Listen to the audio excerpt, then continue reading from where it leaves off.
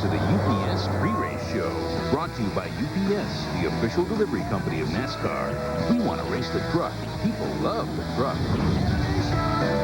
And welcome to just outside Atlanta, Georgia, the city that hosts everything from Super Bowls to World Series and the Olympics. And today, it's the place to be for the fastest race you'll see on the Winston Cup circuit. NASCAR's fourth stop among 36 points races, covering 500 miles with speeds flirting with 200 miles per hour. Hi, I'm Chris Myers from our mobile studio trackside here at the Atlanta Motor Speedway. Today, there are as many storylines as Gone with the Wind. Will pole sitter Dale Jarrett put forward in victory lane and put an end to Chevy's three-race win streak?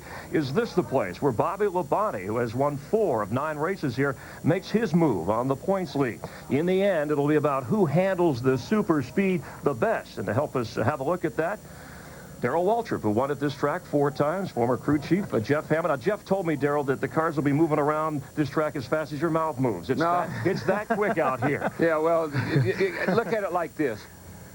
My wife was doing an interview. They said, well, don't you get worried about DW when he does 190 miles an hour? And she said, I don't know. He ain't never gone that fast. So. But you won here when it was a different track. Oh, yeah, much different. This configuration now is all about speed. It's all about everything we've got in these race cars today. It's about downforce right here, getting down in the corner to make that car sink down in that banking, 24 degrees.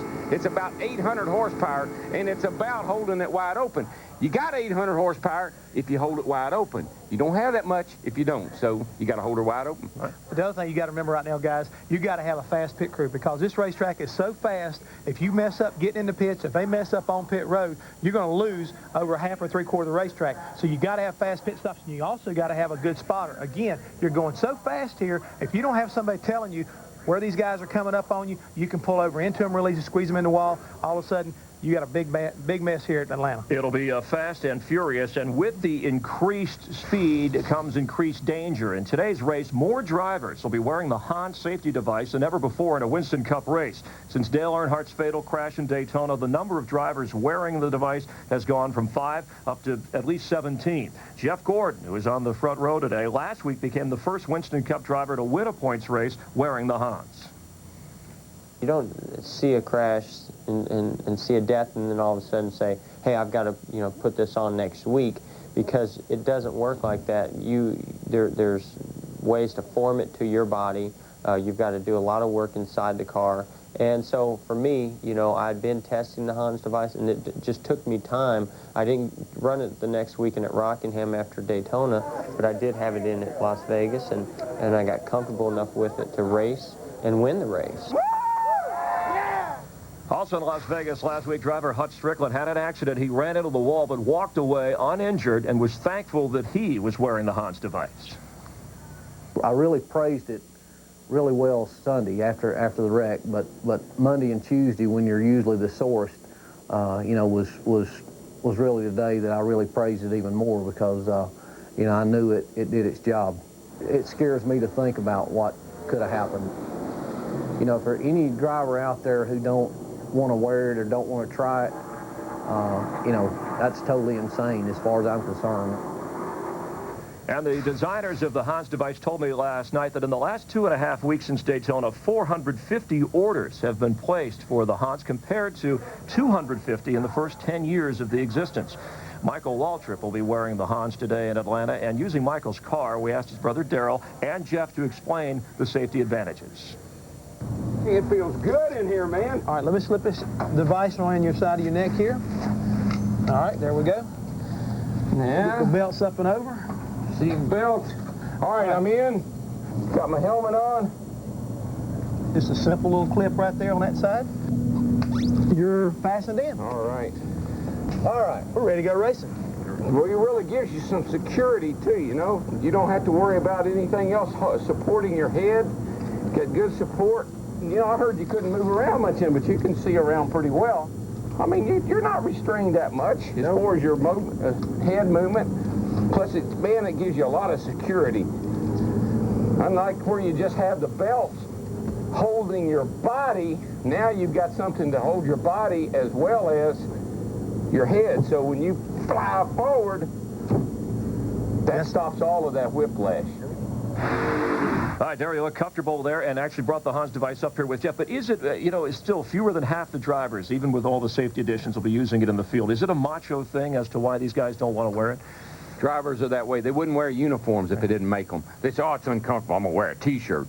This thing right here, this is a no-brainer, Jeff. I put it on. It's not uncomfortable. Right, now, it might take some tweaking, and every driver's different. I understand that. But this should be mandatory. Right. This should not be one of those things that a driver says, I don't like the way it feels. Right. And the one thing I'd like to say right now, a lot of you guys are saying, I can't get out of the car because it won't allow me to do that. Yesterday during that race, we were able to see the fact that you could get out of that car with it on. So that's the main thing right now I want to say is, quit telling me what you can't do. Tell me what you can do. Yep. This here is what you got to have, guys. I've been saying that since Daytona. You got to have it. And it may not be. We need to start running it. We need to make it mandatory so we can improve it. And there might be ways to make it better. Might be ways to make it more comfortable. But we won't ever know if we don't say, put it on and wear it. And the drivers, you know, it's mandatory in kart this year. ASA, it'll be mandatory next year.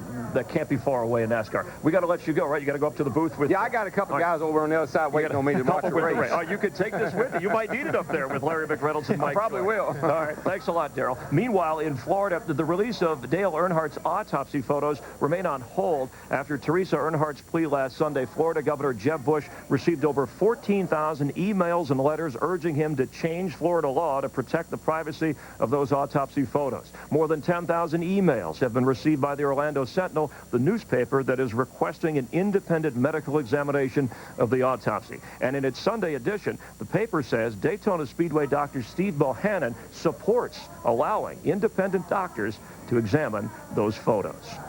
Earlier today, a 785-car and 20-mile caravan at the Atlanta Motor Speedway paid homage to the late Dale Earnhardt.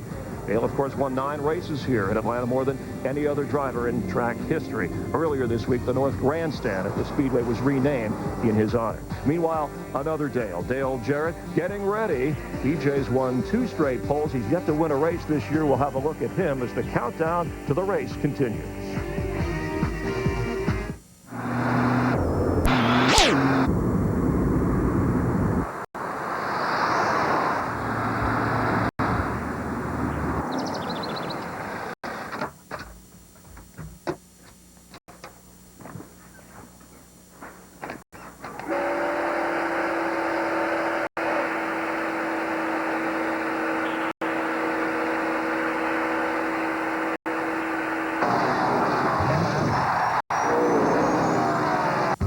Baby-proof is home? Daddy's protecting you. Here, hold this a sec. Ow! An all-new Simpsons.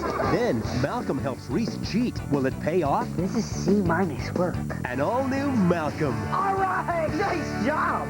And see why the LA Times calls The Lone Gunman potentially the funniest series in prime time.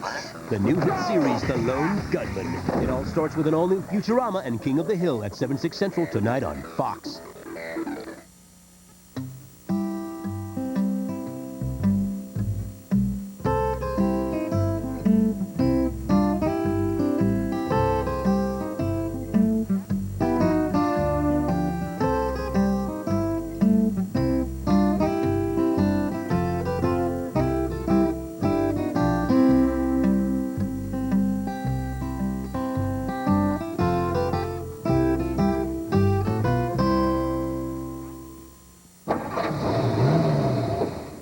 Ever feel like it's time for a change? A vehicle from Graham Hall Auto Sales is a great place to start. From cars, trucks, and vans to SUVs, we have them all in styles and price ranges to fit anyone's budget. Don't get caught up in a new car lease or long-term loan. Visit us first and compare the selection and prices to the new car dealers. You'll get a better used car for the money at Graham Hall. A friendly sales staff, a better selection, and better prices. Graham Hall Auto Sales, Route 12 and Shenango Bridge. Get inside the live racing action with RaceCast. Any driver, every lap. Only at NASCAR.com. America Online keyword, NASCAR. The Deion Sanders you never knew. My thing was having sex with many women. Beyond the Glory, tonight at 8 on Fox Sports Net. And welcome back to Atlanta Motor Speedway. There's Darrell Waltrip, a hustling, can't let go of driving, on his way up to the play-by-play booth. And you know, Jeff Gordon, when he crossed the finish line in Las Vegas, just the beginning of his journey as his crew and teammate Terry Labonte headed cross-country for NASCAR's next stop They had to get their transporters in gear, headed east as they came here to Atlanta.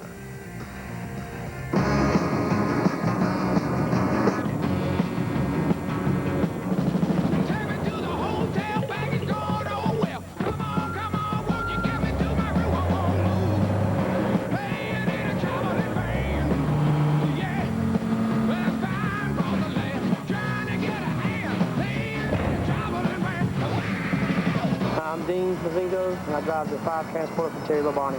Jeff Craven. Well, I don't know him by Jeff. I know him by Rooster. Everybody in the garage area knows me as Rooster. Just like I say, ever since I've been driving the truck, they call me Rooster. We have 2 cars, which we keep them on the top level.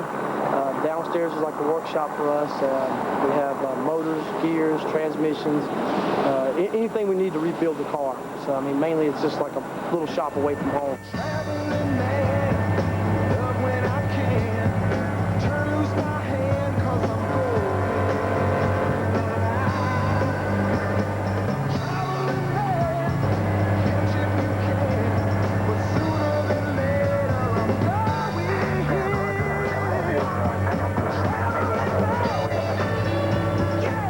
Driving the truck. I enjoy working on race cars. I've been a mechanic all my life, and I used to work on trucks for a living, and it's just everything combined in one. It's not an easy job. I mean, the guy's on the road a lot of hard work. He's an intricate part of this race team. Rooster also the gas man for Gordon's pit crew. Let's check out the odds for today's race that come to us courtesy of the Las Vegas Hilton Race and Sportsbook. And after Las Vegas, I was telling Jeff Gordon, you're so money you don't even know it. But Bobby Labonte, the favorite. What about our crew, our experts? Jeff Hammond has the only victory on the board. What's going on with that? I don't know. Let's go upstairs to Mike Joy, Larry McReynolds, and Darrell Waltrip for their pick in today's race. Gentlemen?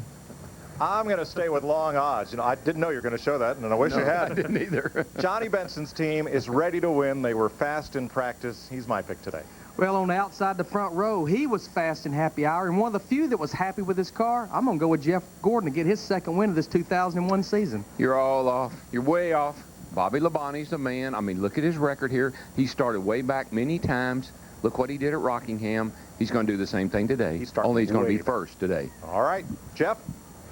Well, Mike, Darrell's close, but I'm going to go with the teammate of Bobby Labonte's, and that's Mr. Tony Stewart. Tony's starting back there with him, and I think that boy knows how to drive through traffic. I'll take Dale Jarrett, the UPS car. I'm glad you finally taken somebody.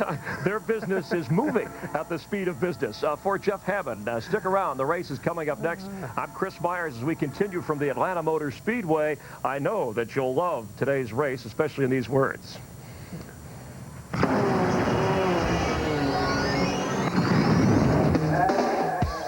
Yeah, baby. The B-52s are from Georgia, and they know today's Love Shack is the Atlanta Motor Speedway.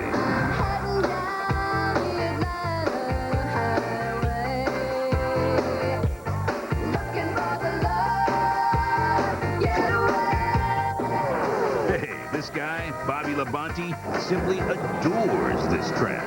However, Jeff Gordon's got plenty of love, and he's gunning for a second straight win. It's a love fest.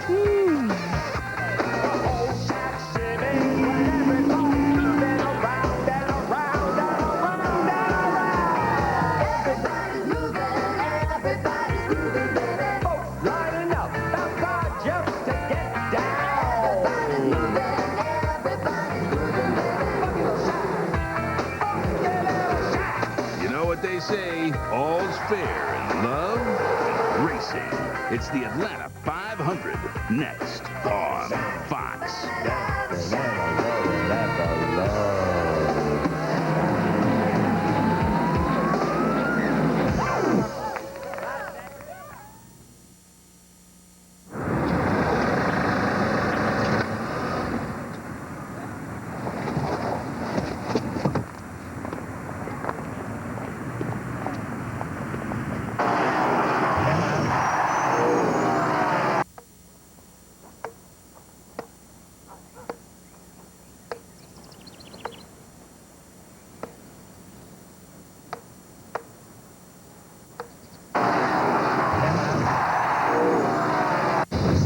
Ordinary people will come face to face with 4 real-life drill instructors. Get off my foot! In the ultimate competition that only one will survive.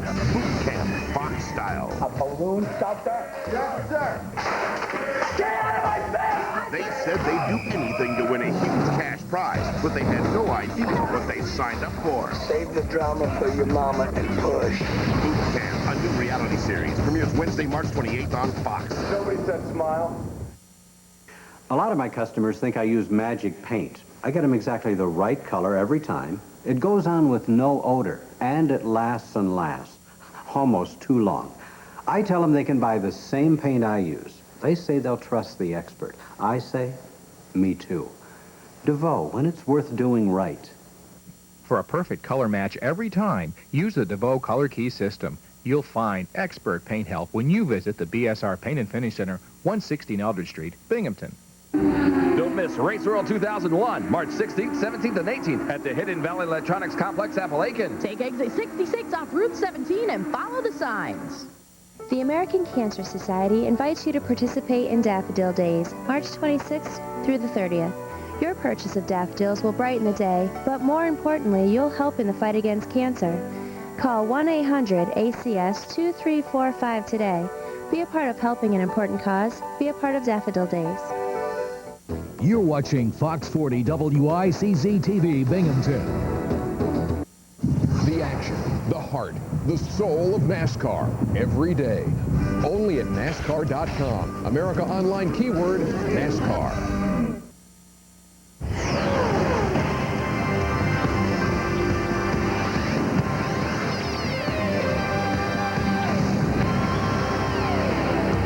NASCAR on Fox welcomes you to Atlanta Motor Speedway, 30 miles south of downtown in Hampton, Georgia, where at 8 a.m. this morning, the garage area opened and the crew swarmed in to go to work, ready to entertain what may be a record crowd for the spring race here. Nearly 130,000 people are expected to fill these grandstand seats, and already they're lined up along the rail at the turn 4 condos. They'll be looking to see which of these 43 drivers is fastest at NASCAR's fastest unrestricted racetrack. There's the man they'll have to get past first, Dale Jarrett. Second consecutive race, he has started from the pole. But will they all be chasing Jeff Gordon, who last week broke the bank in Las Vegas with $1 million bonus? We're back! Gordon is back, but 42 other drivers have their eye on the big prize. Welcome to the 4th race in NASCAR's Winston Cup Series on Fox, presented by UPS. Hello, everyone, and welcome to Atlanta. I'm Mike Joy with Larry McReynolds and 3-time Winston Cup champ Darrell Waltrip. Yesterday in the Busch race, this 1.5-mile track was not big enough. 3 of the top 5 slapped the wall and tried to knock it down. Well, they kept trying to go out of bounds. And the only problem here is out of bounds is not just a line on the ground. It's a great big old white wall. What the driver's got to do, he's got to walk the tightrope right up next to that wall, just inches away from it, but don't hit it, Larry. Yeah, but how about the crew chief? Finding a balancing act between a good driving car and a car that the driver's not happy with is like standing on top of a razor blade. Not very many teams has found the top of that razor blade. I don't like the sound of that. It is NASCAR's fastest track, and you run nearly flat out here all the way around. This is going to be fun to watch. Let's go trackside for today's opening ceremonies. Let us pray. Our Father, we thank you today for this great day that you have made. Let us rejoice and be glad in it. We thank you for this racing family that is assembled here today. We ask you to keep us safe, especially our competitors. And may we run with patience the race that's set before us, looking unto Jesus, the author and finisher of our faith. And Lord Jesus, thank you for the sunshine. In Jesus' name, amen.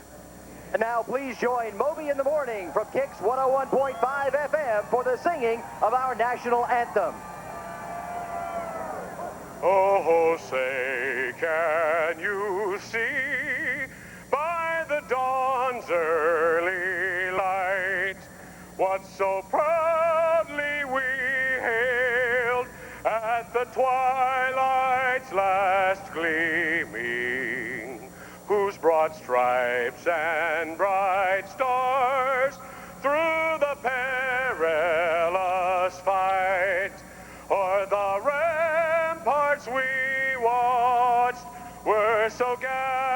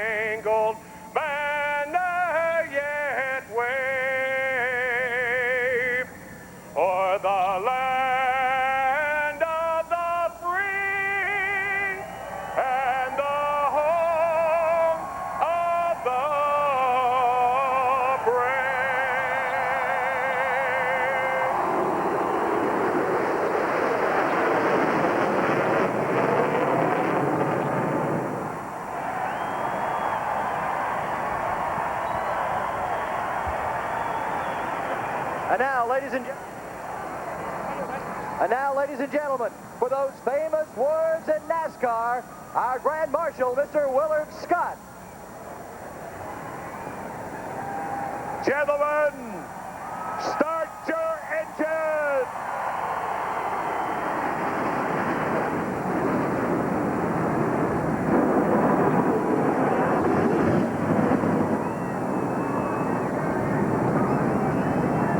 Engine starting along pit road. Let's go down to the starting grid and the editor of Speedway Illustrated, Dick Bergeron.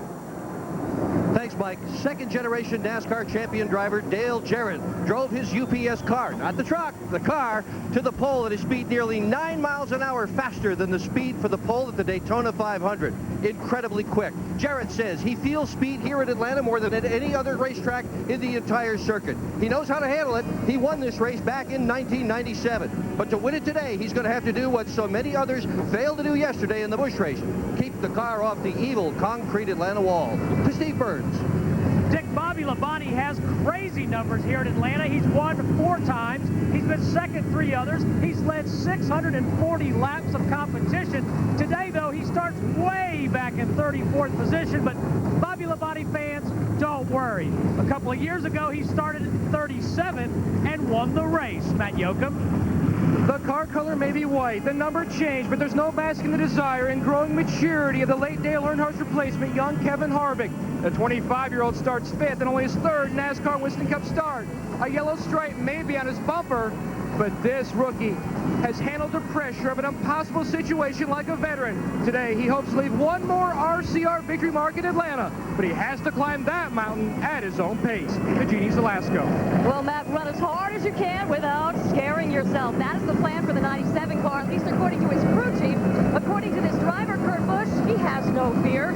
The rookie said, look, this is like any other track. Like any other track, I'll keep 4 tires underneath me. The rookie is confident. So for the rookie, I guess it's a case of what you don't know can't hurt you, Mike. That's a pretty neat seat for a fellow who 2 years ago was sitting in high school. This grandstand is packed. The infield is jammed. Here's a look at the point standings as Sterling Marlin, the only driver to score a top 10 in every race, leads Jeff Gordon, trying to get the point lead for the first time in a year. Michael Waltrip, Dale Jarrett, and back through Elliott Sadler, 10th. Get ready for some down-home Southern stock.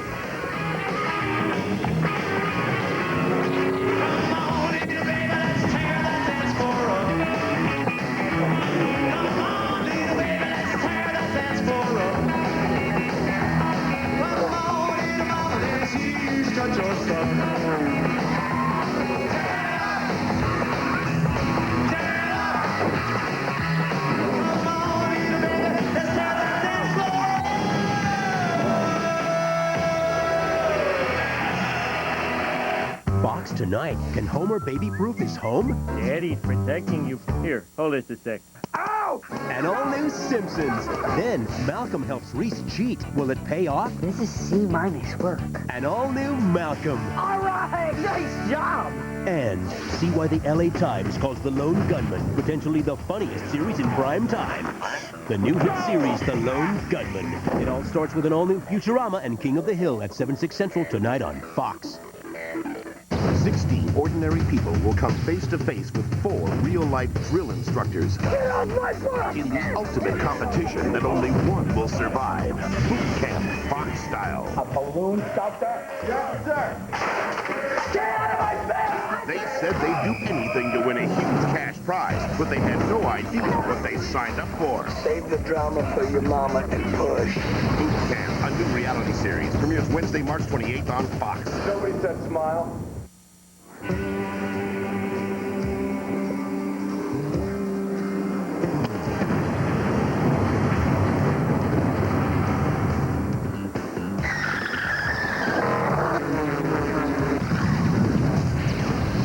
NASCAR on Fox at Atlanta Motor Speedway. Budweiser, official beer of NASCAR, proud sponsor of the Bud Poll Award, given to the fastest qualifier at each Winston Cup race. Today's Bud Poll winner is Dale Jarrett, his 2nd in a row. Since 1979, Anheuser-Busch has awarded more than $7 million as title sponsor of the Poll program. Dale Jarrett will start from the pole on our UPS starting grid, alongside Jeff Gordon, 3-time winner here at Atlanta Motor Speedway. And we'll have our UPS cam on board riding with Dale Jarrett today. Todd Bodine is starting in the 3rd position, and I'll tell you, Todd has never run bad here in anything, car or Busch car or Winston Cup. Mark, 2 of his 32 career wins have come here at Atlanta. Row 3, Kevin Harvick. Jeremy Mayfield missed driver introductions. He goes to the back of the field. Yeah, I was going to say some nice things about Jeremy, but Jeremy, you got to go to those meetings, buddy. Dave Blaney and Jimmy Spencer. A couple of hot rods in row 4. Good run again for Blaney. Spencer had a shot at the pole. Row 5. Rusty Wallace, 2-time winner here at Atlanta, one of his best qualifying positions in a long time here. There's our Miller Lite on board with Rusty Wallace. And Michael Waltrip, Daytona 500 champion. Our Napa onboard camera will be there for Michael Waltrip. Clean them tires up, Mikey. Row 6. Sterling Marlin, and I believe he's going to win a race in that Dodge, and it might be today. Ward Burton still looking for his first top finish this year. Ron Hornaday finished a strong 9th last week in Las Vegas, and you'll be seeing these views from Hornaday's Conseco onboard camera. Teammates have won. Michael Park, I believe it could be time for Dale Jr. to pick him up a win. And there's the Bud Cam on board Dale Earnhardt Jr. Johnny Benson, 4th last week in Las Vegas. Texas Terry Labonte has started 46 consecutive races here at Atlanta Motor Speedway. I'm looking for my friend. I'm looking for one of my rowdy friends, and maybe this is the one, Bill Elliott, to have a good day. Ricky Rudd, the Texaco Haviland on board, the 1987 race winner here. And Bill Elliott, who leads all active drivers with 5 Atlanta Motor Speedway victories. Fred Bodine has a pair of top 10 finishes here. Ken Schrader has been a long time since he saw victory lane, but did win here in 1991. Mike Skinner leading with 20 laps to go. A year ago, engine blew up. And the Lowe's onboard camera riding with Mike Skinner today. Steve Park, your Rockingham winner back in row 16. And me and the odds makers, we know what we're talking about. Keep your eyes on that 18 car, boys. Kurt Busch, the rookie, career best 11th last week at Las Vegas. And we'll have the Home Depot onboard camera riding with Tony Stewart today. Jeff Burton still struggling in qualifying, but has 5 top 5 finishes here at Atlanta.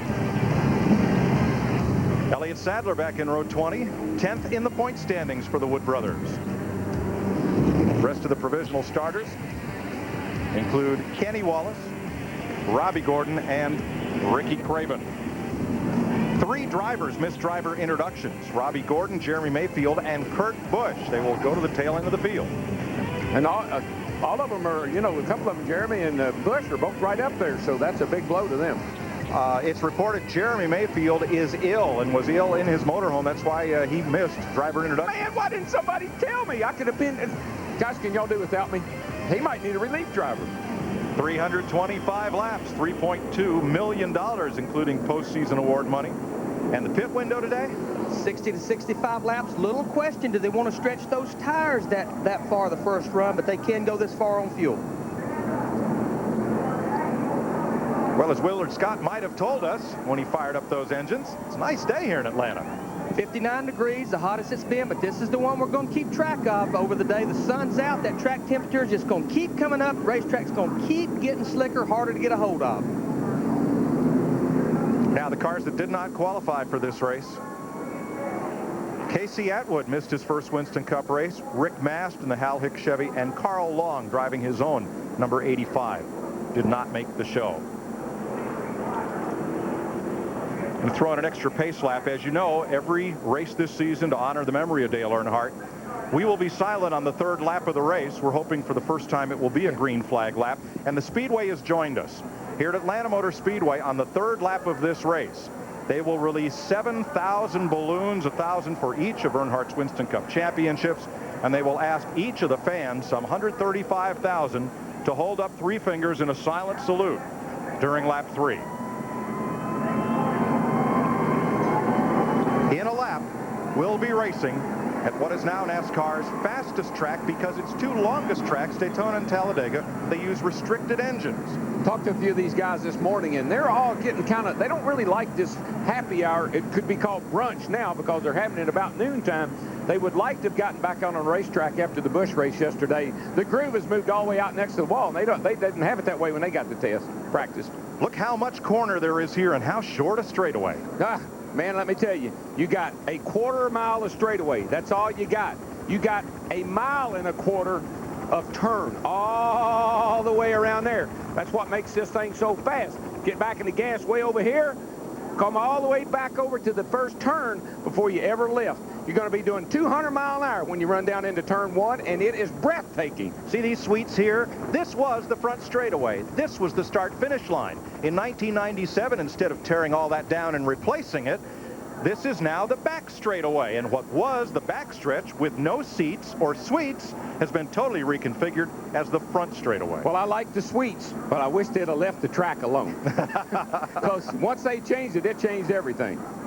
Since they reconfigured this racetrack, Bobby Labonte and Jeff Gordon have been the men to beat. Well, Bobby Labonte, I'm telling you, he's going to be fun to watch. He won't blow through the field. He'll ease his way up through there. But before this day's over with, you'll be saying, where did he come from? Just like we did at Rockingham. Today's telecast is going to 60 countries around the world. Have I made my point about that yet? It's big. Fans at the ready, we hope you're at the ready with NASCAR on Fox getting set for round 4 of the Winston Cup Series. Pace cars off, boys. Reach up and pull on them belts one more time. Come to the green flag. Here we go, guys. It's going to be a big one. Green flag, we're racing in Atlanta. Good clean start. Everybody got away. Nobody wobbling, bobbling, or anything.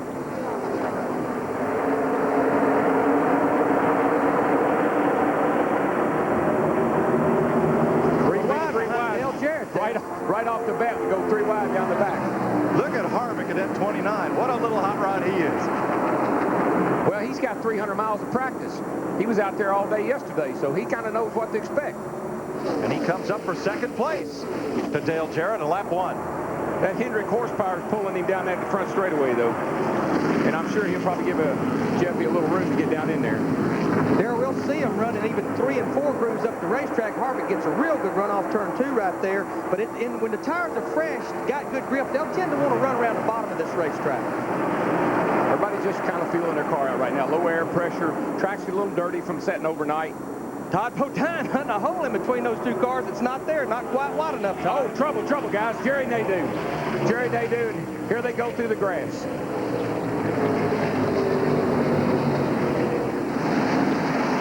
Robert Presley sliding through the infield there in the 77. Gets stopped before he gets to the pits. And I don't know if you've noticed or not, but we're coming up on lap 3. This is the third lap. week in a row.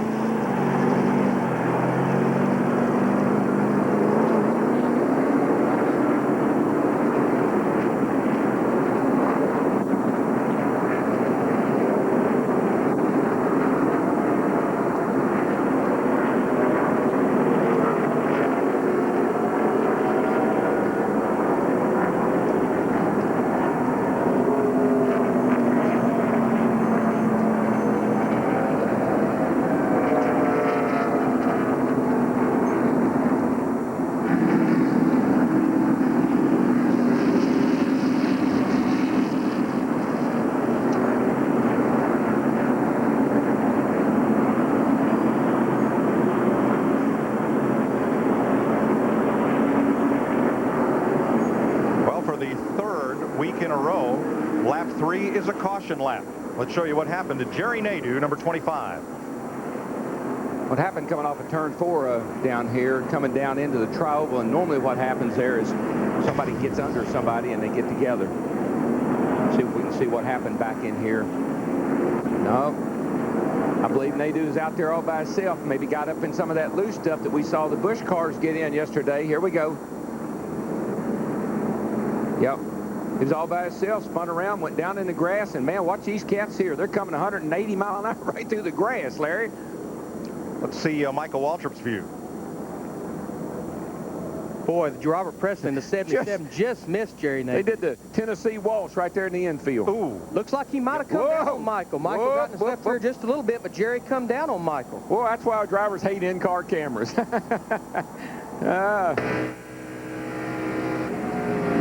Ron Hornaday.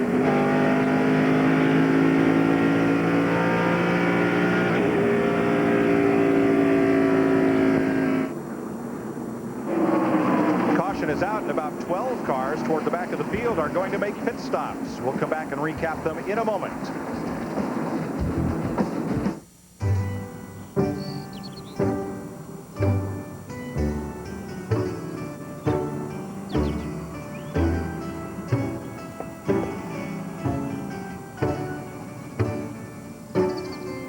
Hey Dale, what's the 4-letter word for farm wagon? Need a ride? Pick up specially marked Coke and you can win a ride with one of the Coke Racing family drivers. Plus, race tickets and passes to the Coca-Cola Racing family reunion. Remember your first kiss, your first slow dance, your first test drive? Get that feeling back at Pep Boys, where new 35,000-mile tires are just $4 for $99. Fall in love with your car again at Pep Boys. Check this out. Bob here needs a car.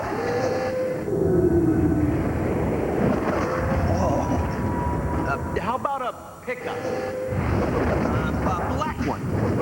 With a place for my bike. Autotrader.com. Over 1.5 million used cars, make it the biggest, best used car site on the planet. Need a loan? Oh, yeah. Autotrader.com. Your car is waiting. I'll tell you what, on race day, you better get it right. You want a hands-on boss. Yeah. Terry Labonte. Terry Labonte. Check the transmission and the drive shaft. He's involved in every detail. Right. Absolutely. Hey, if that makes me a perfectionist, 1 more pound. so what? There's a fingerprint on the windshield. Got it. Hey, I'm here to win. Blue. The nose needs to be bluer. Blue's good. Yeah, Blue's great. Very good.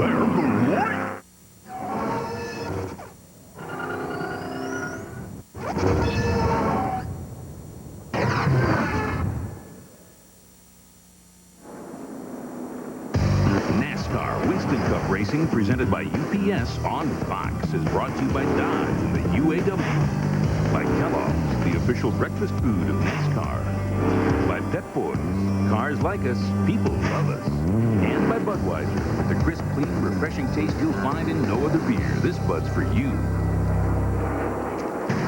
Welcome back from Rusty Wallace's camera. There's the contact. Yeah, Michael, didn't cut they do much slack there. We got a green flag. We're back racing. Kevin Harvick on the outside here, going into turn 1, trying to get that lead from Dale Jarrett. The 88 car gets a good run up off the corner right there, Darrell. He did, and boy, Jarrett had to... Look at Jeff Gordon all the way to the bottom. Jarrett seemed like he had a problem coming up out of that turn, and I think that the 29 car messed the air up over his spoiler and caused him to get loose. Kevin Harvick, 25 years old, out of Bakersfield, California, expected to run the whole Busch Series this year, and he will. He'll also run the whole Winston Cup season. You know, something it always amazes me is how hard these guys will race right from the green flag. It's like, let's get in line, let's get settled down a little bit. They start three-widening it and pushing and banging into each other as soon as the flag comes out. Here comes Sterling Marlin in that number 40 Dodge. He's wasted no time working to the front. He started 12th.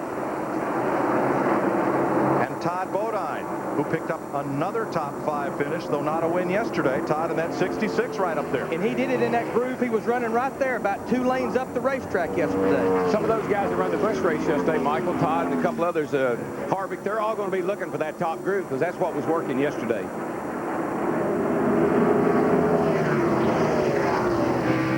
Dale Earnhardt Jr., a little bump and run on Ron Hornaday there. Very impatient. That's all I can tell you. They're all impatient. I don't know where they think they're going. I mean, we got 3.5 hours of racing here, guys. Come on, keep the fenders on them anyway.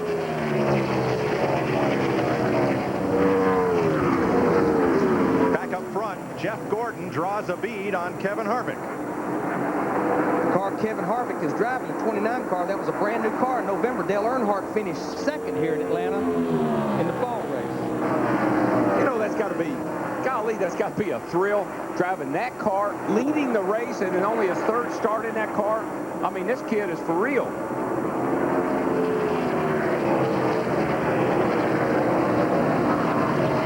I think so far, Darrell, he's met everyone's expectation and then some. Oh, he's exceeded mine. I thought that the pressure of jumping in that car and having to work with the Winston Cup team for the first time, it might be more than the young guy was ready for. But let me tell you, he's got all 6 barrels loaded. And those two are getting away from the third-place battle. Also, Mark Martin on the move, pulling up on Joe Nemechek. This is for 7th place. This could be a Mark Martin racetrack. A lot of guys are going to have to go to the top. He'll hang around the bottom. And there goes the 40 and the 66 right there. And then 93, they got a good race going right here for 4th place. What keeps happening right here, Sterling running the bottom groove in the 40 car, but Todd Bodine gets that run off the corner on the high side, gets the lead back before they get to the next corner. So Todd vaults to 3rd place. See that 40 car lunge forward? He just gets back into gas a little quicker, but he runs out of room. Look at Dave Blaney in the 93 car right there. He's going to take advantage of these guys racing side by side. UPS Cam on board Dale Jarrett right behind them. Surprisingly, Dale Jarrett on the start jumped way out there, but he's had to work his way back up after that last restart. All right, this is coming off turn 2, looking out Dale Jarrett's car. See 8,300, 8,400, 186, almost 187 miles an hour, off the throttle just a little bit. Bam! Right back in the gas right there. Wide open from right there all the way back around to here. That's where you run the thing wide open. Running 160 miles an hour in the middle of the corner off the throttle. Off the throttle. And they know, then you wonder why it takes a brave young man to run this joint. On the point, Kevin Harvick, the rookie. Right behind him, the man who's trying to extend his win streak to 2, Jeff Gordon. There is the gap back to the 3rd place car. It's almost 2 seconds. One of the guys I drove for one time, I asked him, how do you pick a driver? He said, I like a driver in his late 29s or early 30s. Bobby Labonte sneaking underneath Kyle Petty. Remember, Labonte started back in 34th position. Right now, they're battling for 23rd. Imagine that. I talked to Bobby. The reason I talk about him so much, I talked to him this morning. He was in the pre-race show down at Hollywood Hotel. And he was telling me, he said, watch me, DW. I'm going to be good today. You can put your money on me. How about Ricky Craven in the 32 car right there? Started dead last. Already worked his way up to 25th. Right on the bottom of the racetrack. That team has had some impressive runs. I mean, the run he had at Rockingham, he did have an oil leak problem there at Las Vegas, but he looks good again today. On board the Home Depot Cam with Tony Stewart, Bobby Labonte's teammate. I talked to Greg Simpedelli, Tony Stewart's crew chief, and he had the same comments as so many crew chiefs had. It's like we can get the thing turning good in turn 2. Front end biting, but it's too loose in 3 and 4. If we get it tightened up in 3 and 4, it won't turn in turn 2. Well, see, that's what I've been trying to tell you. That's what I tried to tell my crew chief. They said, how could that be? I said, I don't know. You fix it. Jimmy Spencer on the move. I love it when the crew chiefs say, tell me what it's doing. Tell me what it's doing. I'll fix it. Then you tell them, I say, well, what? I don't understand that. And here from the Pfizer Viagra Cam, Mark Martin trying to pull down on Spencer, but he's got Joe Nemechek gathering ground on the outside. Nemechek, our winner from yesterday's race, and he's right up there where he was yesterday. Look how soon he was back in the throttle. How much that car lunged right there. Whoa, don't look back. Man. Now they've got company. Dale Jarrett, or rather Dale Earnhardt Jr. and Rusty Wallace have caught them. Back up front, Gordon for now seems content to pace himself with Kevin Harvick. Just on a little Sunday drive. 17 laps completed at Atlanta. You're watching NASCAR on Fox.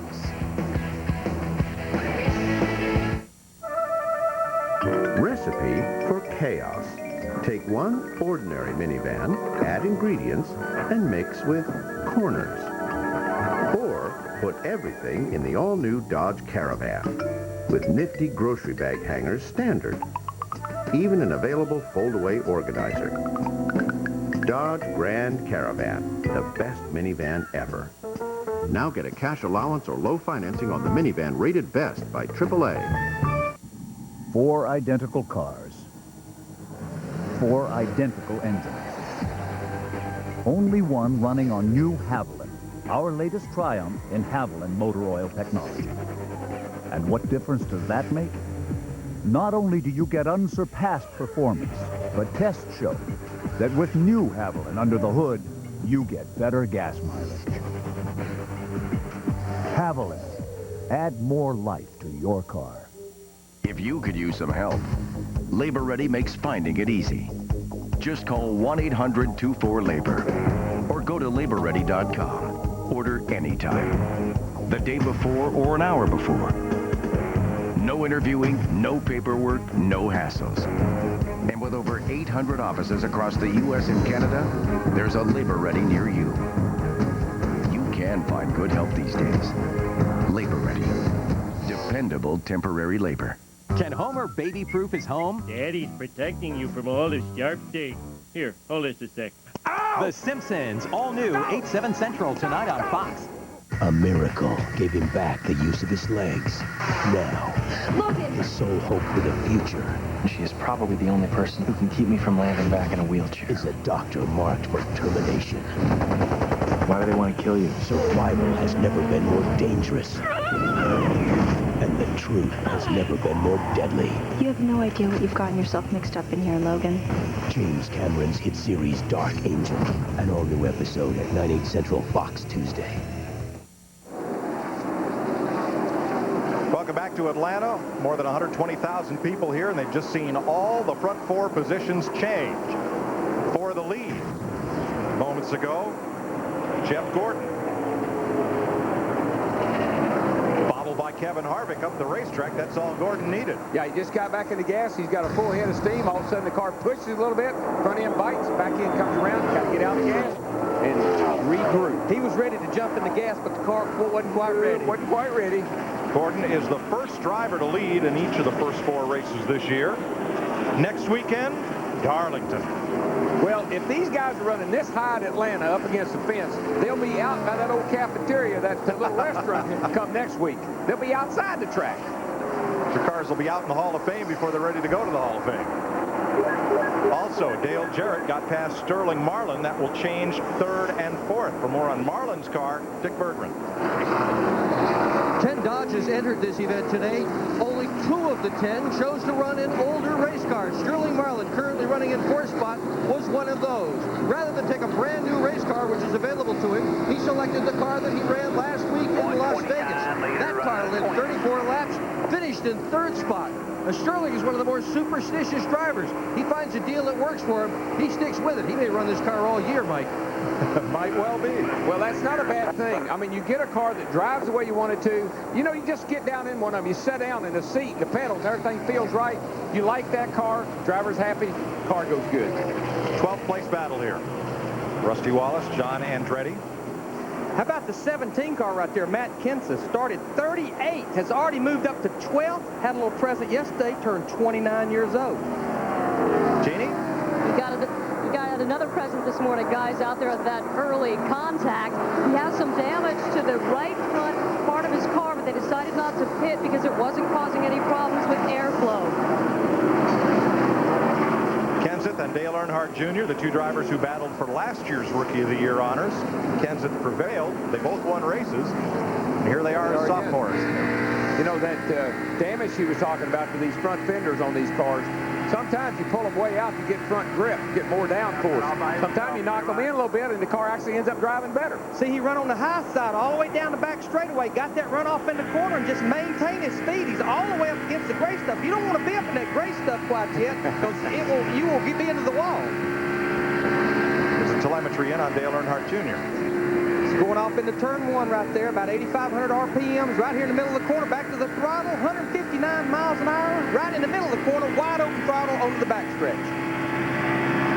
What little there is, that backstretch goes by in a hurry at 190 miles an hour. You see, you turn about 200 or 300 less RPMs on the backstretch there because it's so much shorter distance. Side by side, Joe Nemechek up alongside Rusty Wallace now. Wallace going to make that pass to the inside. Yes, and clears him. Remember last week, Rusty Wallace in Las Vegas, a very short memory of that race as he and teammate Jeremy Mayfield got together, got turned around. Come in there leading the points, left there out of the top 10. John Andretti in the 43 car all the way at the bottom. What? Boy, watch this. Terry Labonte, Park, Bobby Hamilton. Ooh, just getting in there. I'm telling you, they've been sliding in front of you. They've been putting a slide job on each other for the last 3 or 4 laps. It's called a controlled slide. Yeah, well, it's called please let me in. If you don't, we're going to wreck. When you get away with it, it's a controlled slide. There you go. Steve Park made the move. And now here comes Jeremy Mayfield right on the bottom of the racetrack. Remember, had to go to the rear of the field because he missed his driver's meeting. This is a battle right here for 26. And not only, don't forget this, he pitted on that early caution and took tires on, so his tires are going to be a little fresher than those other guys. Riding with the Haviland cam on Ricky Rudd's number 28. And you see the serial score. Rudd has done it mainly on the bottom of the racetrack. In fact, I've seen him under the white line a couple of times trying to pass cars. Well, the bottom would be a really comfortable place to run because there ain't nobody there. See, right there, halfway down the backstretch, he had to backpedal or he was going to run over these guys. Just got that good a run up off turn 2. Oh, you definitely get a little draft down the back. And the 32 car, buddy, let me tell you, he's doing it again this week, that cat right there. He did it at Rockingham. He got up in that high groove, and he's doing it again. 19th position right now, all the way from 43rd in 31 laps. When you have a car that's handling pretty good and other guys are struggling a little bit, man, you can just make up so much time. And what happens, you can make a motor look so good down the straightaway because you're back in the throttle 8 car lengths before your competitor. Well, the motor guy's going to go, well, what's wrong with my motor? Well, he beat you back to the gas about 10 car lengths. All you're doing is making the straightaway longer. When you get back in the gas, you just make that straightaway that much longer. Like I said, they got 800 horsepower if you hold it wide open. Jeff Gordon leading Kevin Harvick by 1.2 seconds. Dale Jarrett is another 1.4 seconds back. Sterling Marlin is settled in 4th, and Todd Bodine is in 5th. We've completed 33 laps at Atlanta Motor Speedway. This is NASCAR on Fox.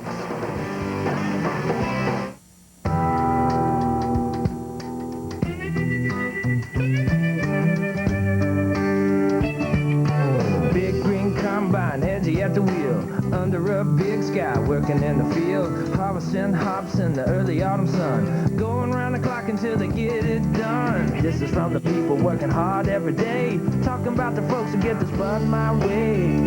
This bud's for you, and you and you and you. This bud's for you, and you and you and you. This bud's from 5 generations passing on their tradition with pride in the craft and pride in the mission. From the brewery crew to the lager-in man, get it to you fast and fresh as they can. This is from the people working hard every day, talking about the folks who get this bud my way. This bud's for you, and you and you and you. This bud's for you. Wendy's announces our honey ham and chicken sandwich is back with its whole breast filet, creamy Dijon, and honey ham. And you can thank Dave if you ever see him again. Wendy's honey ham and chicken. It's all the buzz. Never once did your car ask you for flowers. Never once did it ask you if it looks fat. Or did it get mad at you for leaving the seat up? Doesn't it deserve something special in return? So, Dale, I just want to tell you how excited we are to have you be a part of UPS Racing. Excited to be here. So, let's go take a look at your new ride. It's a truck. Yeah, the big brown truck. What about that? Oh, that? It's just a PR tool. You'll be driving the big brown truck. Now, you cross the finish line in the big brown truck, and there won't be a dry eye in the house.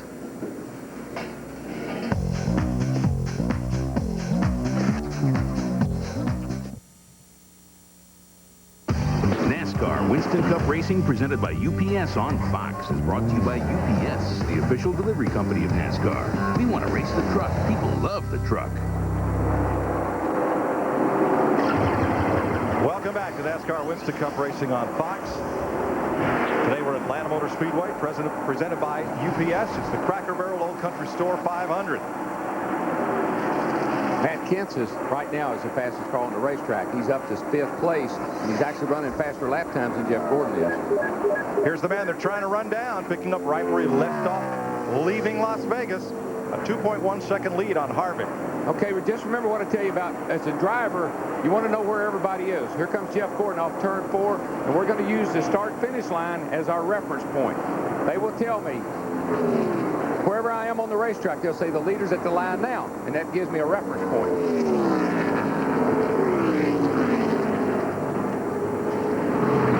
Let's check with Steve Burns. At the top of the show, we heard Larry McReynolds say these drivers can go about 60 laps on a fuel run, but look how many tires are down here in Kevin Harvick's pits. They're going to want tires before they get gas. 11 sets of tires mounted up here. Guys, there's $15,000 worth of Goodyear tires mounted up for Kevin Harvick.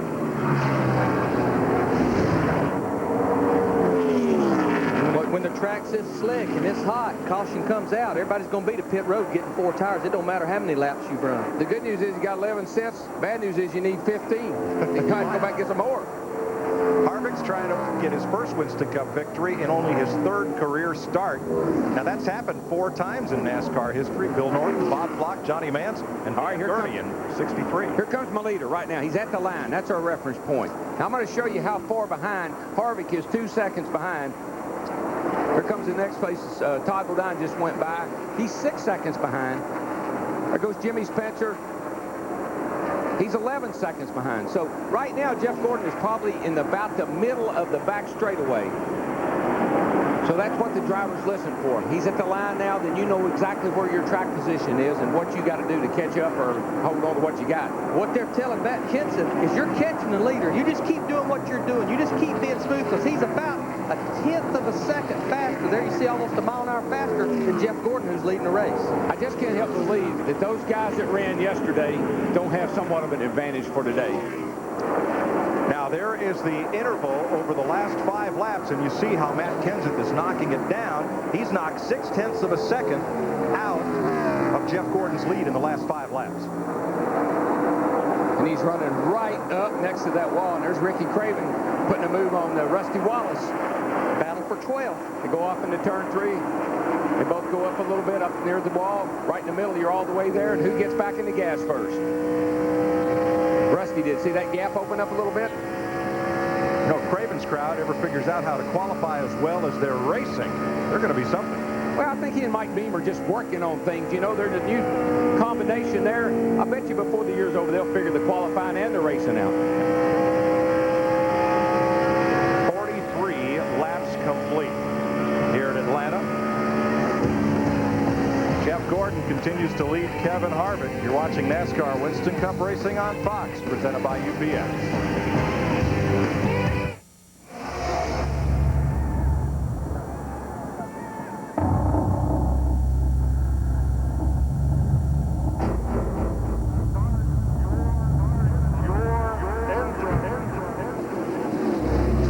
NASCAR Busch Series Racing invades Bristol Motor Speedway on March 24 for the Cheez-It 250. Good seats are still available. Call 423-764-1161. Bristol Motor Speedway. Racing the way it ought to be.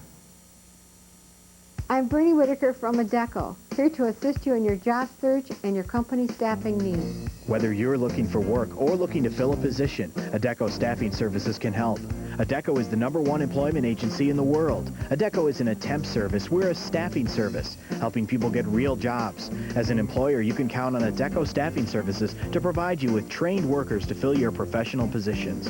Call Adecco today at 770-9181 or visit us in the Vestal Plaza. At the Window Broker, we do windows, plus a whole lot more. From top quality wood or vinyl replacement windows to premium vinyl siding, roofing, vinyl decking, and doors, the Window Broker does it all. Visit the area's largest, most elegant showroom and see why the Window Broker has earned the reputation of being the #1 home improvement specialist in the Southern Tier. Affordable products coupled with the longest warranties in the market set the Window Broker above all others. Call now and let the Window Broker show you what a difference they can make in your home. You have a right to be safe from injury, a right to live pain-free. When someone causes injury or pain or death to you or a loved one, you have a right to compensation under the law. If you've been injured due to someone's negligence, call David Crowley, an experienced injury attorney. Call 1-800-424-1030. The call is free and there's no fee unless we recover money damages for you. Call David Crowley for a free claim evaluation. Don't settle for less. You need an injury attorney. Call David Crowley, 1-800-424-1030. You're watching Fox 40 WICZ-TV Binghamton. Get inside the official gear of NASCAR. Apparel, collectibles, and more. Only at NASCAR.com. America Online keyword NASCAR.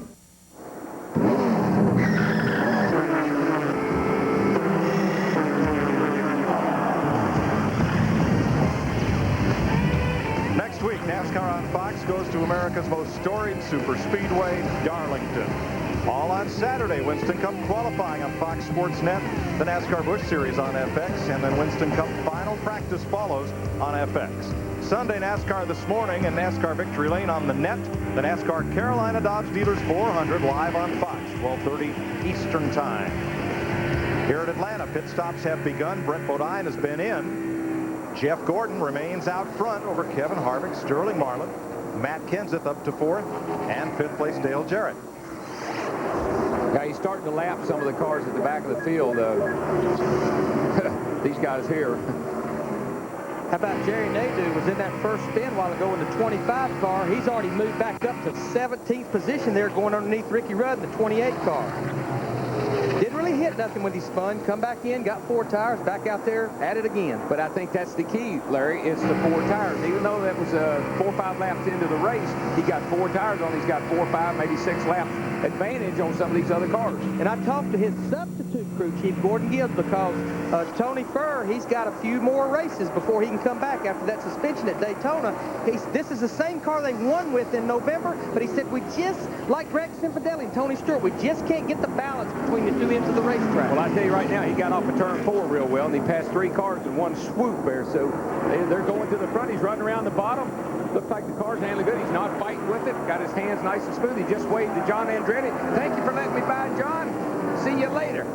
They do the most recent of 4 drivers to pick up their first Winston Cup victory on this speedway. When you can get down on the bottom like that right there, you can really pass a lot of people if you can get back in the throttle.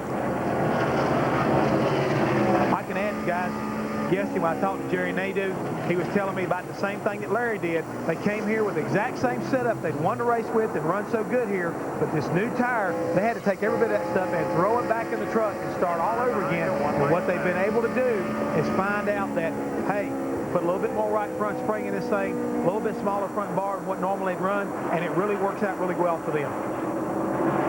Gordon is our leader here, Jeff Gordon. He's having a heck of a time with Robert Presley there. He caught him, but he hadn't been able to get around him. Again, that's one of the cars that had to pit a little early because he spun through the grass. I believe you see the difference there. Now, Gordon's down under him, but he hadn't been able to make that pass. Presley in the 77 gets that run off turn 4. He's just trying to stay on the lead lap as they come up on Kyle Petty in the 45 car. Robert Presley comes into this race 8th in the points, the highest he's ever been in his career. He and Kyle in the 45 trying to stay on the lead lap. And you see that high line, he gets just enough momentum off of the turn that he pulls right back ahead of Gordon. Gordon will drive up to him right into the turn, but he drives off of there a little better. Robbie Gordon made a pit stop. Here's Ricky Craven on pit road. Well, these pit stops are going to be oh so critical. That in and out time. Johnny Benson's in. Steve Park is also in. And this is one of the few crews that's wearing all helmets. You see tire changers, everybody's wearing helmets, Matt Yoakum. He goes to work on the right front. A 4th tire stop for Johnny Benson. He said his car was a little tight. They're going to adjust with air pressure. Second can is in, and he's down and away to Genie's Alaska. Well, Saturday was Matt's birthday. The Jackman, Jeff Vandervoss's birthday as well. How they celebrate preparing for today's race. And they took a half pound out of the right rear and brushed the grill here in this stop. Terry Labonte is in. Also Mike Wallace making pit stops under the green. And Kevin Harvick comes back after the lead. The reason for that, Mike, is Gordon can't get around that 77 car. He's tried him high, low, every way. He can't get around him. I held him up, and that allowed the 29 car to catch back up. Johnny Benson scoots away. He's on fresh tires. He should run away from that group. Not just right out of the picture is Sterling Marlin, who is catching up. Rusty Wallace is in. Elliott Sadler has made his pit stop. But I'm Robbie Loomis, Jeff Gordon's crew chief, and what I've told Jeff, look, we're a handful of laps from coming in the pits. Just don't get yourself in trouble, that 77 car. Let's just be cool here, be smooth. We'll be in here and get us 4 tires here shortly. But I'm screaming, but he's holding me up. Go talk to his spotter. Tell him to get him out of my way. Pole sitter Dale Jarrett comes in. Ward Burton, Mark Martin, John Andretti, Bobby Labonte. Here they come. And here come the leaders. Bad time to pit, guys. Bad time. Steve Burns. Carried in. They're going to make a track bar adjustment. The catch can man, Rick Colson, is the one that's going to make that adjustment. 4 tires for Dale Jarrett. Mike Trower on the front tires. Kevin Gilman on the rear tires. Dale Jarrett is down. Let's go to Matt Yoakum. Jeff Gordon already is pit stalled. Shane Church and Todd Gann, the tire teacher's already going to work. Young Steve Letarte coming around. They did make a chassis adjustment as he helps index the left rear tire. Second can in, down and away to Dick Berggren. Sterling Marlin also in for 4 tires. They're very pleased with their race car. No major changes in the car. 16-second pit stop to Steve. Kevin Harvick just made his stop. No adjustments to the number 29. They changed 4 tires, and he's off of pit road.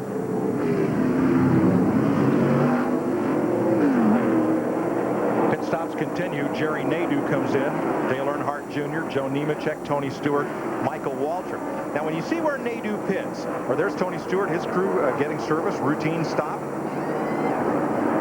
When Nadeau comes to a halt, right behind him is Jeff Gordon's pit. Gordon was the second team to pick a pit stall. So they picked a spot just in front of an opening so Jeff could get in cleanly. And they put another Hendrick car, Nadeau, right in front of him. Open space, Gordon, and by pitting Nadeau there, they won't pit him at the same time as Gordon, and Jeff will be able to get in and out clean. That's by design. A bad time to pit because so many cars come on pit road at the same time. If I'd have had my spotter or my crew chief, I would have not come in that lap. I'd have made one more lap. You know, at Daytona and Talladega, you always want to pit with people because you don't want to lose that draft. Anywhere else, including here in Atlanta, the best scenario is be on pit road by yourself. No traffic to deal with. Hey, who let the dogs out? The new leader's Kenny Schrader. Look at this. The 40 just drove right around the outside of the 24 car, Gordon, and he's motoring right along. And he was in 3rd place when we went to when everybody started making their pit stops. All right, Schrader's going to pit and give up the lead. So, Mike Skinner, you're riding in the Lowe's cam with Skinner. Schrader just in front of him as they come down pit road. 6 away, 4 away, right here. That was Royce McGee, the crew chief, counting Mike down. When you look down, a driver looks down pit road, all you see is a bunch of signs, so you kind of count yourself down. 10 away, 5 away, 2 away, you're here. Robert Presley has picked up the lead. Imagine that. I mean, he was holding off the leader just a few minutes ago. All the way out. Tim, you got him. Ford, just stay wide there. What's the speed? And now Presley will come in. Boy, right now is when ins and outs are so crucial. How quickly you get to the end of pit road and how quickly you get back out on the racetrack. Everybody has to run the same speed down pit road. It's 45 miles an hour. It's how you get through 3 and 4. Getting on the pit road can really make a difference. Yeah, everybody makes fast stops, but you know what? I could literally stand up here now. I didn't think you could. Watch this race right here. The 40 and the 24 are having at it right now. For the lead. Marlin just shoves it into the lead. And he used Jeremy Mayfield in the 12 as a pick there.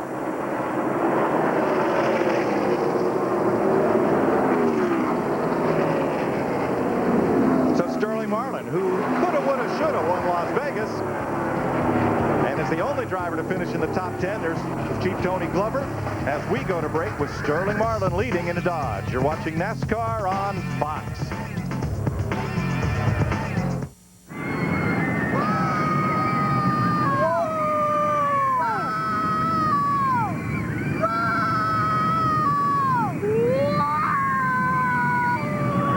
It's here, McDonald's next big thing, the new Big and Tasty. Just in time to celebrate the opening of Disney's California Adventure, Disney's newest theme park, right next door to Disneyland in California. So, how does a Big and Tasty sound?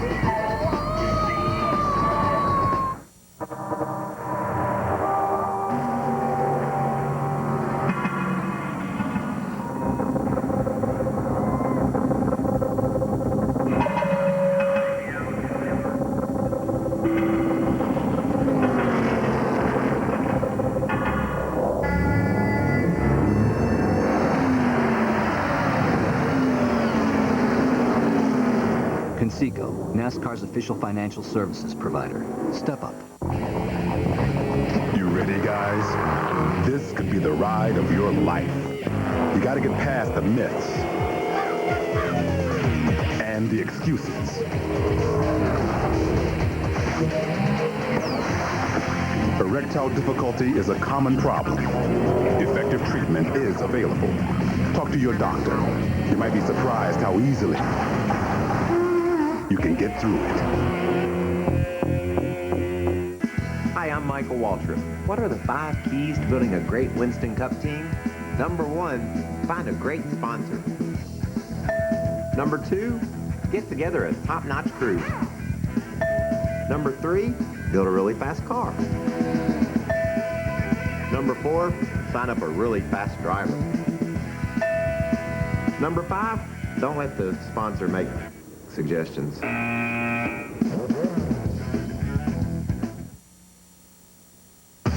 NASCAR Winston Cup Racing, presented by UPS on Fox, is brought to you by Napa Auto Parts. Napa, we keep America running.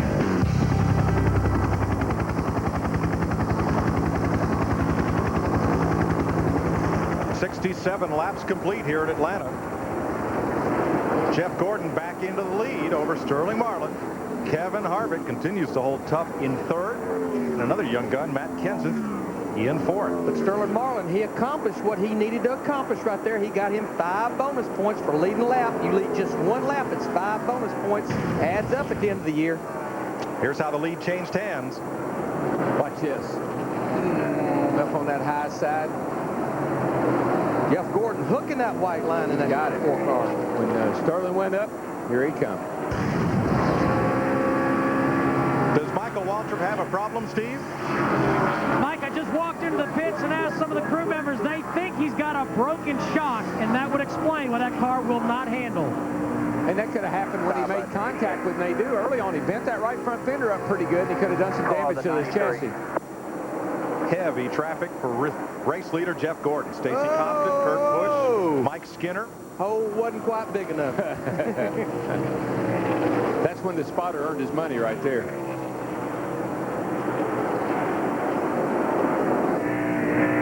Looking back from Mike Skinner's Lowe's cam at race leader Jeff Gordon. This is going down the backstretch right here, off into turn 3. Skinner goes to the low side. There you see Jeff Gordon going to the high side.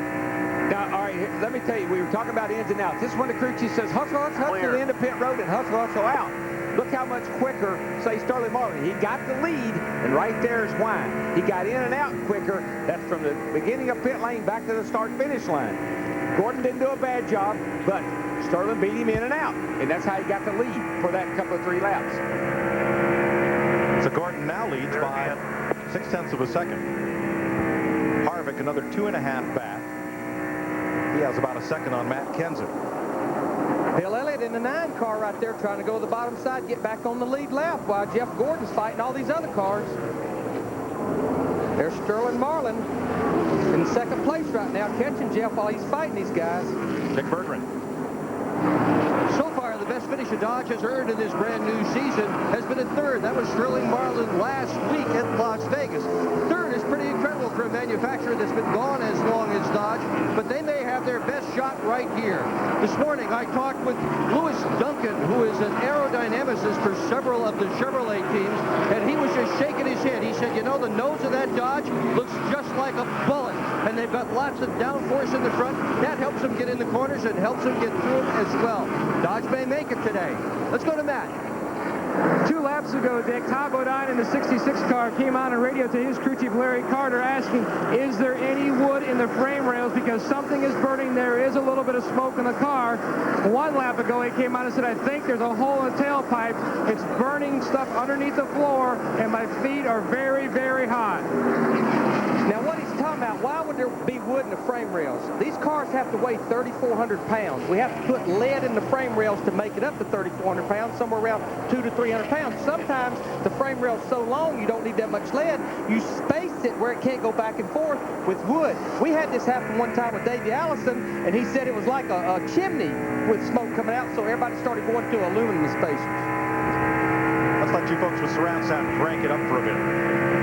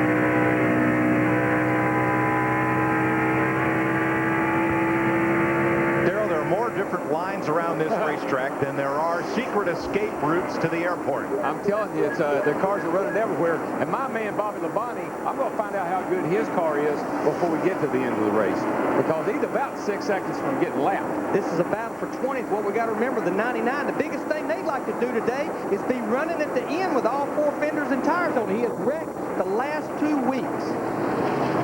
One of the favorites coming into this 2001 season to be the champion, but they got a lot of ground to make up. There's 2 drivers that led the points at the end of last season, and this year they're hanging on by their fingernails just to stay on the lead lap. What's happened? It's them tars, different tars.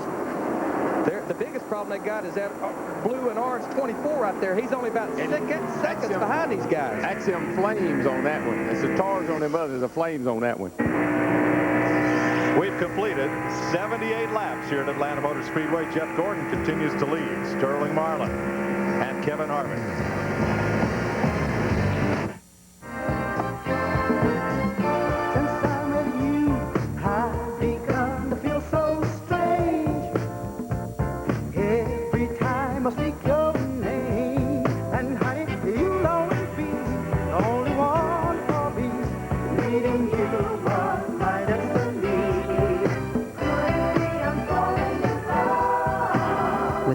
From just $1 a day, falling in love with a Yamaha V-Star has never been easier. Hi, Phil, Joyce. Okay, we got you down for 10 o'clock bedtime. We're ready to be counted. Oh, I meant to call. We got a Serta mattress. Oh, it's okay, guys. I'm sure Phil's just kidding. You're just kidding, aren't you, Phil? No.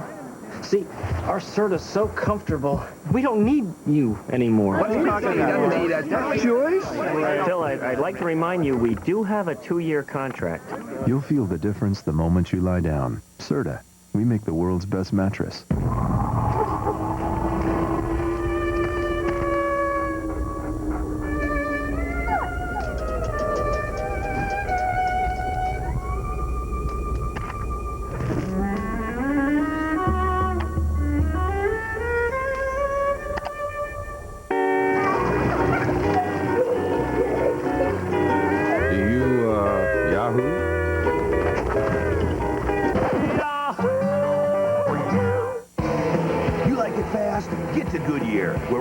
You'll get a $50 fast credit when you buy 4 selected tires on your Goodyear card account. That's $50 coming your way. For complete details from the retailer nearest you, call 1-800-GOODYEAR.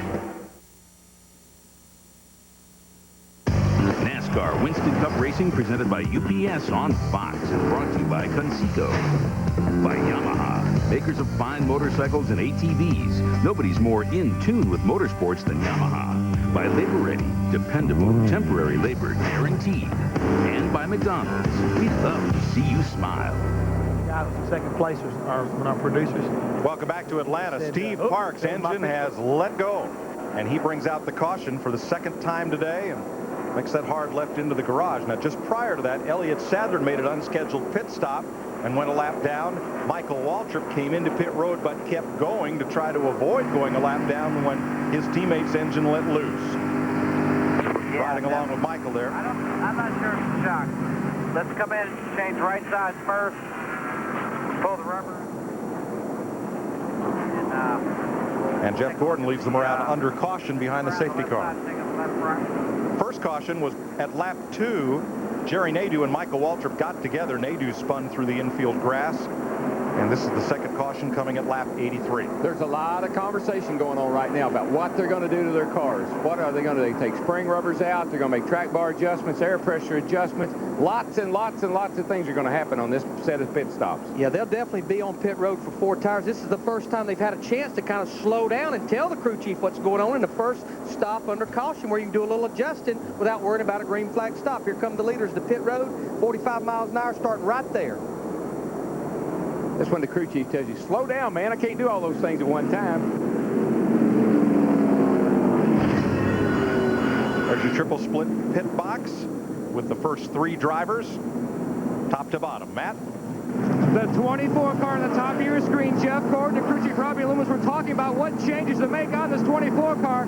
They discussed a track bar adjustment, but I did not see the handle going in the back window. Looks like just air pressure for the 24. Dick Berggren. Sterling Marlin pits out of for second position. He is running just a little bit tight up high. Meanwhile, Dale Earnhardt Jr. went over his pit line. He had to back the car up. That'll be a slow pit stop. To Steve.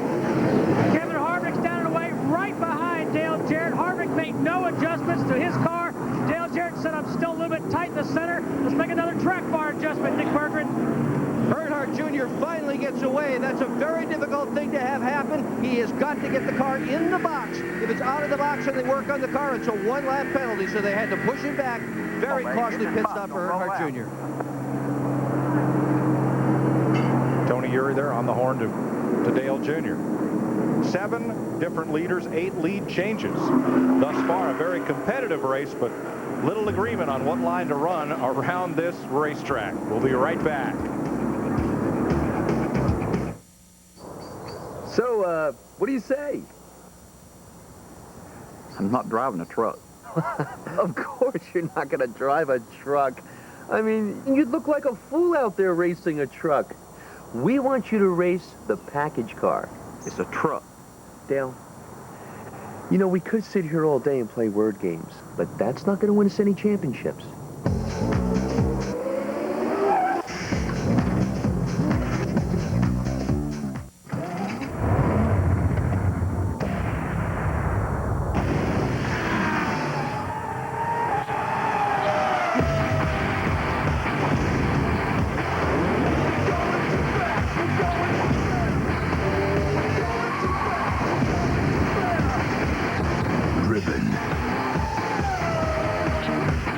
This film is not yet rated. Starts Friday, April 27th. If your house could talk, what would it say? I've been around a long time, and you know why? Because I was built to last. Only Lowe's has top choice lumber, prime grade lumber that's center cut. I always said use the best wood. You'll be around forever. With top choice lumber, you get 4 clean sides that fit together like a dream. Come see me in the next century. I'll be here. Lowe's, improving home improvement. A terrible tragedy. A naked cover-up. James Caan. This goes way beyond disloyalty. A glimpse of hell. Premiere Sunday, March 18th at 8 on FX. What does it take to stop a conspiracy? Prepare to get moved. Less than you think. The Los Angeles Times calls the lone gunman a microchip off the old X-Files. It's hilarious. Come on, I'll catch you. You promise? Yeah! Hurry up, come on! And potentially the funniest series in prime time. Don't miss the new hit show. I guess this looks bad. I guess this looks worse. The Lone Gunman at 9/8 Central tonight on Fox. After pit stops, Jeff Gordon. Again, your leader, Kevin Harvick, Dale Jarrett, Sterling Marlin came out 4th, Matt Kenseth 5th, Rusty Wallace. The way they're running as we're getting set to go back to green. Oh, Dave Blaney's hanging right in there. And trouble for Michael Waltrip. That's not the way you want to see your hood. Steve?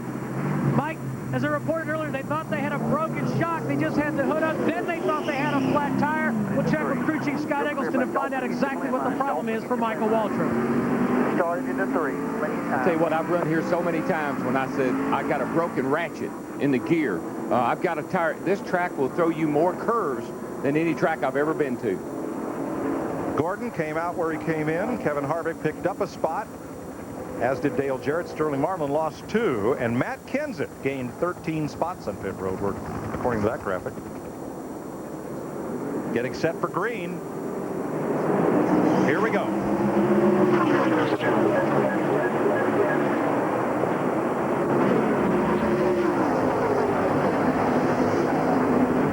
That was Bill Elliott trying to get a lap back, but had no luck.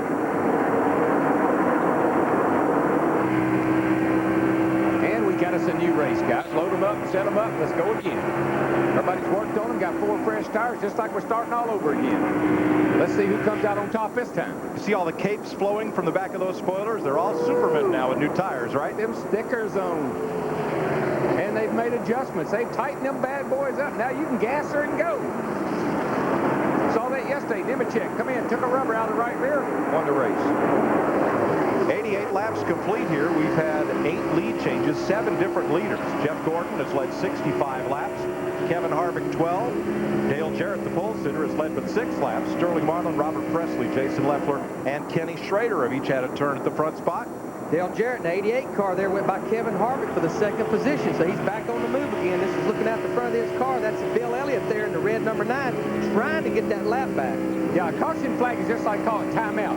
Gives you time to go in and set up some new plays, make some changes, and go again. Now for more on Dale Earnhardt Jr.'s stop, here's Dick. Tony Eury came by the number 40 team and expressed his displeasure at the way the pit stop had gone. It was Eury's position that the tire for the right front on the number 40 Sterling Marlin's car had been left in the way, and that's the reason that Earnhardt missed his pit. But they replayed that pit stop here in Marlin's pit. Front tire changer, Darren Wolf looked at it twice. He said, hey, nothing wrong with that one. Eury's back on his box. They're back on theirs. And that's why you'd rather have that teammate pitting next to you instead of that adversary. Sometimes that can be good, sometimes that can be bad. Yep. Sometimes you get to competing against each other. I don't know how they know what. Look at Kurt Busch all the way against the wall there getting in turn 3.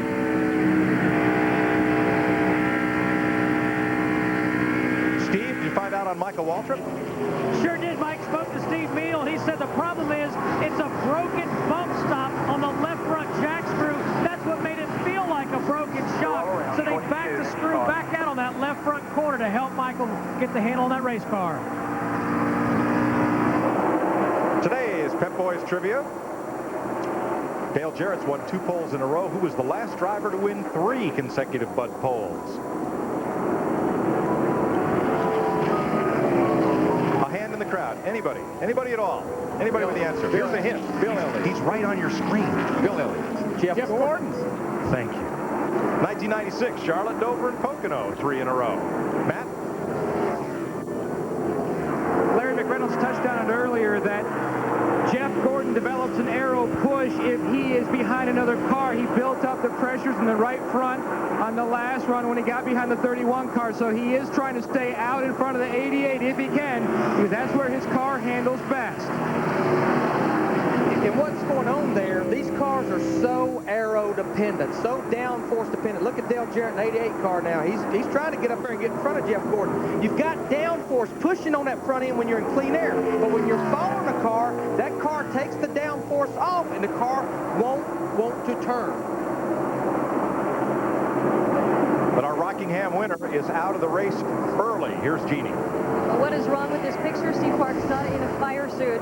The engine blown. Can you feel it coming? No, not at all. The Benzola Chevrolet was running good. We were up there in the top 10 like we wanted to be, and just all of a sudden the engine just let go. No warning, no nothing. So we're just really disappointed. We had a decent race car today. We had something that we could work with there towards the end, and just tried to kind of stay near the top 10 so we could get through a couple more of these pit stops, but just wasn't meant to be today.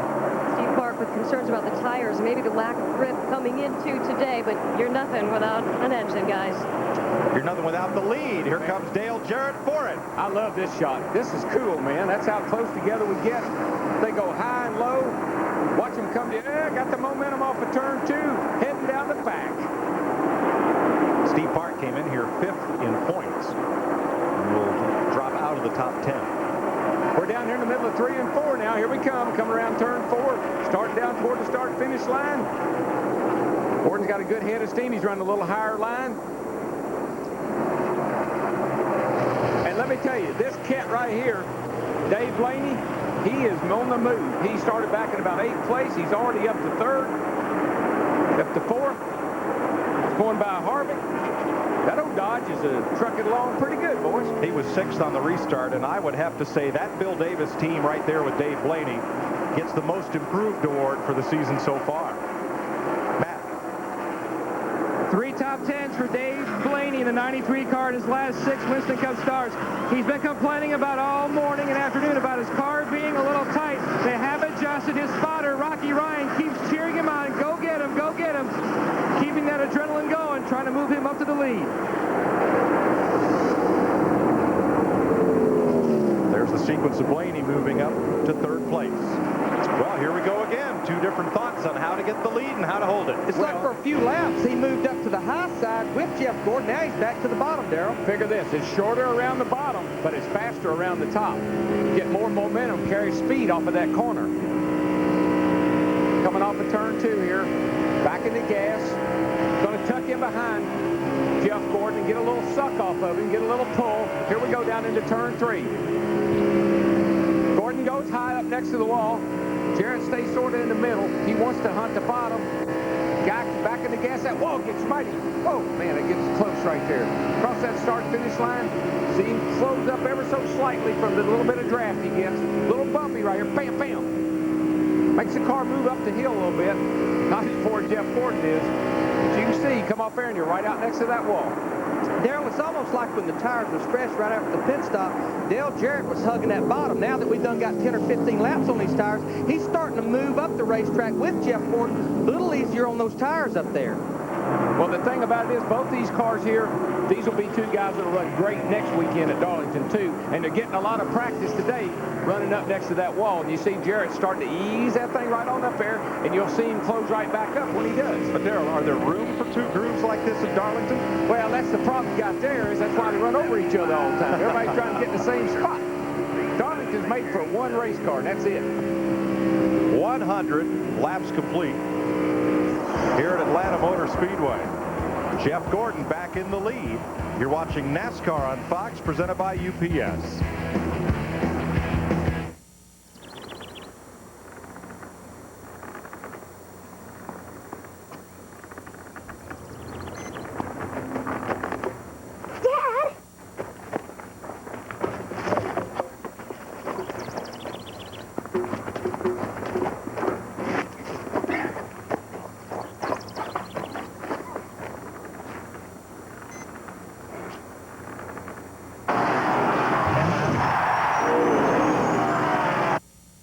Bankruptcy, divorce, medical bills, even high credit card balances. It doesn't matter anymore. Pick up the phone and call for Easy Car Credit. Then start driving the kind of vehicle you deserve. It was great. They got me into a car with a payment I could afford. I picked up the phone and called and got car credit. It was that simple. If you need a car, they're the ones that can help. Call now. Start driving a better vehicle today. At Warner's Gas Service, everything we do is for you and your family.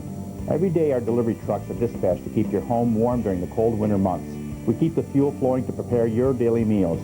Our technicians are on call 24 hours a day, 7 days a week to handle any emergency your family may have with your heating system. Warner's Gas Service keeps your family happy year-round with our Duquesne gas grills and a huge selection of replacement parts for all other brands. At Warner's Gas Service, we understand the value of family. We are a family just like you. Smith Ingalls French is your complete source for business forms, promotional items, and logoed apparel. Bring your company to the finish line first with winning designs. Proudly display your logo on dress or casual shirts, fleece or denim. From employee gifts to safety awards or even client appreciation, you can be a winner when you let Smith Ingalls French promote your company's name. Call us at 772-0734 or visit us at SIF.com. You're watching Fox 40 WICZ-TV Binghamton. Tuesday, Notch is in Hawaii looking for action. Adult comedy for the teen and all of us. The season premiere of Son of the Beach, Tuesday on FX.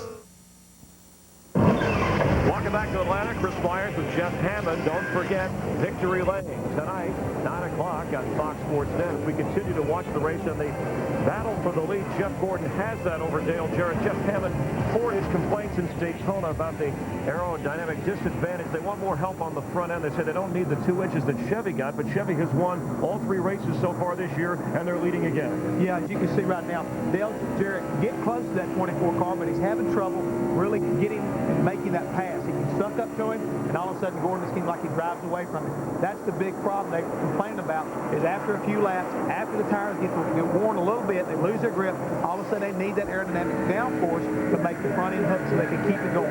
Jarrett did lead 42 laps last week. He's won 2 straight poles, but no victories yet for Ford. So far, 10 lead changes here with 7 different leaders. Let's go back upstairs now. Mike Joy. This is a great battle right here, and Dale Earnhardt Jr. is right in the middle of it as you watch from the Bud Cam. Todd Bodine up high and Johnny Benson filling up his mirror. But you know, I follow up a little bit on what Jeff said about the Fords, and they say they need some help.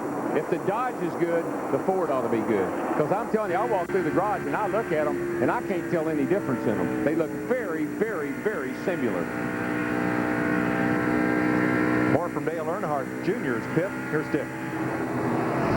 On that last round of pits, Steve Wolf, the rear changer on Dale Earnhardt's car, suffered a laceration on his finger. The doctors put ice on it. They said, you're out of here for the day. Well, the one car Steve Park flew up, he's a teammate. Mike Atwell from that car is going to pit it. You're looking at Atwell now. He has also brought along his carrier, Chad Walter. So we'll see how these guys mix together. They're certainly not used to pitting as a group. Mike? Now, Larry, that's pretty neat. If you're going to change tires, you want your own tire carrier because you folks have your timing and your sequence. Yeah, I mean, the tire carrier, the tire changer is only as good as his tire carrier. And it's not saying one tire carrier is better than the other, but they're just used to each other. Challenge you on something right there, partner. Not that I'm a Ford supporter, but at the same time, I know I've seen some of the numbers on the Dodges, and I do believe they do have a little bit more front downforce than the Ford, even though I do agree they look very much the same. But I think if you notice the way those openings are and the way the air flows over the car once it leaves that front valence, it makes a big difference. And we see right now Jeremy Mayfield must have a problem on pit road. Matt's there. He came on the radio, Mike. He said something feels like it's loose in the right front. They're going to make a track bar adjustment and a 4-tire change to see if it is the tires or if something is indeed loose. You can see one of the crew members sticking his head inside, checking to see if something is indeed loose in the right front. He said he couldn't tell what it was, but something just did not feel right. They didn't want to take a chance. Jeremy has not felt good all day, so he did lose his breakfast twice this morning. They thought they may have to get a relief driver, but Jeffrey Baker did not see anything wrong in the right front. Now around to the left side to Jeannie. Well, Matt, it is frustration with the 18 car. Bobby Labonte says it is pushing like a dump truck. Last pit, he took one rubber out of the right front and made a track bar adjustment, about a 1/4 inch, but it actually made it worse.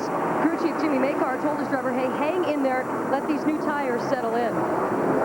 Daryl, Bobby's driving your dump truck. Well, he is, and I know a lot of people haven't ever driven one, but that's not a fun thing to be. Let me just follow up again on what Jeff said. Some of these cats, Jeff, can take urine and beat his, and some of them take his and then beat urine. And I think that's the big difference. And I agree with what you're saying right there, Daryl. And I think it's going to be going on a long time as long as Ford doesn't get in victory lane. You know how it is. You've always told me the squeaky wheel gets the grease. And right now, they haven't been able to get into victory lane like they've been able to in the past. So automatically, you got to go down to that big red rig and start complaining. Otherwise, they're going to leave it like it is. Dad, or come over to the Hollywood Hotel, do a little complaining, and get them on national TV. There you go. Come on down. Well, watch Todd Bodine here in 66 try to hold off the 10 of Johnny Benson while trying to overhaul the 8 of Dale Earnhardt Jr. It's almost like he got such a run off this corner right here a while ago that he got up on the 8 car so fast he had to back off the throttle, and the 10 car caught him before he could get his momentum back. Bill Elliott in the 9 car now, he's a lap down, so he's really not in racing these guys for position. Look at the 10 car down to the bottom there, Johnny Benson. Got to have a pretty good hand on an automobile to get down under somebody out of the corner like that and not get into him. I did pick him, you'll remember. You picked Benson? Yeah. Just look at him at the bottom. He's almost on the white part of the apron right there. Gets a great run off turn 2 right there. But you see Todd Bodine up high. Keeps that momentum. Keeps them RPMs up. Back into turn 3. Johnny Benson back to the bottom. Man, we got a good race going on for the lead up here. The battle for 5th position right here. Remember, Jerry Nadeau, one of the first cautions about lap 2, spun out. He's done worked his way back to the 6th position. That last caution flag got everyone caught back up together on the same pit stop schedule. And Nadeau back up there and strong. Daryl, how tough is it to race the car ahead and race the car behind you at the same time? Well, that's one of the things that when people say, I think I could do that, they go to these driving schools or whatever, and they get out there by themselves, say it doesn't look all that hard. That's what I call track presence. And you have got to have a lot of track presence when you get up in the middle of a bunch of cars. You got to know where you are. You can't think about it. It's instinctive. You got to feel it. You got to know that guy's there, and you got to respond and react to him being there. Sterling Marlin now has his hands full with Nadeau, who won here in November for his first Winston Cup victory. He's one of the few cars, goes right to the bottom, running on the bottom right there. One of the few cars this late in the run that seems to be able to do that. Gets a good run. Sterling, though, gets that momentum. And Matt Kenseth gets a run back up on Nadeau when that happens. It's that high-low thing. Just get the momentum, get the run off the corner, get a lot of steam up, get back in the gas a little earlier. Daryl, a a lot of guys this morning in the garage was debating which gear to pull for what line they thought they was going to run. You got to run a little lower gear to run that bottom because you're breaking your momentum trying to pull it up out of that hole off the corner. Got to come up out of that corner, as we like to say. Go down in there, but you got to get up out of it. Second car out of the race is Jeremy Mayfield. He's going to the garage, joining Steve Parker. There's Mayfield coasting in. Couldn't get that woes corrected. And Jeff Gordon sails along up front with a 2-second margin on Dale Jarrett. But the guy behind him, Dale Jarrett, after that last series of pit stops, he's gotten a little bit better. He's keeping Gordon in a little bit closer of a sight. You can see him up there a little bit better. And sneaking his way up to third, Dave Blaney in that Bill Davis Dodge. Kevin Harvick, Sterling Marlin. That's our top 5 of 119 laps. This is NASCAR on Fox. 4 identical cars. 4 identical engines. Only one running on new Haviland, our latest triumph in Haviland motor oil technology. And what difference does that make? Not only do you get unsurpassed performance, but tests show that with new Haviland under the hood, you get better gas mileage. Haviland. Add more life to your car. She just doesn't understand me. What's to understand? I mean, what is that, Michael? Is that what you think I sound like? Yes. Mr. Doyle, do you use a cellular phone? What's come between you two is static. Here, Sprint PCS built the only all-digital, all-PCS nationwide network, so your calls are clear. Thank you. Sprint PCS, 1,200 minutes, all with nationwide long distance.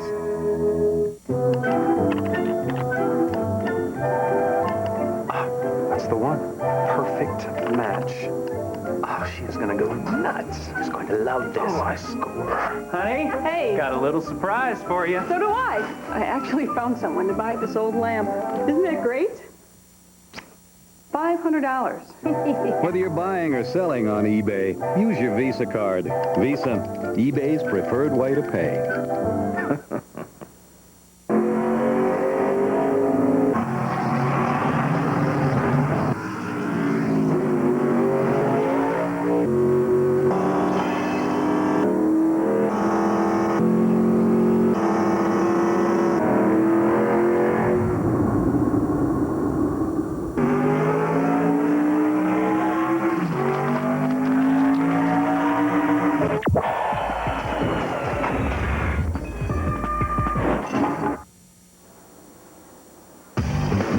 Winston Cup Racing, presented by UPS on Fox, is brought to you by the Home Depot, the official home improvement warehouse of NASCAR.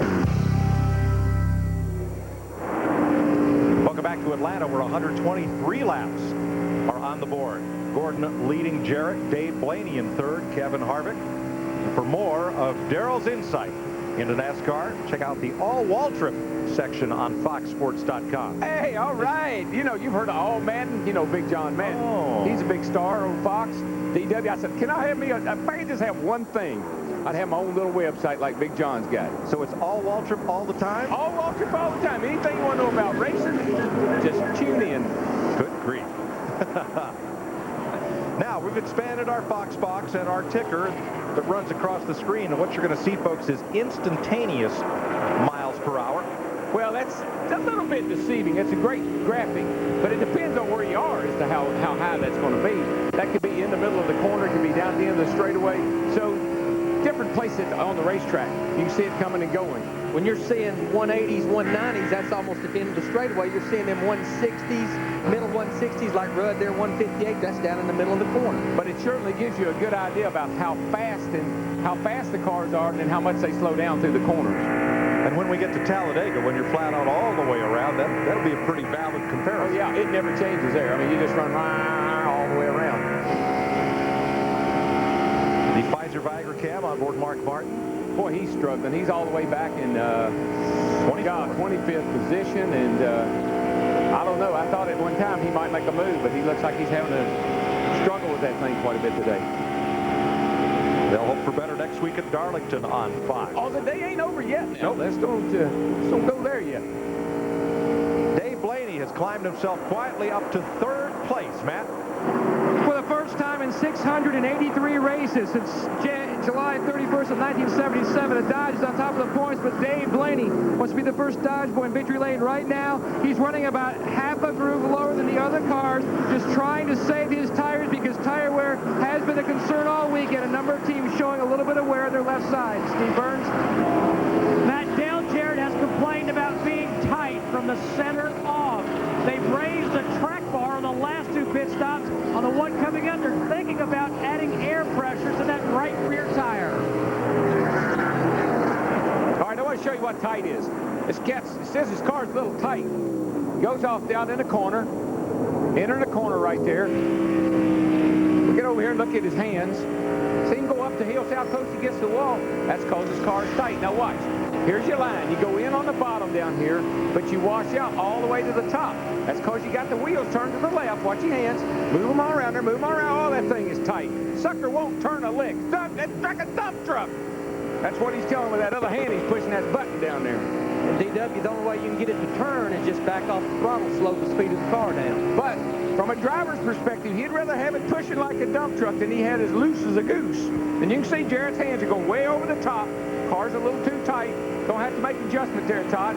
Do a little air pressure, track bar, do something. You got to help him out here now. And what they're talking about doing, they're talking about putting air in that right rear tire. That increases the spring rate over there. 1 pound equals about 10 pounds of spring rate. That'll help that old car turn up off the corner. There's Dave Blaney, 93. He's going for 2nd here. I'd be running down there and asking Blaney what he's doing. Keep talking about these cars not turning. It brings us right back to what we were saying earlier about that downforce in the front. Now that Dodge is coming up through there. Tires getting a little bit worn. Got a little bit more front grip, but his car's turning like it needs to. He's able to get back to the throttle. He's gaining on that 88 car of Dale Jarrett. Well, we'll see what happens when he gets up there. He was able to close up. But the big thing now is, can he make the pass?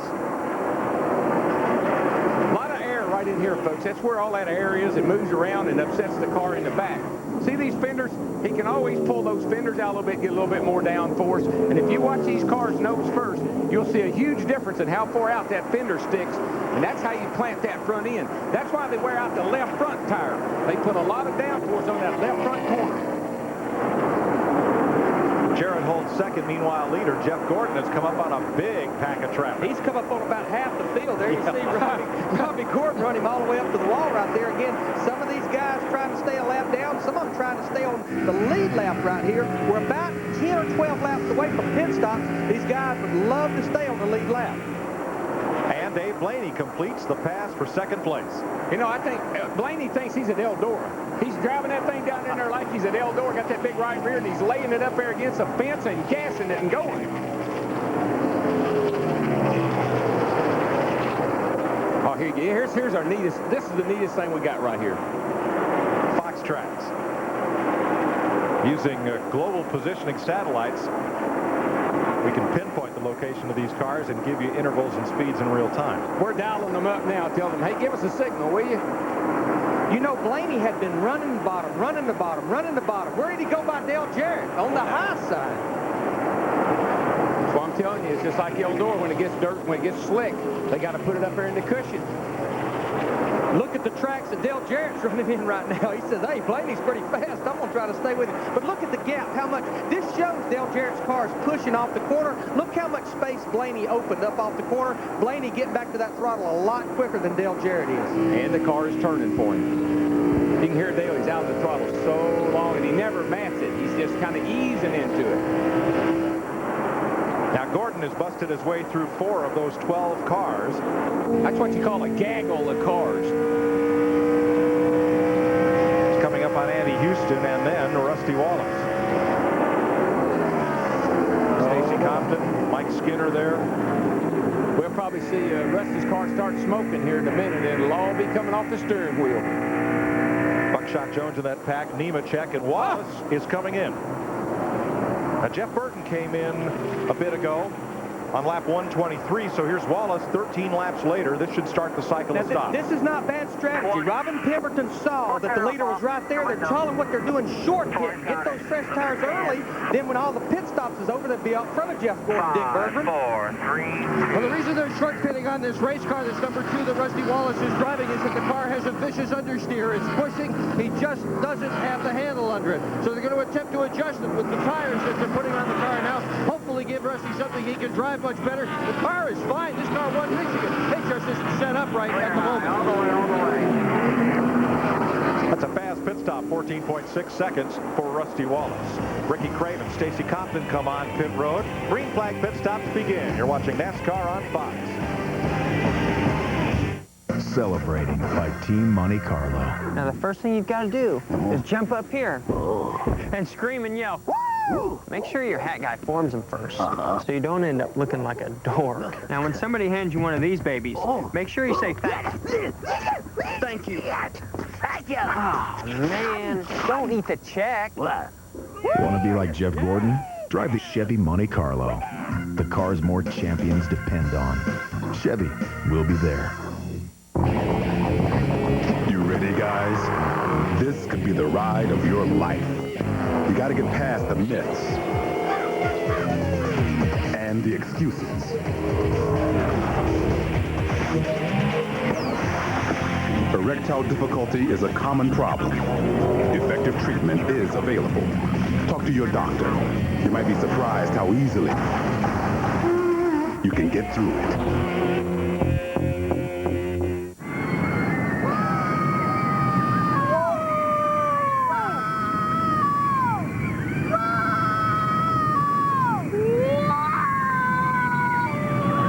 It's here, McDonald's next big thing, the new Big and Tasty. Just in time to celebrate the opening of Disney's California Adventure, Disney's newest theme park, right next door to Disneyland in California. So, how does a Big and Tasty sound?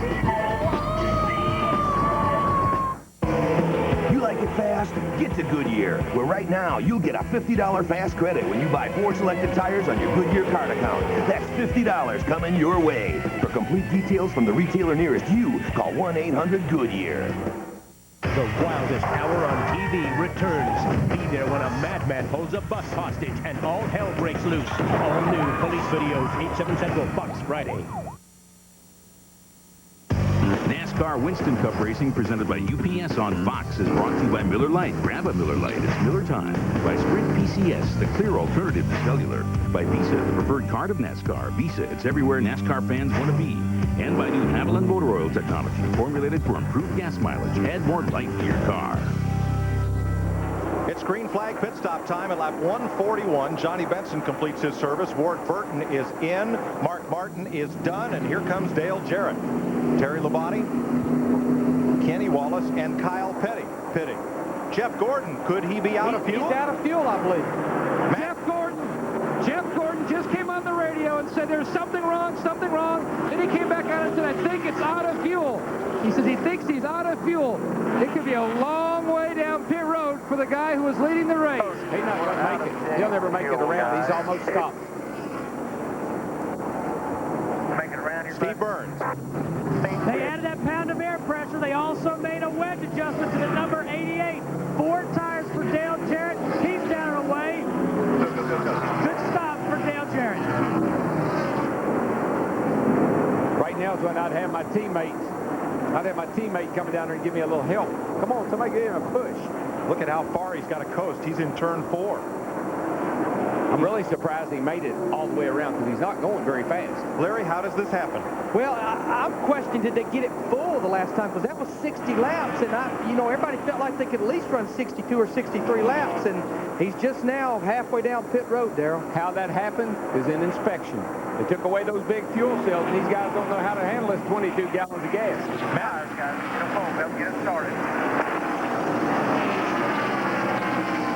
Cars. Number of teams had trouble in happy hour. Jeff Gordon's car does fire, trying to dial in their race cars. They did not do a lot of time, spending time on trying to get a good gauge on fuel mileage. So some teams did not get a good gauge coming in here. This 24 could be one. He's down and away today.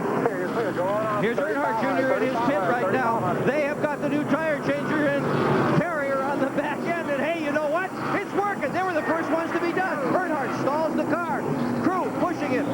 it going again. Earnhardt's gone. Hey, that was a nice stop for a pickup back tire changer. Let's go. Dave Blaney picks up the lead. First time he's led since Dover last September. Jimmy Spencer picked up the lead on Blaney's stops. So Spencer gives it up to come to pit road along with Tony Stewart, Todd Bodine, Bobby Hamilton. Here's Spencer's stop. Todd Bodine's crew. That tear-off came off the windshield of Bodine's car to improve his vision. 4 tires, he's away. Yeah, those tear-offs are the neatest things, particularly on a track like this, where as the day goes on, you'll be driving off in the first turn, looking right dead in the sun. Man, a clean windshield, you give a whole new perspective on everything. Jimmy Spencer becomes the 9th different leader of this race. And when you're not running very good, you need a whole new perspective sometimes. And what people don't realize, these are not glass windshields. They're a plastic or a Lexan, and they get sandblasted really bad. Dale Jarrett picks up the lead after cycling through pit stops. Dave Blaney in second, Sterling Marlin third. And Jeff Burton, who stopped about 20 laps to go, in danger of being lapped here. We'll be right back with more NASCAR on Fox, presented by UPS. My heroes don't catch touchdowns. They don't slam dunk. They don't hit home runs. They don't score goals. They don't give smackdowns. My heroes burn rubber. They fight steel. They bleed octane. They risk their life in every turn, on every track, in every race. My heroes race cars. Fast cars.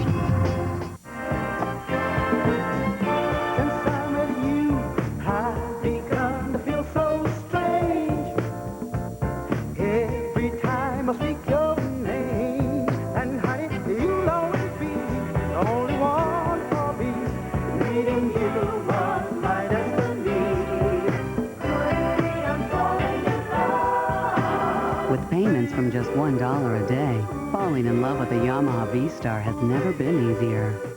If your house could talk, what would it say? I'm the house I am because of the tools he uses. Look at him. He even looks like a pro. The tools you buy at Lowe's are the ones the professionals use. Names like DeWalt, Milwaukee, and Porter Cable. Because Lowe's understands the value of the right tool for the right job. No wonder I'm the best-looking house on the block. Lowe's, improving home improvement.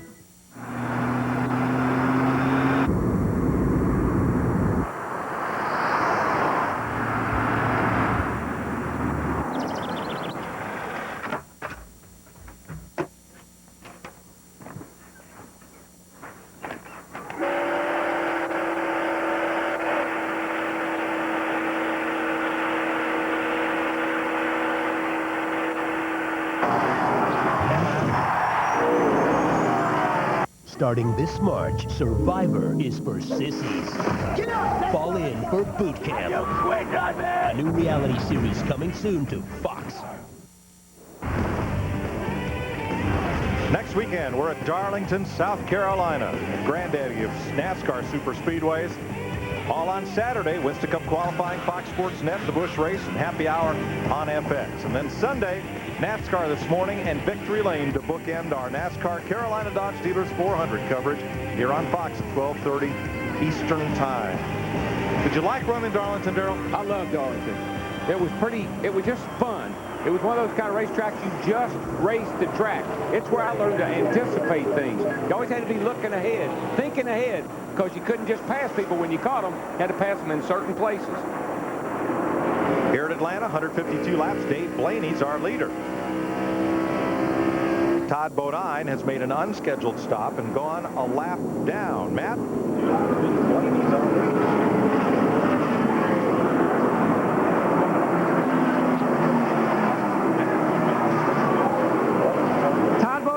On the radio, complained about his car had a vibration. They brought him back in. They found something loose in the left side wheels. They changed the left side tires. Tough break for Bodine. There's so much pressure on these teams up under green to make those 14, 15-second stops, and it just really pushes the envelope, Larry. Yeah, this is Jeff Gordon right here, the 24 car. Now, he was leading the race. Right now, he's about 2 seconds behind the leader, 1 lap down, trying to get up there to Dave Blaney to get that lap back. Well, as good as his car was, I wouldn't count him out yet. Got a long way to go. That car's fast, and he'll get up on the wheel and get that lap back. And you see Mayfield back on the speedway after making those changes behind pit wall to improve what they suspected was a steering problem. And I just don't think we've said enough about this guy right here. Dave Blaney driving that Dodge for Bill Davis. He drove around Dale Jarrett. Dale Jarrett owns this place. He went around him and is driving off and leaving him, waving to him as he went by.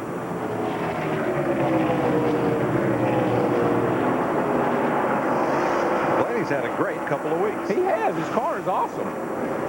14 lead changes among 9 leaders, only 2 cautions, lap 2 and lap 83.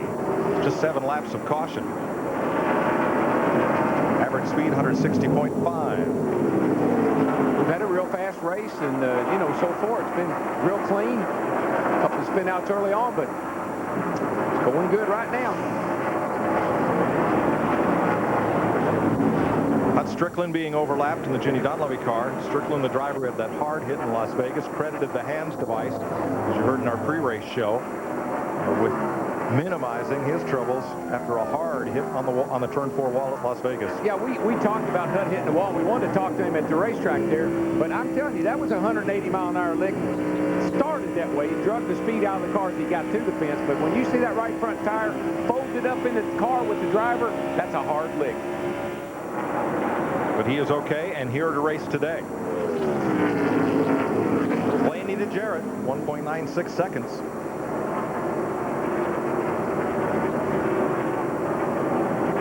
And Sterling Marlin, third, about 3 seconds off the lead. And this crowd for 7th place, Dale Earnhardt Jr. passing Kevin Harvick. For more on Harvick, here's Steve.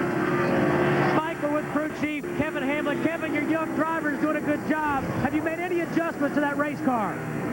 No, not really. We adjusted a half-pound of air pressure at the first stop. Since then, we just kind of left it alone. He said that, you know, he's just trying to be easy with the car, take time with it, and hopefully get the GM2 Service Plus Monte Carlo a good finish at the end of the day. Caution is out. Robbie Gordon bounced off the wall at turn 4. Report of oil on the racetrack. We're under yellow. Here you see Gordon coming off turn 4, but he don't have near enough time to get back to Dave Blaney before they take the caution flag. Blaney has already taken it. That's Jeff Gordon trying to get back on the lead lap. Here is the car that brought out the caution. Tore the whole right side out. That thing, that is what we would call pancake. Pancake. Thank you. Well, no, Darrell, you got to do the whole side if it's a pancake. Well, that's I don't know what that is, but I don't want it in my... Is that a waffle? He's kind of waffling trying to get to pit road, and he will make it to his pit. So caution is out for the 3rd time today at lap 159. This is NASCAR on Fox. Sign here? Sorry, I only have a minute. In so many ways, in so many places, it keeps a million disasters a day from happening. It's like having a life insurance policy you never knew you had.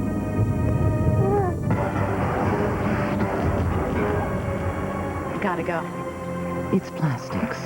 There's my good girl. Plastics make it possible. You're part of a team of intel analysts. During a conflict simulation, ground scouts report enemy tank movement in Bravo sector. Air assault lifts off in 30 seconds when J-Star's radar reports a different enemy position. Apaches are airborne. You have 1 minute to decide where they go. What do? There are 212 ways to be a soldier. Find out how it feels to be an army of one at GoArmy.com. Specialist Justin Hess, an army of one.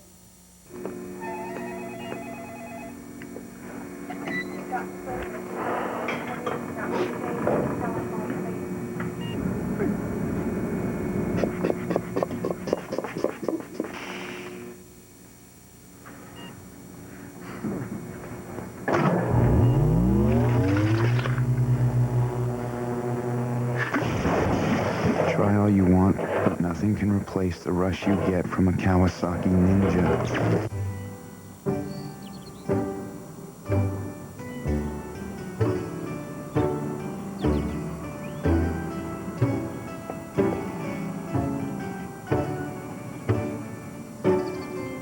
Hey, Dale, what's the 4-letter word for farm wagon? Need a ride? Pick up specially marked Coke and you can win a ride with one of the Coke Racing family drivers. Plus, race tickets and passes to the Coca-Cola Racing Family Reunion. NASCAR Winston Cup Racing, presented by UPS on Fox, is brought to you by Coca-Cola. Enjoy. Welcome back to Atlanta Motor Speedway, where Dale Jarrett has come to pit lane, leaving the leader out on the racetrack. Now, pit road flag is still waving closed. That red flag with the yellow X means the pit lane is not open yet. I'm not sure what to make of this. They've got to enter the pit road, and if it's open, they'll wave a green flag. Earnhardt Jr. also makes a stop. Leader Dave Blaney stayed on the racetrack. Matt Kenseth, Ricky Rudd came in. If you pit when that red flag's still out, the penalty is at the beginning of the restart, you go to the tail end of the longest line. Now, normally, the pace car would pick up the field, and the next time by, the pit lane would open. But this time, the caution came out. The pace car did not immediately pick up the race leader. And the pit road is now open this time around. Jeff Hammond, how could this happen? Well, undoubtedly right there, Larry, when what happened was, I think everybody got picked up. They thought the first time by, so they automatically thought the next time by pit road's going to be open. Somebody went to sleep down there, whether it's NASCAR or the spotters won, because normally when the pace car goes by, the second time by, that opens pit road. You know how the pace car works, Larry? Well, but personally, I didn't see any reason why the pit road would be closed. There's no car in the way. Right. There's nothing going on down there to have the pit road closed. I'm sure that's what the drivers that came in thought. I mean, they'd already come by and took the caution flag. The leader picked up caution car, followed him around, and the caution car opens it up the first time by. Of course, like they always told me, we don't really care what you think. It was closed. Now the cars is in the pits. All the leaders are in the pits. Sterling Martin, the 40 car. You saw Dave Blaney, the 93 car. Again, they come in once they saw the green flag waving. Ricky Craven in the 32 car as well. We had about 6 cars pit, though, when the red flag was still waving. And they will be penalized. Dale Jarrett, Dale Earnhardt Jr., Matt Kenseth, Ricky Rudd, Michael Waltrip, and Rusty Wallace will all be penalized. Could be a big break for Jeff Gordon. You know, he's trying to get a lap back. Be interesting to see what he does. I mean, the bottom line, regardless, to hear Tony Uri, Dale Earnhardt Jr.'s crew chief talking to one of the NASCAR officials.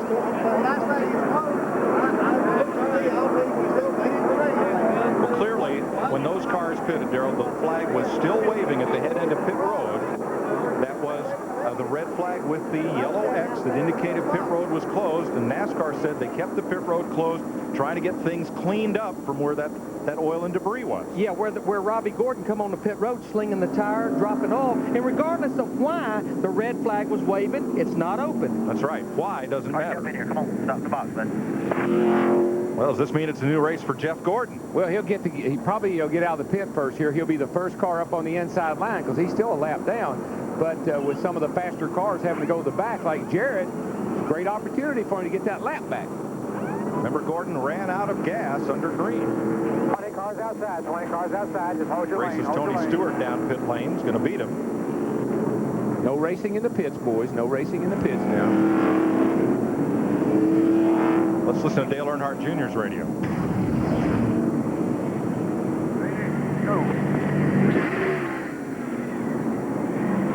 They're saying pit road was not open that time. Was the flag waving down there?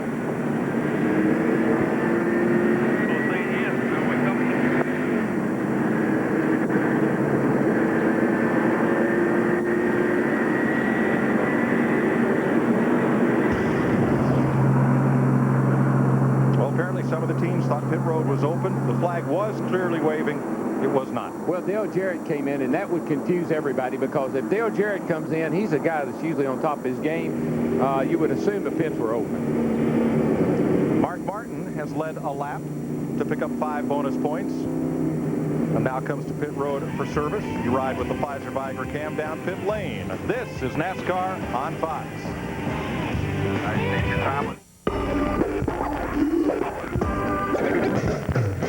Get inside the non-stop action on race weekend. Get Get inside the news and highlights. Get inside the teams, fans, and games. Only at the official site of NASCAR. NASCAR.com. America Online keyword NASCAR. This is a racing event, a private racing event that could be ideal for your company. Northgate Speedway now offers complete racing packages perfect for corporate events. Reserve your spot today. Enjoy the excitement of oval racing with Northgate's exciting bandit cars, or choose bullet racing on Northgate's Grand Prix course. While you race, enjoy a private lunch or dinner trackside. You choose the menu, and we do all the work. Your next employee function, company gathering, or corporate event can be special. Hold it here. Call Northgate Speedway today. Do you know this guy? You should. That's me, John Leslie, 4 years and 123 pounds ago. You can achieve the same dramatic results whether you want to stop smoking or lose weight. I've invited my dear friend, hypnotherapist John Morgan, back to Binghamton to help you too. John, as you know, our sessions are safe, they're fun, very effective. No patches, no diet pills. Using hypnosis, I'll give you the tools to help you stop smoking or lose weight once and for all. It'll change your life, and your family will love you for it. The most dangerous couple in America just found out their missing daughter is being raised by another family. I think she's okay. No, I don't think she's okay. Now, Daryl Hannah and Keith Carradine, But I will not lose my daughter. are planning to take her back. What'd you do with her? Do it now! The tie that binds. Tonight at 11 here on Fox 40. You're watching Fox 40 WICZ-TV Binghamton. Get inside the live racing action with RaceCast. Any driver, every lap. Only at NASCAR.com. America Online keyword NASCAR. Let's sort out these pit stops, beginning with Dick Bergman. Slow pit stop for Sterling Marlin, 24-13. Kinnon, the back tire changer, slipped in, he fell, and that's what did him in. Let's go to Steve. A lot of confusion here in the 88 pits as well. Todd Parrott just asked the spotter, Bob Jeffrey, on the roof, could you see pit road was closed? He said no. Dale Jarrett didn't know it was closed. Let's check in with Matt Yoakum. The leader, Dave Blaney, in the 93 car, and his crew chief, Doug Randolph, discussed any changes. No changes for the 93 car. He was very, very happy. The car was very good in turns 1 and 2, a little loose in 3 and 4. To Jeannie. Well, that's life in the big city. That's the word on the radio in the 17 pit. Matt Kenseth was told to follow 80-80, and that's exactly what he did as we go green here. Kenseth said he didn't see the flag waving, so he's not sure what was going on. He just followed the 88 car. He did get an opportunity to tighten up his car. Half-pound out of the right rear and air pressure adjustment for all new Ford tires. Jeff Gordon just jumps out in front of the leaders, so he's hoping for a quick caution here. Gordon is now on the tail end of the lead lap. The car right behind him, 93, Dave Blaney in the Dodge, is the race leader. And this is when you're most likely to have a quick caution. A couple of cars will get together, a little sheet metal fly. Might catch one here, guys. Of course, he's got to stay ahead of that 93 car now. That's part of the equation, you know. That may not be an easy task, because Blaney has been strong all day. You know, it's not surprising. You think about how Ward Burton runs here at this racetrack. Their teammates, they must have shared some notes, and Dave got the better of them. Here comes Blaney back after Gordon to try to put him back one lap down, and does. Matt? Darrell, you talked about borrowing notes from the 22 car. The 22 car has not been good all weekend. The 93 of Dave Blaney just has been very good. They've worked on it. He seems to have acclimated himself a little better to this new tire than Ward Burton in the 22. The 93 car of Dave Blaney coming on could be a very good career-making day. Hey, surprise, the second place car, Ricky Craven. Well, he's actually running third now because Jerry Nadeau just went by him in the 25 car, but after all the confusion, good run, paying attention to when pit road was open, he's worked his way in the third place position, starting all the way at the rear. Tony Stewart in the 20 car, now he's another car that's a lap down. There you see Sterling Marlin on the 40 car. He's moving underneath 32 of Craven. And the man who won here last November, Jerry Nadeau, back up in second place. Has anybody seen, where's Bobby Labonte running? I haven't even noticed. You notice where he's running?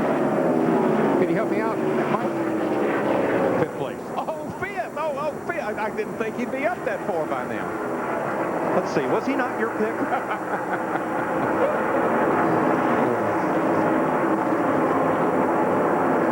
There is Bobby Labonte, the Winston Cup champion. For those of you with surround sound, let's put 800 horsepower in your ear. Crank it up.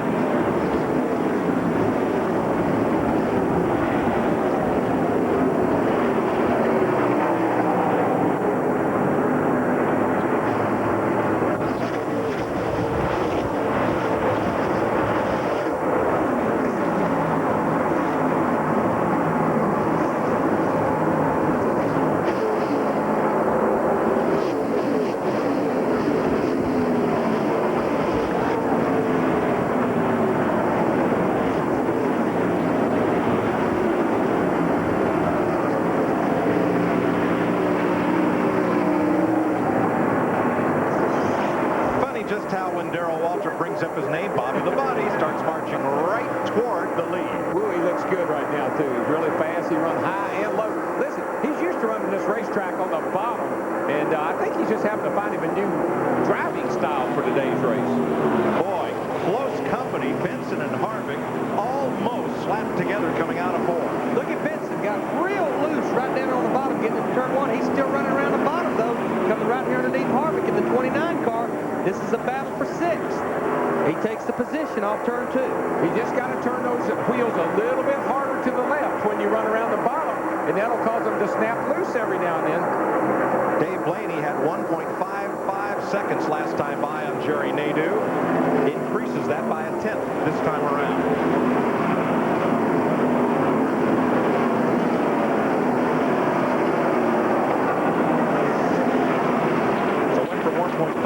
to 1.66 as Craven and Benson battle for 5th.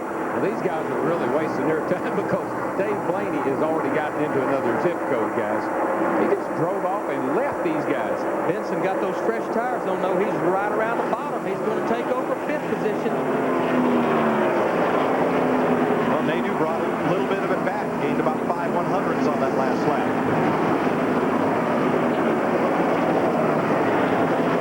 What kind of racetrack you're on, if you're on Martinsville or you're on Atlanta or Daytona or Talladega, that running side by side kills your lap speed. Look at Harvick, going to bring it all the way to the bottom right there, all the way on the white line. Well, it worked for Benson. Harvick will try it. I mean, this is his kid's 3rd Winston Cup start, and look at him up here. Nobody told him you ain't supposed to do this in your 3rd start. Well, he was very impressive yesterday, has been in the Busch car, and he's turning a lot of heads right now in that Cup car. And in 3 races, the only mark I've seen on his car is on that first lap at Las Vegas, just barely caved the grill in a little bit. But you know what? That's what you got to do to a race car to be at the end of these things. Well, that's how you learn. You got to get seat time. You got to run these races. You got to figure out this isn't 200 miles, 300 miles. This is 500 miles, 3.5 hours. Got to pace yourself, buddy. He's going to make a shambles of the rookie race this year if he keeps this up. And right now, he's the highest placed rookie in the race. Steve? Guys, you're exactly right. It's amazing. Kevin Harvick on the last 3 stops, they have made no adjustments to that car with the exception of putting 4 new tires and pulling a 4-inch piece of duct tape off the grill. They have not tweaked that car in any other way for the 29 of Kevin Harvick. And Mike, let me tell you, when you take a crew chief like they have Hamlin, you take a car owner like Childress, and you take the experience they've had through the years with Dale Earnhardt, this kid has fallen into a golden opportunity. He doesn't have to tell them anything because they know what to do. But Kevin Hamlin told me he's got a good feel for that car. He's able to tell you what that car's doing. Said he's been struggling a little bit, talking about what the car's doing in the race, but in practice, he's done a great job of telling what that car's doing. There's your leader, Blaney. Bobby Labonte keeps marching toward the front. He's passed Ricky Craven, and he's now up to 4th place and closing on Sterling Marlin. Jeannie? Well, I know that Darrell wants to take all the credit for this, so I made my way over to the 18 pit. They said, yeah, okay, maybe part Darrell. But actually, they took a pound down on all 4 tires, and within their past couple of pit stops, they took out 5 rounds of wedge. Bobby is saying it's the first time his car has felt good all day. So, yeah, I think that's Daryl's doing, right? Well, that's what I'd have done. I'd just keep letting air out of the tires until he said it felt good. Larry, is 1 pound on all 4 tires, is that a big change? That's a pretty big change, but what that's doing, that's like softening the springs on that race car. It's getting it down in this slick racetrack right now, but I'm going to tell you what, 5 rounds of bite out of that thing, that's really freeing that car up. That's a lot of wedge out of that car, Darryl. That's probably a percent and a half of wedge, and that's a lot. But what they're doing, Jimmy Maycar, Bobby Labonte, they know they got to keep up with this racetrack. This racetrack gets tighter and tighter. The car turns less and less as the race goes on. Well, yeah, we say it gets tighter, but actually it gets slicker. That's really what the driver would like to be able to tell the crew chief. He's complaining about his pushing, but it's because he's not getting the grip that he would like to have. And you got to rotate that grip from the back to the front. Bobby Labonte, 5 seconds off the lead, 5.9 seconds off the lead. Dave Blaney's Dodge for Bill Davis Racing up front at 182 laps, and the 99 of Jeff Burton being lapped. Engine on Burton sounding a little off, and another bad day for a fellow we expected to contend here. 182 down, 143 to go. Here at Atlanta Motor Speedway, NASCAR's fastest unrestricted track. You're watching Winston Cup Racing on Fox, presented by UPS. Remember your first kiss, your first slow dance, your first test drive? Get that feeling back at Pep Boys, where new 35,000-mile tires are just $4 for $99. Fall in love with your car again at Pep Boys. Tempting, flirtatious, seductive.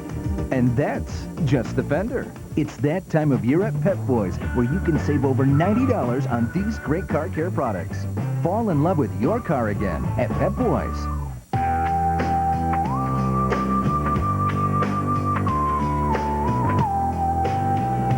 Beer is like a natural food product. The fresher it is, the better it tastes. That's why Budweiser has 12 local breweries right here in the United States. So you know our beer will always be fresh. This one's for you. And you. This one's for you.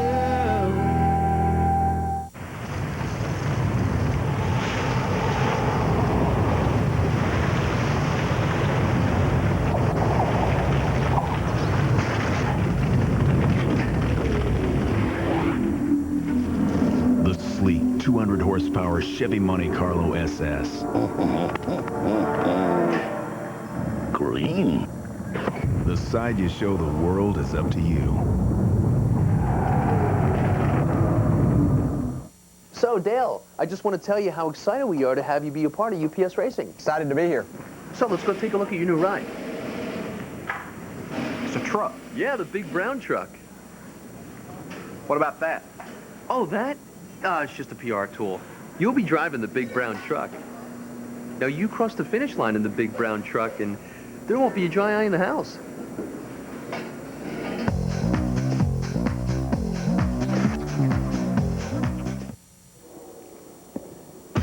NASCAR Winston Cup Racing, presented by UPS on Fox, is brought to you by UPS, the official delivery company of NASCAR. We want to race the truck. People love the truck. Riding along there with Dale Jarrett. Welcome back to the Cracker Barrel Old Country Stores 500 here at Hampton, Georgia. This is where your Koch family of drivers are running. Bobby Labonte racing that group in 4th place. Well, Jarrett slid back a little bit. Of course, he came from the rear. I guess that's one thing we had to remember. Steve Park out of the race with engine trouble, and Michael Waltrip's had a couple of stops on pit road. Jeff Burton's troubles continue out there running around about on 7 cylinders. Just the season just keeps going backwards. Dale Jarrett going after Dale Earnhardt Jr. This is for 9th place.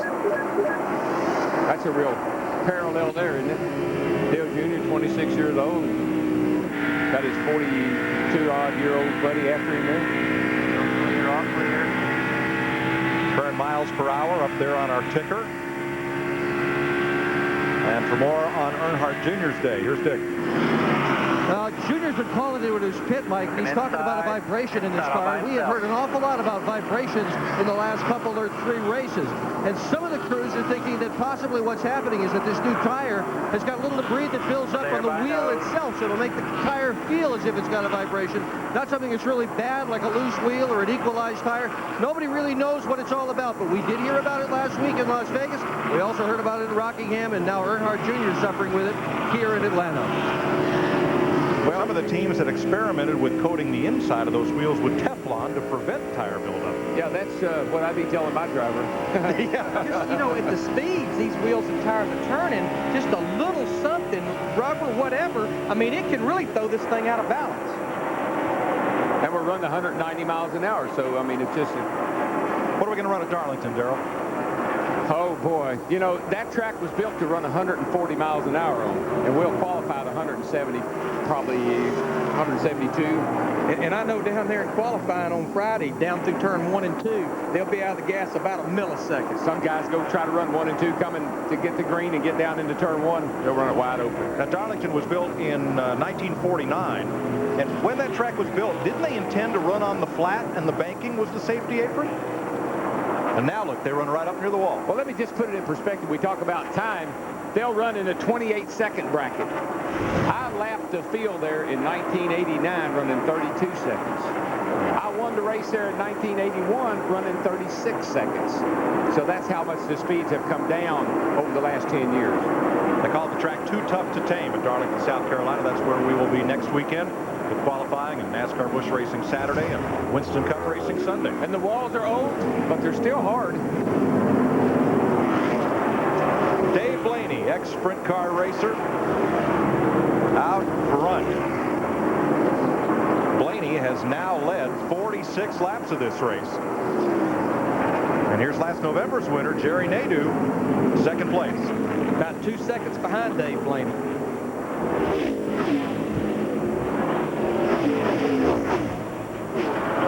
Dave Blaney opening it up, Matt. Mike, Dave Blaney in the 93 car had been talking to his spotter, Eric Slade, about which line to run because the 25 car looked very fast. Jerry Nadeau did close up. So Dave Blaney started searching around the racetrack. He found a little better line and now has slowly started inching away. His car is very, very good on long runs. They just need a long run to show it. Mike, you know how many laps Blaney had led in his career, Winston Cup career, before today? Not many, 10 or so? 4. Wow. So he's having, as was mentioned earlier, a career day. Had a great run last week in Las Vegas. My vote for most improved team of the young season is this one right here. Yes, sir. Crews watching it on the Jumbotron. Back of pit road as Dave Blaney tries to dominate here in Atlanta. You're watching NASCAR on Fox.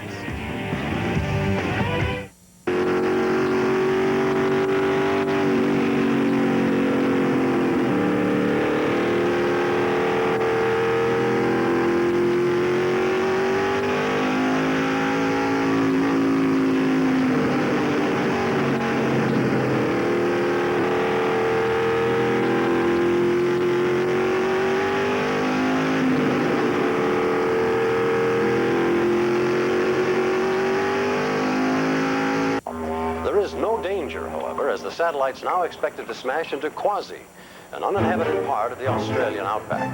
Scientists say the 12...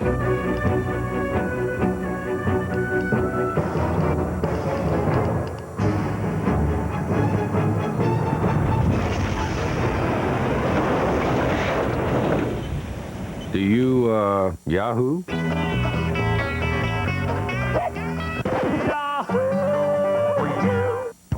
If you've got a big job, Labor Ready is the nation's leader in temporary labor and the first to offer a 100% satisfaction guarantee.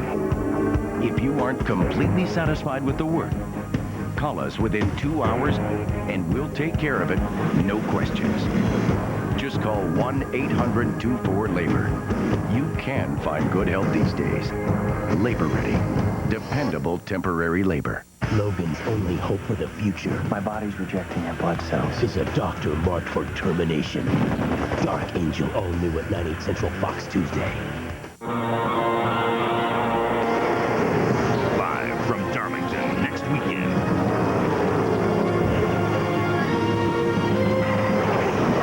They call it the track, too tough to tame. Now, defending champion Ward Burton looks to outgun and revive Jeff Gordon for a repeat trip down Victory Lane. Coverage begins Saturday with the Busch Series on FX, and next Sunday, Winston Cup racing on Fox. Welcome back to the Atlanta Motor Speedway, the Atlanta 500, and don't forget Totally NASCAR with Steve Burns. It's totally entertaining, weeknights at 6 Eastern on Fox Sports Net. With Jeff Hammond, Chris Myers, we're trackside in our mobile studio unit. Let's recap the race so far. Jeff Gordon, Kevin Harvick going at it early. This is on lap 19. Kevin gets loose and slides up. Gordon gets by. And then Sterling Marlin, after Gordon had led for a while, Jeff, he had led for at least a lap, but eventually Gordon gets back in front of him. Yeah, it's like Sterling's tires were good for a while, then all of a sudden here comes Jeff Gordon. His car got to working good. Here we see Steve Park. He loses the engine. Standing there talking to crew chief Paul Andrews. He was out, and then on lap 143, Can you believe it? He runs out of gas. Jeff Gordon, the leader, ran out again. Look at his pit crew. They're totally stunned. Gordon fell to 24th, but got back in it when at least 5 cars went into the pits when they were not supposed to. As you saw, the pit flag, Dale Jarrett, one of those, and fell from the lead. So Dave Blaney, who was in the lead pack last November here in Atlanta when he was tapped from behind and wound up 18th, is your leader. He's been the leader since lap 149. His best finish so far, 8th and 9th on the Winston Cup circuit. Blaney's getting ready right now to put Rusty Wallace a lap down as he works him as he go off in the corner. We've had 16 lead changes, 10 different leads. Again, Blaney on the lead. What should we look for here over these last 123 laps, Jeff? That the Blaney bunch do not beat themselves. Right now, they got that car on a rail. It really looks awesome. And the biggest thing is he just got to be patient, work with his spotter, let everything kind of come to him, because everybody's got to catch him. But the guy right now that's trying to make up ground is the 24 car. He's coming trying to get his lap back. All right, Jerry Dadu, who won last November, right behind Blaney, following Sterling Marlin, who, of course, is the current points leader on the Winston Cup circuit. Let's go to Steve Burns. Chris Myers, there's a young man named Rick Colson who works on the 88 of Dale Jarrett. You can see he's practicing raising the track bar. That's an adjustment tool. He'll put it in a hole in the bottom right part of the windshield, rear windshield. He's also the catch can man. He catches overflow gas. He'll make this adjustment. At the same time, back home in Charlotte, North Carolina, he's a firefighter. Now here's Dale Jarrett, one of the 6 cars that was penalized for pitting too soon during the caution flag, a lap before pit road was open. We got trouble. Todd Bodine spinning off turn 4. Slides through the grass and he saves it, loops it again, but he's going to stay off the racetrack with it. Caution's out. Lap 205, Todd Bodine with a spin down through the infield grass. Quickly, the cars that were penalized on that last caution flag, Jarrett's now back up to 9th, Dale Earnhardt Jr. 10th, Ricky Rudd 11th, Matt Kenseth 12th, and Rusty Wallace back in 16th. Just on his own, nobody in front of him or behind him, back in the throttle off turn 4, just loops around with him there. I was just going to follow up on what Jeff said about beating yourself. One of the things that we saw yesterday in the Busch race, late in the race, guys started scrubbing the wall. This groove is, folks, it is inches off the wall, so you're going to have to stay away from that wall and not hit it. Darrell, that penalty really bit Rusty Wallace. He was in 16th place. He had to restart at the tail end of the field, and he went a lap down to Dave Blaney just before this caution flag. Get y'all down here in 1 and 2. So we're at 206 laps complete here at Atlanta. This is NASCAR on Fox. I can get more masking tape, more concrete, more plaster, more of these. I need more tools. More lawn. More of this. Hey, neighbor. More of that. Maybe I can get 3 more feet. I need a lot more tools. When I go to Home Depot, I can save money. Nuts. And I can get more stuff. A lot more than I would have expected. That's what I'm talking about. This is why I go to Home Depot first. The Home Depot, first in home improvement. the door. Welcome to the Miller Lite Racing Garage. This could be your chance to win the ultimate race fan experience. Grab your Miller Lite Racing VIP hard card, and you could be the lucky winner who gets to race by day and party by night. You'll fly to Vegas and spend all day learning how to drive a stock car. And after a few laps around the track, you and your friends will get to hang out in the party pit at the Miller Lite Racing Garage. So pick up your Miller Lite Racing VIP hard card in the specially marked packages at Miller Lite. Taste the victory. It's Miller time. 4 identical cars. 4 identical engines. Only one running on new Haviland, our latest triumph in Haviland motor oil technology. And what difference does that make? Not only do you get unsurpassed performance, but tests show that with new Haviland under the hood, you get better gas mileage. Haviland, add more life to your car. What some would call a charmed life may simply be a full life, filled with people and new experiences, filled with learning and laughter. A life that's filled with possibilities. The all-new Dodge Grand Caravan, the best minivan ever, from the people who invented the minivan. Now get a cash allowance or low financing on the minivan rated best by AAA. Fox Tuesday. Fez gets the school spirit beaten out of him. Look at what they did to my pom-poms. That 70 show, all new at 8, 7 Central, Fox Tuesday. Welcome back to Atlanta. Let's show you leader Dave Blaney, Sterling Marlin, and Bobby Labonte's pit stops here under caution.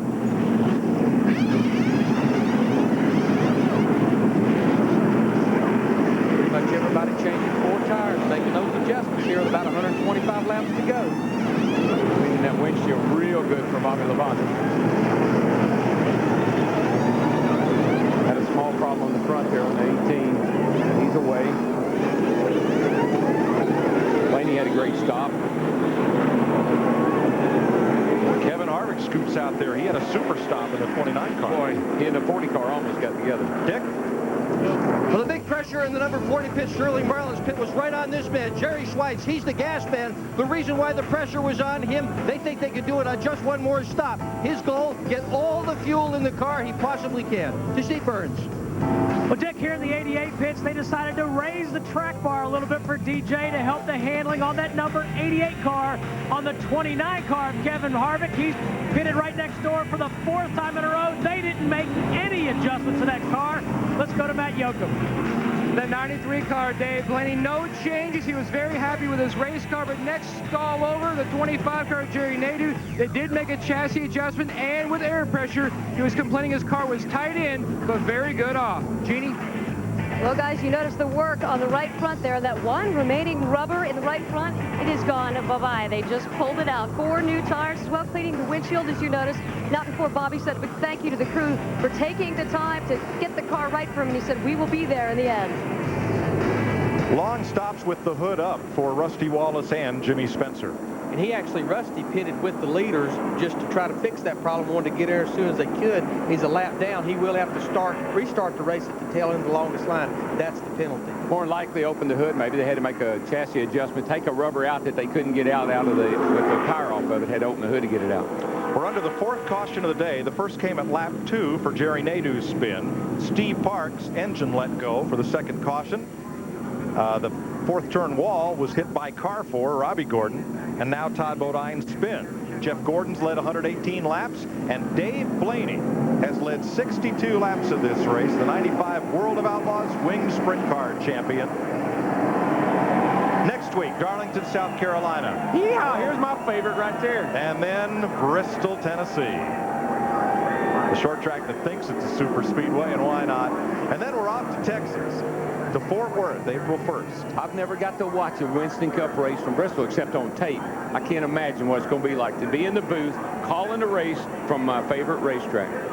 We're on 1 to go. We'll be coming to the green. As the crew chief, what you've told your driver, there's 120 laps to go. We can make it on one more stop, but you got to run about 60 laps a run here. Pull on them belts.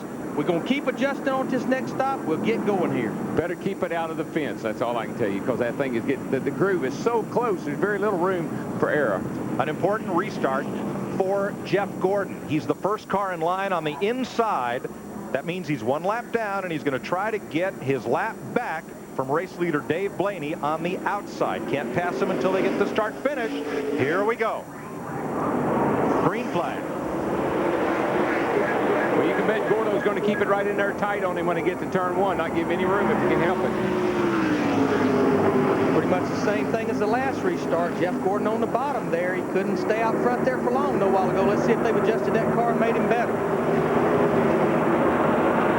Blaney with the big rubber band down the back straightaway. Got some ponies up under the hood of that old Dodge.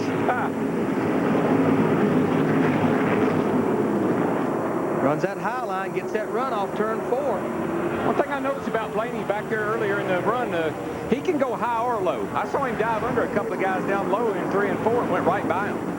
That's one car you don't want to let back on the lead lap, Jeff Gordon. He will come back to haunt you. Yes. Boy, Blaney he got way out next to the wall off of 2 that time. Running side by side like that makes it really difficult. How about Jeff Gordon's teammate, Jerry Nadeau, the 25 car? He's going to go up there. He's going to try to take the lead as well. Gordon squeaks his way past as Nadeau positions to take a bit of the air off of Blaney's spoiler. Kevin Harvick in the white 29 car, he's moving in position too as well.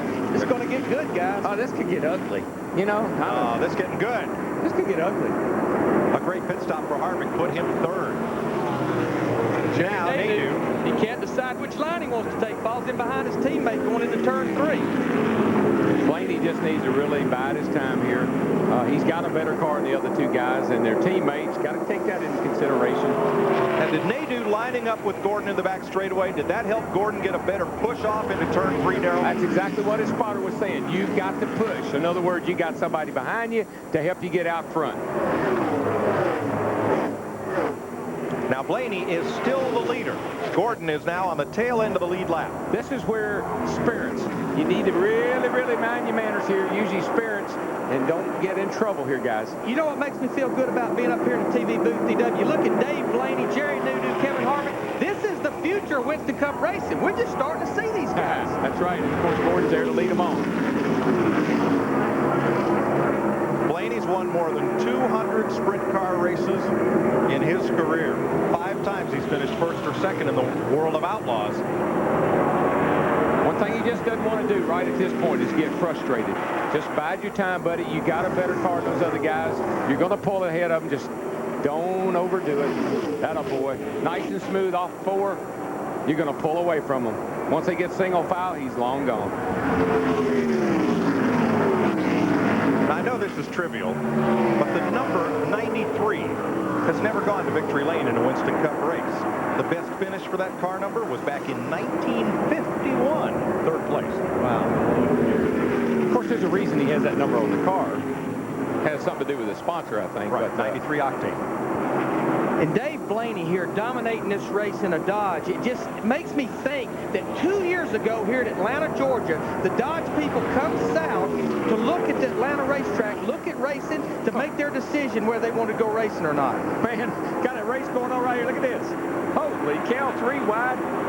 They came by the start-finish line here. Just a little bit of sheet metal was being rubbed. How about my old team there, Mike Skinner, in that 31 car? He was about to go a lap down. Actually did go a lap down earlier. He's done worked himself back to 11th. Looks like the adjustments they made on that car has put him in the right direction. And he's back in the high line again.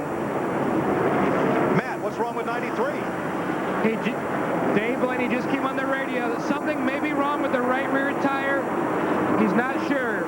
Left side tires, they believe, maybe left side tires. You might want to keep an eye on the left rear because they were still working the lugs when he started leaving. Tommy Huber zipped the gun in there. They thought they got him, but maybe they have one loose. Does have a vibration. Had a lot of drivers in yesterday's Busch race, Darrell, think they had a vibration. Come in and get a couple tires, find out they didn't. Yeah, there's something odd going on. Mark Martin came in earlier with a tire problem.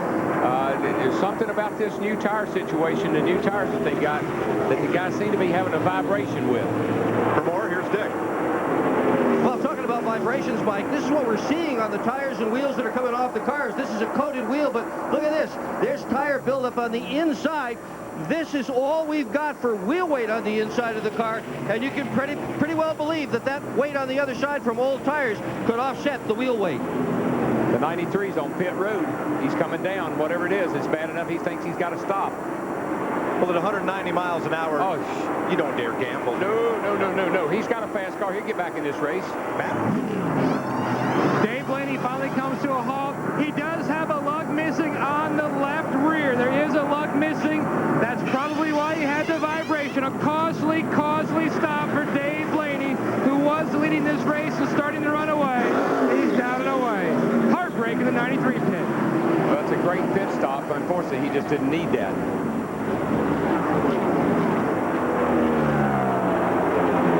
You can't fault Dave Blaney for anything that he's done today. He has driven an absolutely perfect race, and he was in a position to win this thing. I'm not going to count him out yet, but he just dug himself a pretty deep hole. So Jerry Nadeau picks up the lead. Kevin Harvick and Sterling Marlin right there, nose to tail, second and third.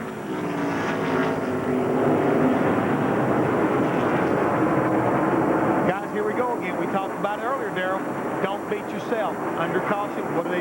They get in a little bit of a hurry, and it costs them big. Now they got to go back and scrap and claw here with less than 100 laps to go to try to get back to where they should be already in the lead. Yeah, it's a little late in the day to get yourself in trouble like this. Hard to make up a lap when you get down near the end. Right. Dave Blaney did lose a lap, making that green flag pit stop.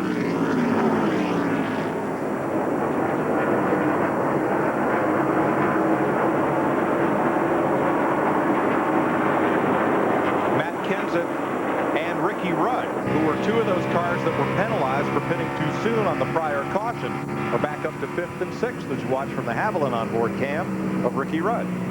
And look how close, right up to the wall. I mean, there's no room at all. There's no room for margin for error whatsoever. Earnhardt Jr. passed Rudd. He was another of those drivers who were penalized. It wasn't a big penalty, but it was to the end of the lead lap car. Well, actually, the end of the longest line is where you go back to. Jerry Nadeau, boy, has his story turned around since the start of the day. If you've been with us all the way, you saw on lap 2 where he and Michael Waltrip touched, and Nadeau's 25 went spinning into the front stretch grass. 5 drivers had to take to the grass to evasive action. Now he is our leader. Sometimes you got to be lucky, sometimes you got to be good, and then some days you're both.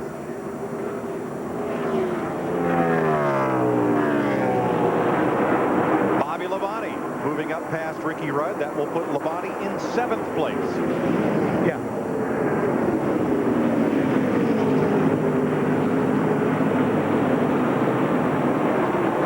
Got a lot to do down there on pit road in 16 seconds, Jeff Hammond. That's right, Mike. I'm sure everybody at home right now is wondering what happened on that 93 car of Dave Blaney when he come into pits. Whose fault was it? Why did the crew chief make him stop and put the nut back on? What goes on during a pit stop, and the way I look at it is the jack man is kind of like the quarterback. He starts this thing, he goes out, he jacks the car up on the right side. He's not supposed to drop it on the right until they got the lug nuts tight enough to where they can be let down. He comes around, he jacks the left side up, and he's not supposed to drop that jack. He knows that those tires are on there and tight. So sometimes when you're looking for who's got to make that call, it's not always the crew chief. It could be the jack man. He's the one that makes the final call. He's the one that drops the jack and tells the driver to go. The 88 car looks like a Dale Jarrett. He's making a move up through the field. Back to you, Mike. The UPS cam on board Jarrett, who presently is in 4th place, right behind Sterling Marlin. Well, that team's one of the best. I've said it before. They're one of the best at taking an ill-handling car and just keep tweaking on that thing. Little tire pressure, little wedge adjustment. First thing you know, there they are in your rearview mirror. Definitely, Dale Jarrett does a great job of telling Todd Parrott, his crew chief, what it's doing. Todd Parrott does a great job orchestrating the changes that makes that thing better toward the end of the day. Here you see wide open throttle down into turn 3. Down the middle of turn 3 and 4, falls down about 158 miles an hour. RPM start crawling back up, down the tri-oval, wide open throttle. Start and finish line right there.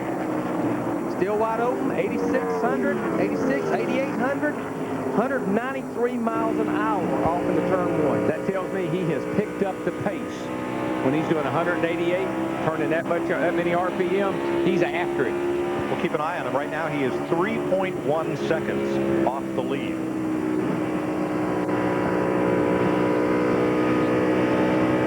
Behind Behind Jarrett is Matt Kenseth. Behind Kenseth, Dale Earnhardt Jr. This race is for 5th place.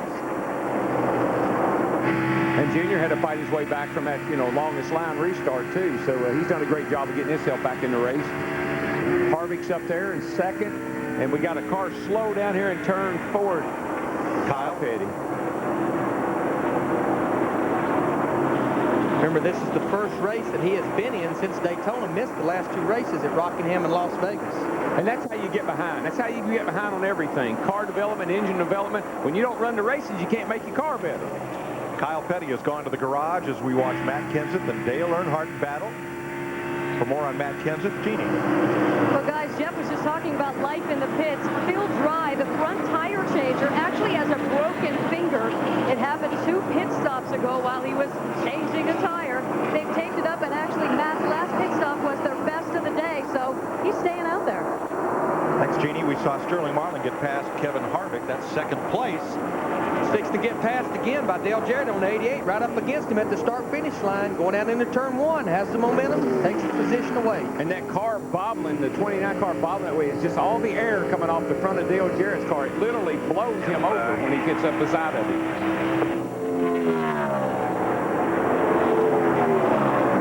I think the 93's back on pit road, guys. Oh, Mark Martin's in trouble up in turn 2, and caution is out. And 93's on pit road. Job of hanging on, buddy. At least the car ain't hurt. Now the 93 shoots straight through. Will Jerry Nadeau let Jeff Gordon have his lap back? Oh, by all means. Yes, teammates. He better. And Mark Martin will coast toward the garage. Now, here's Nadeau coming around to the caution flag. Well, he's way ahead of Gordon right here, so he's got to about lock it down to give Gordon. I'm telling you, that's when the guys on the roof are hollering, back it down, let Jeff get his lap back. And they're having to do it in a big hurry. In a hurry, because they wasn't expecting the caution. Martin takes it straight to the garage. Whoa, and almost, well, he misses the turn. Oil on his tires. A lot of oil on the tires. He just couldn't get it turned in there. Plus, he rode around on the bottom of the racetrack. Tires get built up on him. She won't turn. Joe Nemechek's crew had to jump for cover.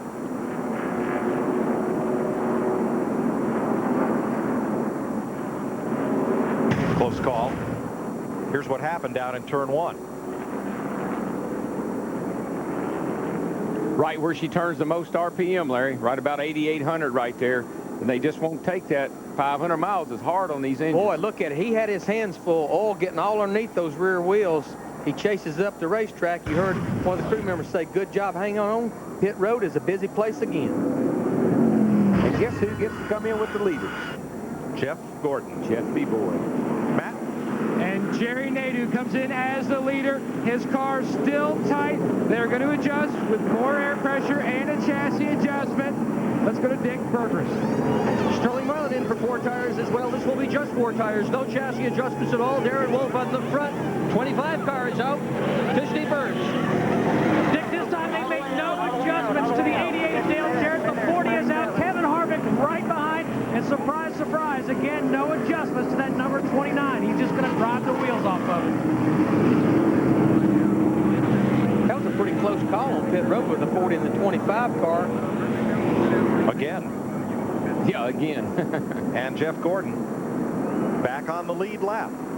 Thanks to an Alphonse and Gaston routine. Here we got the teammate. left rear off the 93 car. They've got to have a lug stud problem. They've been having trouble with that left rear. They've got to have a lug problem. This is the left rear tire off Dave Blaney's rolling down the backstretch here. Can you imagine the heartbreak to have a car that good, a car capable of winning a Winston Cup race, and have a failure like that? Matt, what's going on with him? Guys, he was going to hit pit road when the caution came out, so he drove on through. He was complaining something did not feel right. It felt like the left rear tire was going to come off, but they did not want to lose any more time, so he went back out, and now even more trouble for the 93 car of Dave Blaney. He ain't going to want to hear it, but you picked a fine time to leave me loose wheel. More. Not more of that, but more racing after this. I had 4, but... So, what do you say? I'm not driving a truck. Of course you're not going to drive a truck. I mean, you'd look like a fool out there racing a truck. We want you to race the package car. It's a truck. Dale, you know, we could sit here all day and play word games, but that's not going to win us any championships.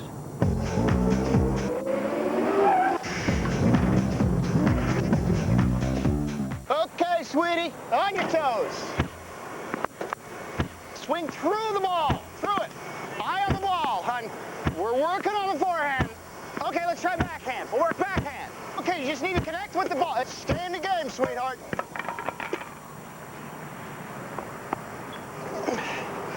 Now, don't be afraid to charge the net. How do you plan on financing your retirement? Conseco's annuities have tax advantages that can help. Conseco, step up. We need a car? A minivan. No. An SUV. With leather. Blue. Green. Bluish green? Welcome to autotrader.com. With 1.5 million used cars updated daily, it's the biggest, best used car site on the planet. Now we need insurance. And a loan. Autotrader.com. Your car is waiting.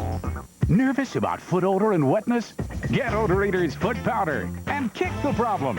Odor Eater's powder gives protection on demand. Even kicks out heavy-duty odor and sweat. Now put Odor Eaters in it. Foot odor and wetness out.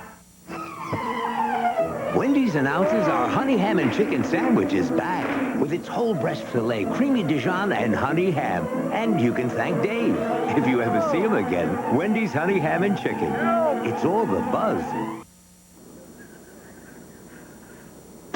NASCAR Winston Cup Racing, presented by UPS on Fox, is brought to you by Viagra. Ask your doctor if Viagra is right for you.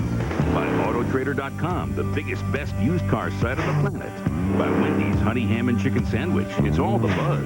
And by Lowe's Home Improvement Warehouse, Lowe's improving home improvement. Welcome back to NASCAR Winston Cup Racing, presented by UPS on Fox. 235 laps complete. We are under caution for Mark Martin's engine. Give us a second to look at the point standings in the other major NASCAR Touring Series. In the NASCAR Busch Series, Jeff Green, after yesterday's race here in Atlanta, is the point leader by 5 over Greg Biffle, and Kevin Harvick, who will run that whole season, holds third in the standings. The NASCAR Craftsman Truck Series, after 2 races, Scott Riggs 5 over rookie Ricky Hendrick, and then Joe Ruttman, Randy Tolsma, Jack Sprague, former champ, rounds the top 5. We are under caution because of misfortune to Dave Blaney after his pit stop, or rather that happened during the caution. It was Mark Martin who put us under caution with engine trouble. But look what happens to Blaney after exiting the pit. Away goes the left rear. Boy, that's a sad feeling for the driver, and it is a sick feeling for a crew chief. I just feel so, I hope he wasn't offended by my song, but I feel so sorry for him. Have a car that good, and to have it all go down the tube. You might as well laugh about it, Darrell, because crying won't help. So Dave Blaney gets hauled back to the garage area, and we'll be back with more NASCAR on Fox after this.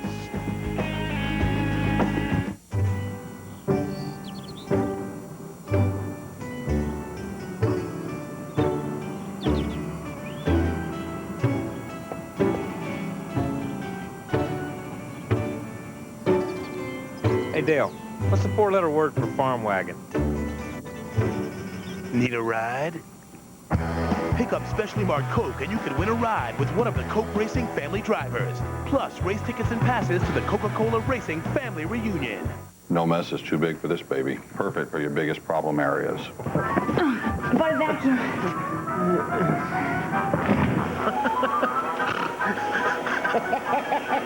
Yes!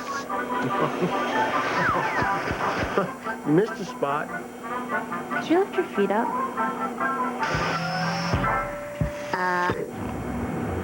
It works. Spring cleaning. All it takes is the right equipment and your Visa card.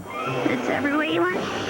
60 ordinary people will come face to face with 4 real-life drill instructors. Get off my foot! In the ultimate competition that only one will survive. Boot camp, Fox style. A balloon stop there? Yes, sir. Get out of my face! They said they'd do anything to win a huge cash prize. prize, but they had no idea what they signed up for. Save the drama for your mama and push. Boot Camp, a new reality series, premieres Wednesday, March 28th on Fox. Nobody said smile. Weeknights, it's Totally NASCAR, your exclusive all-access garage pass. A full 30 minutes of NASCAR news and highlights. Weeknights at 6 on Fox Sports Net.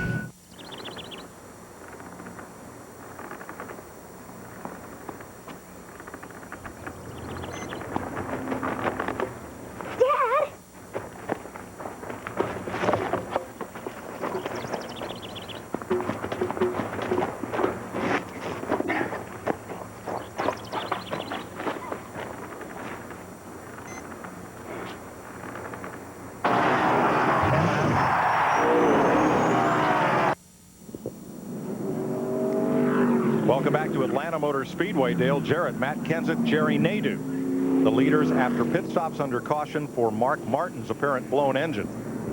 Let's go down to the Hammond Hotel.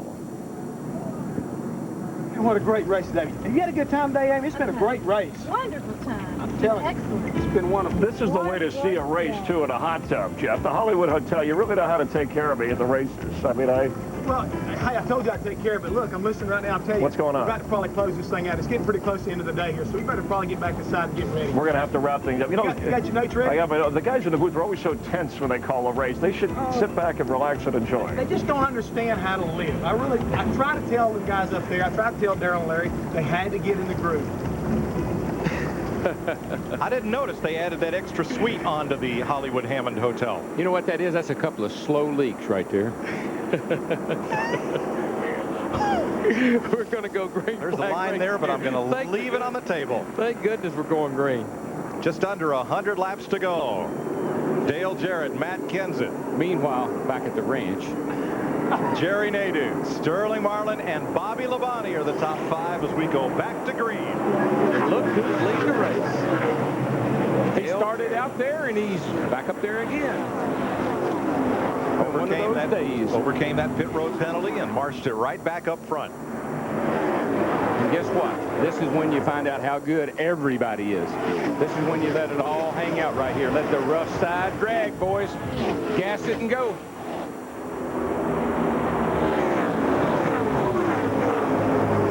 Old Junior would call me up and say, Darryl, you want $250,000 or you want $75,000?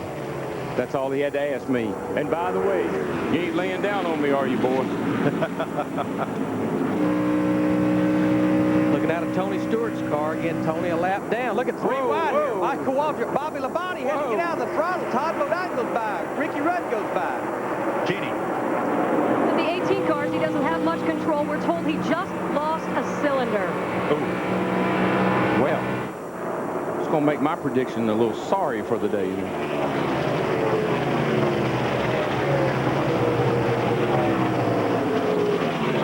Bad news for Bobby Labonte. Now, that engine's still running, but running on 7 But you know, this is kind of reminiscent of last week when they had a problem with that thing, and at the end of the day, it was barely running.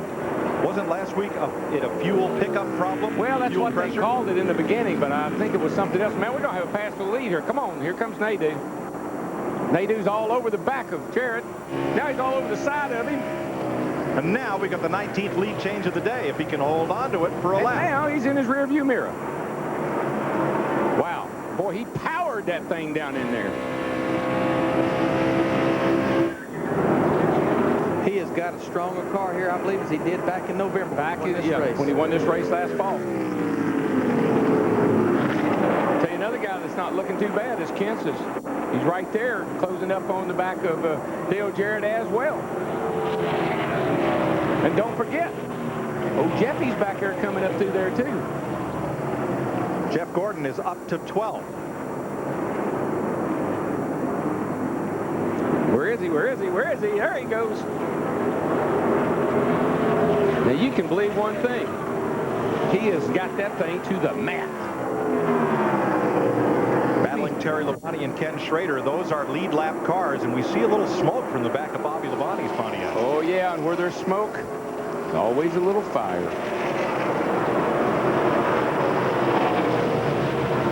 .32's off the pace on the pit lane. Trouble for Ricky Craven. He's had a great day. And that was a lead lap car. Jeannie? Well, I'll tell you guys, it's been a tough couple of laps for the 32 car. It started out with an oil pressure problem, and now they believe they may have blown a cylinder as well. It's all those low gears, Larry. I told you yesterday you can't turn these motors 88, 89, 9,000 for 500 miles. This ain't no 400-mile race. And this is a hanging RPM. We've seen it on the telemetry. It don't lose many RPMs in the middle of the corner. You're at max RPMs when you cross the start-finish line. It just gets up there and hangs. It just hammers those valves. I don't know why these boys won't believe what I'm trying to tell them. I told them that yesterday. Sterling Marlin has gone past Matt Kenseth. That's for third place. You see Marlin on the left of your screen. And let's get an update on Dave Blaney from Matt. Dave Blaney sits quietly but very frustrated in his race car. They replaced the hub. When the car came in, all the lugs were missing. They took the hub off, put a new hub on. Right now they're running the rear end just to see what it looks like before they put another tire back on. Now Tommy Hubert's going to put a tire on. They're going to discuss whether to send him back out. It looks like it, but a very tough break for Dave Blaney. He's fallen to 39th place, sitting behind pit wall while repairs are made.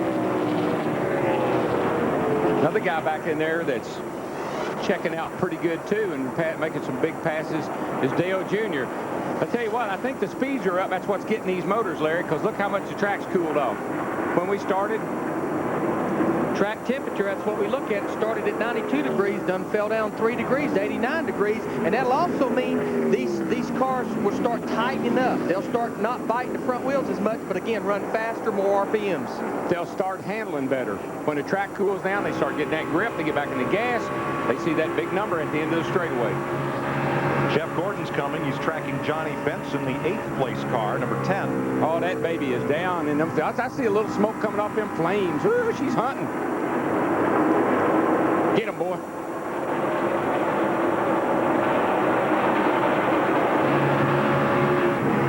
They'll work past Michael Waltrip, who is laps down. It's the Napa onboard camera from Waltrip.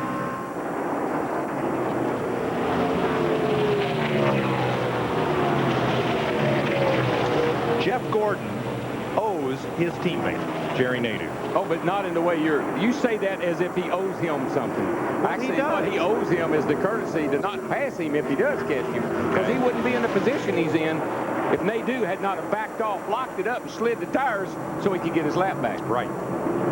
So he owes Jerry Nadeau a favor. Right now, he's almost 8 seconds behind his teammate, Jerry Nadeau. But one thing we hadn't talked about, when that last caution come out, everybody still will have to make a pit stop. If it should stay green, everybody will have to pit. And Nadeau started up on the front. He's in clear traffic. I mean, he doesn't have anybody in his way. And Gordon's got to come through everybody to get to him. So he's got a monumental job ahead of him to get up there and race him for the win. Chevy, Ford, Dodge, Chevy. At the front. How'd you like that? Monumental. Monumental. Hey, I ain't no slow leak like them cats down yonder are. Clear. All right, let's cycle back here and look at the intervals behind Jerry Nadeau. First, Dick Bergman. In the Human Resources Department of this afternoon's Big League Automobile Race, let me tell you what a crew chief is and what a car chief is. Crew chief's a guy who has to take care of the media. He has got to make all the calls about when the car comes in, what they're going to do to it on pit stop. The car chief is the guy who handles just the mechanical end of things. Well, the car chief on car 25, driven by Jerry Nadeau today, ordinarily is Gordon Gibbs. But when Tony Furr, the regular crew chief, was suspended for 4 weeks for a violation at Daytona, Gordon Gibbs was told, you will now be the crew chief as well as the car chief. Well, Gibbs hates his new job, even though his car is in the lead. He said he really doesn't like it. He likes having wrenches in his pocket. He doesn't like having to deal with us in the media, the pit stops, or any of the rest of it. He is most anxious for Tony Furr to return. I don't know. He may change his mind if he wins this thing, Mike. Let me explain something to you. All the races I won, I had one guy that did it all. I mean, I don't know about this crew chief, car chief, and all these specialists. I had one guy and he had to do everything. But what happened, it's become a lot like a football team. You've got the head coach. He's the crew chief. He's the one that kind of looks over everything, and he's got to surround himself with a good defensive coordinator, good offensive coordinator. If, for whatever reason, the head football coach gets sick or gets fired or whatever, one of the coordinators steps up and he becomes the head coach. All right, now, is Jeff Gordon coming? Last lap, Gordon was 9.8 off the lead. Now he's 10.5. So he's hung up in traffic. He had a really tough time there with some traffic. And a couple of cars boxed him in, and he had to back out of it for a little bit there. I'm not sure what the problem is now, though. Bill Elliott's fought hard all day, and that number 9 Evernham Dodge, 17th place, a lap down. His car, Gordon's car, still looks like it's pretty fast to me. Dropped to the bottom and got around Bill Elliott. And we check that interval and see what that does.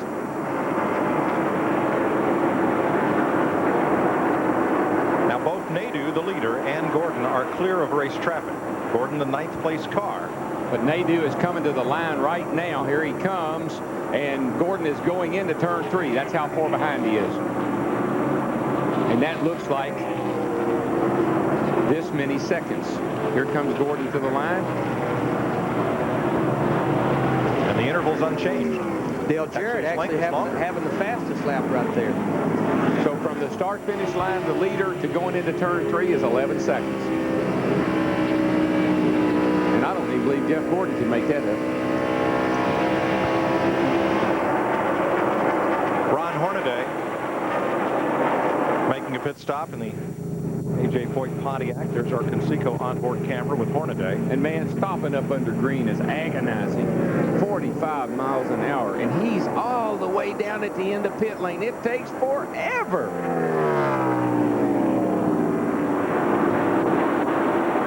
Going to look at left side tires on Hornaday as you watch the 2 leaders, Nadeau and Jarrett. Dale Jarrett searching around a little bit. He'll run right up against the top of the racetrack. Then he'll move to the kind of the middle of the racetrack where Jerry Nadeau's running right there, just searching around. Todd Parrott giving him lap times. There you see moves to the top side of the racetrack in 1 and 2, trying to see where he might be a little stronger, where Nadeau might be a little stronger. Well, there's your 1st and 2nd place car, and really not all that far behind them comes the 3rd place car of Sterling Marlin, and then not too far back from that guy is O'Dale Jr. He's been putting them down, picking them up pretty good, too. 8th place, Jeff Gordon going past Johnny Benson.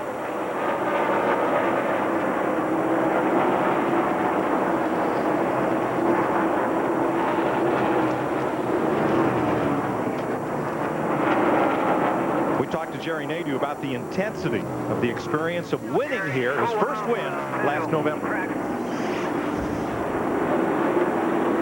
Yeah, it was pretty cool. I mean, the last 7 laps was amazing. I told my spotter right before the green flag, I said, make sure you give me a rundown of every lap till the last lap.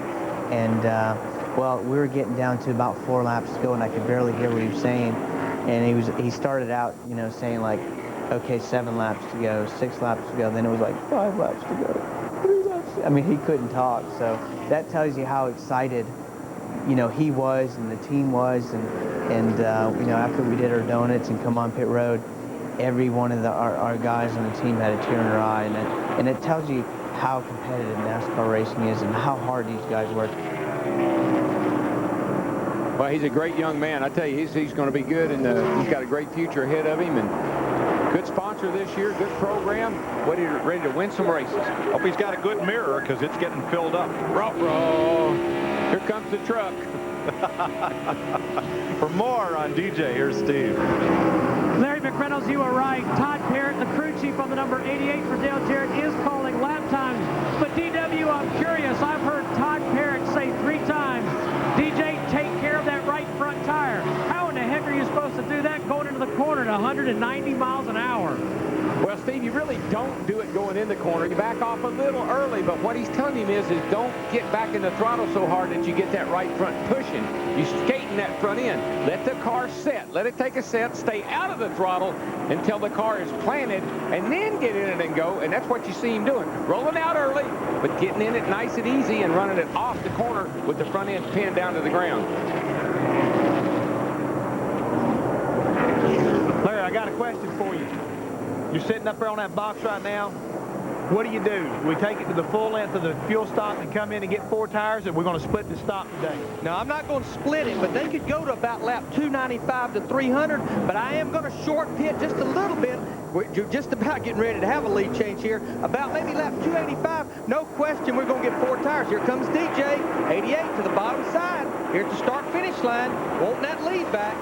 Now, let me tell you two guys something. Like I told you last week, he just got the lead there. You come down pit road at 45 miles an hour, I'm going to lose a lap. And I don't want to be a lap down when that caution comes out. So y'all going to have to sit on that hot stove down there and sweat a little bit. But, Darrell, you got to trust me on this. And I want those fresh tires a few laps earlier than my other competitors. Trust me. All right, remember one other thing, Darrell. Remember one other thing. I've already got it now on tape. I heard you a minute ago. One guy does one thing. Let that crew chief right there sit on that stove for you, buddy. He'll take care of it. Ron Hornaday just came back down pit road for another stop. Well, my car's so good, I just wanted to call in and quiz you a little bit. I want to be sure you know that you're making the right call. And I bet you one car that will come to pit road early will be the 24 car. He knows because he had that fuel problem earlier.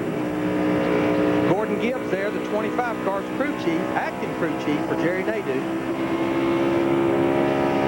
Well, it's becoming overcast, and the track, I'm sure, is going through a huge change right now. That can make a big difference. It seems to have made a huge difference in Dale Jarrett's car, for sure. By the way, Ron Hornaday's car pushed to the garage where it will join Mark Martin, Kyle Petty, and Steve Park. What's wrong with Hornaday, Dick?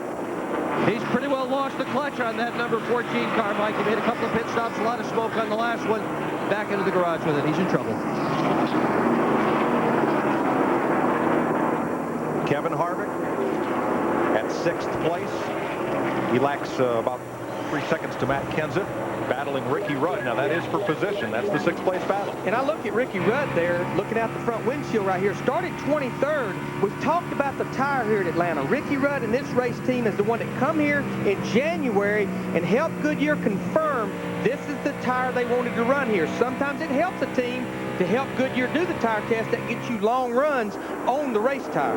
Yeah, I don't say it helps the team. It absolutely is a big advantage, and that's why they have to rotate around a lot of different teams and let a lot of different teams do the tire test. We used to do them at juniors, and I always had an advantage when I went to a racetrack when they had a new tire. Now, this tire will be used at a lot of the intermediate-sized tracks this year. In fact, more tracks will use this tire than any other particular tire construction that Goodyear's come up with this year.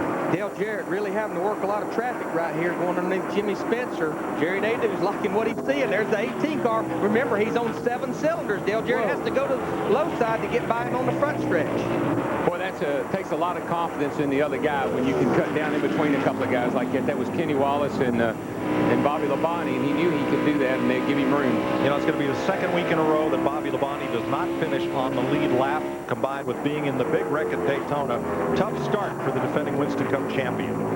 Matt? The temperature is dropping down on pit road. Gordon Gibbs and Jerry Nadeau were talking over the radio about what they're going to do on their final pit stop, which they would like to see around lap 280 to 285. They will make a significant adjustment. Moments before, Gordon had all the guys huddled around with their headsets off, talking about the changes that they will make.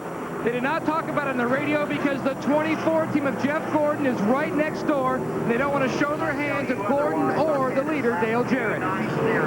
Noticing one thing a minute ago when they were showing that shot. The gentleman was talking to Gordon Gibbs. Is Ken Howes. He's been with Hendricks for a long time, worked with some of their GTP cars. Very, very smart guy. Understands pit strategy very well. Now, Jeff, one thing I know they won't do, I don't think they'll do with success, is even with about 25 or 30 laps to go, they will not try just 2 right side tires, because Goodyear has toughened this right side tire up. It's really been making those left side tires work and wear. Wouldn't you agree? I definitely agree with that right now. If you don't get 4 tires here today, you're going to shoot yourself in the foot, and your driver's going to come looking for you, especially if you're leading this race. I know DW wants 4 tires. Well, it depends on where I was running. I just got to tell you, if I was back in there somewhere and I was pretty good, just decent, I didn't have a shot at winning it, I'd roll the dice. I'd come in, get me 2 tires and a splash of gas, and I'd get to the end. Now, I know I'm going to get outrun, but I'm going to have such a huge track advantage that they're going to have to catch me. You're going to have a track advantage. They're going to catch you, all right. They're going to run all over you is what's going to happen. I tell you, a guy that's in the picture here, guys, don't count him out, is this little guy right here, Dale Jr. He's been moving up through there. He's in 4th place. 17's right there with him, Matt Kenseth, and Sterling Marlin is right ahead of him. Got some cars that are still in this race. Look, that's Kenseth right back there. He's just drafting Dale Jr., and they're making pretty good time right now. And it is so good for everyone in this sport to see Dale Earnhardt Jr. have a strong run. He's carrying the team this weekend. Park's out. Michael's had trouble. It's Dale Jr.'s time to shine. But this is the man they are all chasing. Twice in a row. Trouble over here in turn 3. Flaming Kenseth slides, hits the wall. Boy, that's ugly. That birthday cake had way too many candles on. Yeah, Look at all the smoke inside that car. Man, that's an oil fire. He's got the window net down. He wants out of there. Come on, buddy. Come on, hop out of there. He's okay, Darrell. He's got the Hans. He's got the Hans on. That's this device right here. You can get out with it on. That's the Hans device he has on. He got up out of there. Caution, of course, is out at lap 275. See, that's what people don't realize. When you got to get out of there, you got incentive like he had to get out of there, you'll figure out a way to come up out of that thing. That looked like, never mind birthday candle, that looked like a Roman candle. Oh, that was turn 3. That was ugly, Mike. I mean, that's an oil fire. That's what happened. The engine blew and just got oil all over the headers, and the thing caught on fire. From Dale Earnhardt Jr.'s bud cam. See a little smoke coming out of it? Then she just ignites like a Roman candle. I'd say the whole bottom end come out of that motor, and this is the second Roush car that has blown up today, plus Jeff Burton, another Roush car, is out there on 7 cylinders. Too much gear. And they will pull some low gear. Oh, they will. They'll pull lower than anybody. Whoa, look at that. That's not a fuel fire. That is an oil fire. Looks like John Force going down the straightaway on a drag strip.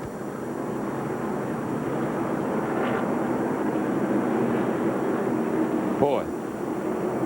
And of course he's already getting the window net down. He's got the window net down, and the smoke is, I'm sure, is just about to choke him to death. But you can see that oil coming out underneath the car and going on those hot headers. Those header pipes under there are about 1,500 degrees. And Bobby Labonte's race may not last much longer. He's puffing out both pipes. With 50 laps to go, I think it's on its dying leg. Well, that's the same thing. That's how it looked last week. And he'll probably nurse it to the finish, but obviously out of contention. I can't predict blown motors. I'm just sorry. Pit road's open. Critical pit stops right here. Where is Jimmy Spencer going into 26? Don't know. He's racing, man. And he's not even on the lead lap. So no, but if he keeps doing that, he will be. He'll be on the lead lap of everybody. All right, let's go to Matt. The 25 car of Jerry Nadeau hits first. They're going to make significant changes. A wedge and also track bar adjustment. 4 tires. Shane Parsnell already dances across the front. Tony Ham to the left rear. Let's go to Dick Bergman in the 8 pit. Dale Earnhardt Jr. here with him on the pit road. Going to take 4 tires, just like you guys in the booth said they were going to. Let's go to Steve. Dick, no adjustments for Dale Jarrett, just 4 tires. He's out at 15 seconds flat. That's world class, and it puts him back in the lead. And one thing that helped his pit stop, he was at an end pit. How you pick your pits is by how you qualified. All he had to do is move about 10 feet to beat all those other guys out. Plus, they had a good pit stop. Darrell, those end pits are asphalt. The other pits are concrete. Is there any difference in getting launched from that pit? Yeah, maybe a little bit, but I actually think he's back on the concrete. And the only thing wrong with that pit is when you have to pit under green. Flag stop. A caution flag, yeah, a caution flag's great. That's where you want to be, but man, it's a little tough there under green. Uh-oh, Kenny Schrader, look at that. Catch can. You know, he's got it hidden in there nicely, though. I barely can see it. You sure that's not a can of dog food? The cat's can't go away, but this smoke's not going away. No, he's well, I think he's coming down pit road. Yeah, I think that's a can of dog food back there. And what's holding that thing in there, there's a little probe, and that's how you open the vent that lets the fuel flow into the fuel cell. And there's a little penalty waiting for him when he comes back to remove it. That's how you let the dogs out. Jeannie is with Bobby Labonte's car.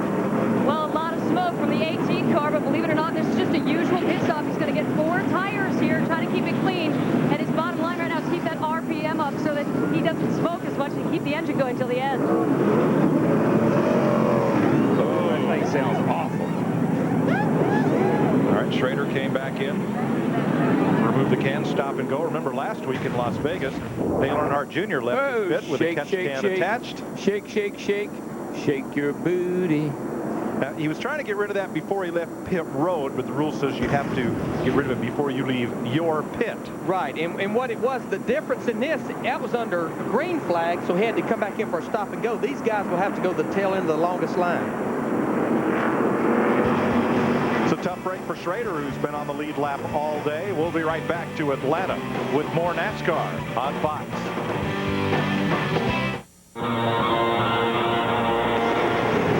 Live from Darlington next weekend.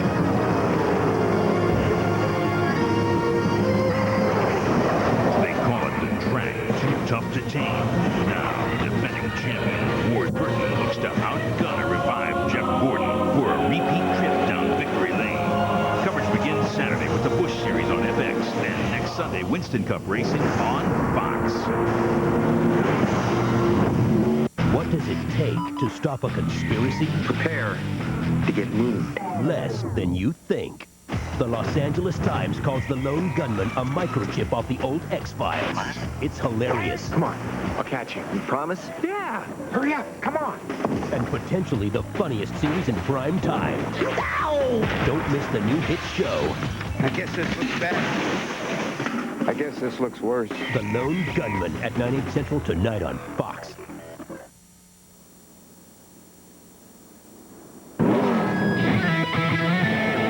Last November, right here at the Atlanta Motor Speedway, our own old DW finished his stellar career.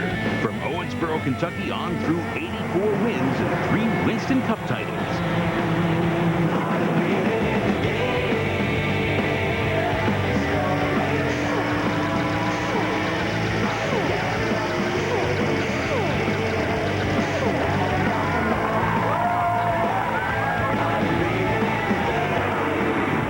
Was it hard to come here last November knowing it was the last time you'd climb in that car? Well, it really was.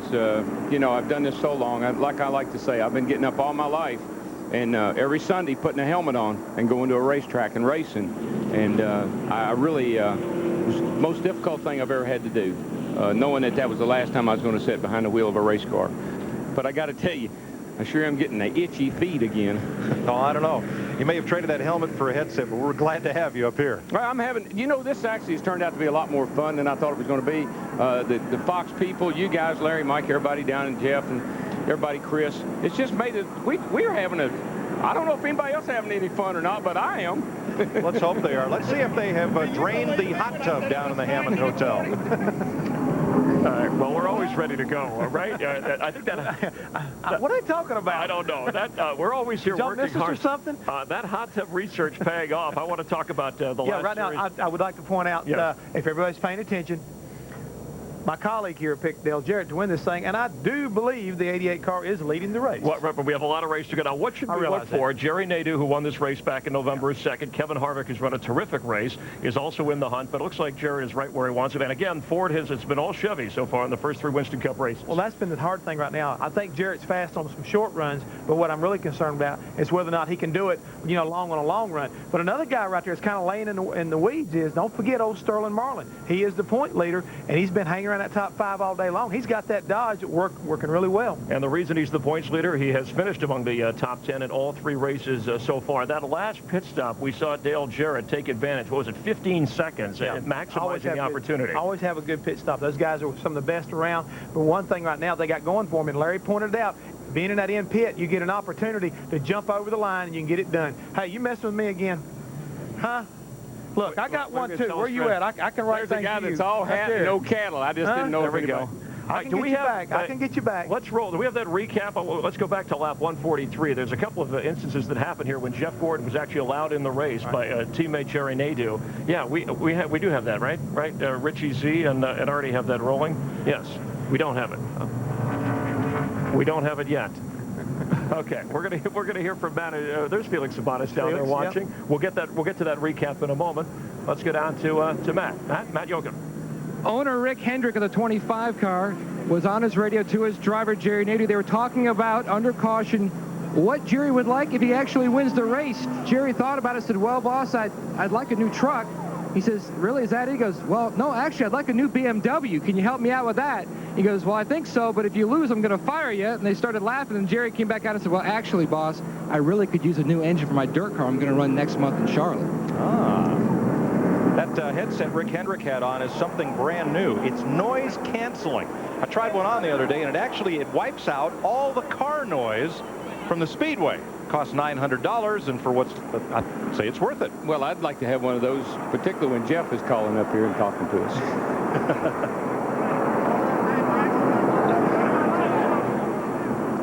Well, there's old Smokey. Yeah, you got old Smokey beside you, too. Don't forget that, Mike. I'm listening down here. I'm paying attention.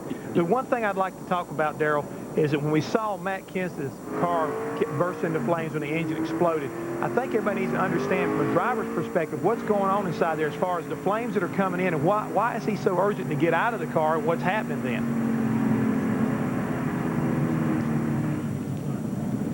I mean, look at out of the race. In 5 of these 6 cars that's out of the race has been blown motors. Darrell, we've talked about it. We talked about it early in the race. RPMs, hanging RPMs, not RPMs just spikes up there, gets up there, hangs at that 88, 8900, just more than these motors can take. Yeah, what we're talking about when he talks about hanging, it's the harmonics. It's like holding a streetcar engine wide open. You can rev it up all you want to, but when you hold it up there at a certain RPM for a long period of time, things start to harmonic. When they harmonic, they break. Buckshot Jones back on pit road, and again, the hood goes up on that Petty car. He's made several pit stops. Let's get a further update on Bobby Labonte from Jeannie. Yeah, the 18 car very disappointed right now because it is deja vu all over again. Bobby Labonte saying the car feels exactly like it did last week when they had the fuel pressure problem and he stayed out a few laps and then blew a piston. They're literally going to have to go back to the shop, guys, and go through the box of parts and figure out if they have a bad batch, and that could be the problem. But, Darrell, my question to you is, how can he keep going out there? He's smoking like a cigar, and he's down a cylinder. Well, he can keep going because he's got 8 of them. He's only used up a couple so far, so, you know, if he doesn't run out of cylinders, he'll be all right. But what they've got is that probably exactly what you hit on there is a bad batch of pistons, possibly, and they're burning these pistons. Seen it happen in the past. Start a new season, you get all your new parts in inventory. First thing you know, you go look in that bin number. That particular set of pistons was made, but a whole bunch of others, and you go through them and you throw them all away. And what will drive these engine builders crazy till they figure out what the problem is, they're liable to have 7 or 8 race motors already built, ready to go for 3 or 4 races in advance. They have to find out, go back and tear all those motors apart. He continues to come to pit road more and more, just trying to nurse that thing for these last 45 laps. But until they can figure it out, it'll drive them crazy. And what he did that time was just roll through to go to the tail end of the line. Labonte coming back out, and also there's Robert Yates, also a renowned engine builder, in addition to owning the Jarrett and Rudd cars. Hut Strickland also made a pit stop with 1 to go. Next weekend, historic Darlington, South Carolina. Qualifying on Fox Sports Net Saturday, the NASCAR Busch Race and Winston Cup practice on FX. Then Sunday, on the net, NASCAR This Morning and NASCAR Victory Lane bookend our coverage on Fox of the NASCAR Carolina Dodge Dealers 400. Be with us at 12:30 p.m. next Sunday, Eastern Time.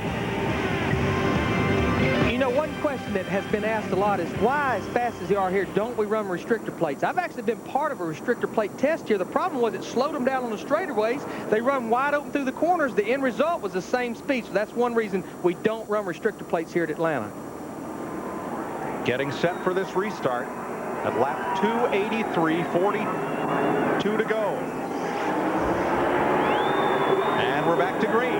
Dale Jarrett, Jerry Nadeau, Kevin Harvick, Dale Earnhardt Jr., and Johnny Benson are the front 5. Just real quick, while we get up to speed here, you think about the 20 car. He had the same motor program. He hadn't had any trouble.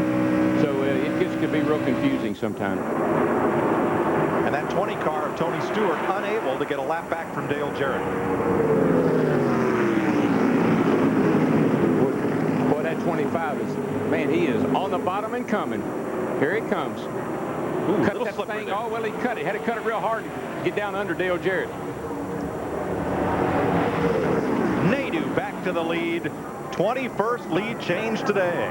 And here comes Harvick. Here comes Dale Jr. We got ourselves a pretty good little hot rod race here, boys. We're not going to do any noise canceling, Darrell. We're going to let the folks at home feel what it's like to be at a Winston Cup race. The pictures tell the story, and you'll feel the power if you crank it up.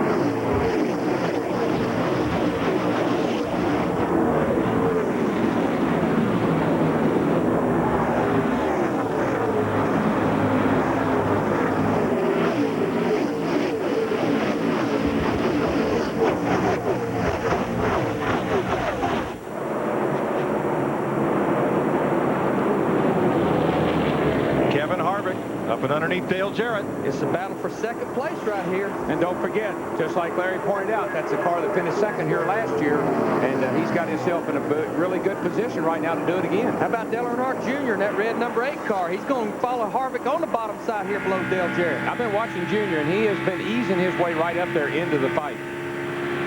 Doesn't Dale Jarrett's car seem best the longer we run under green, but just after a restart, he's not the class of the field.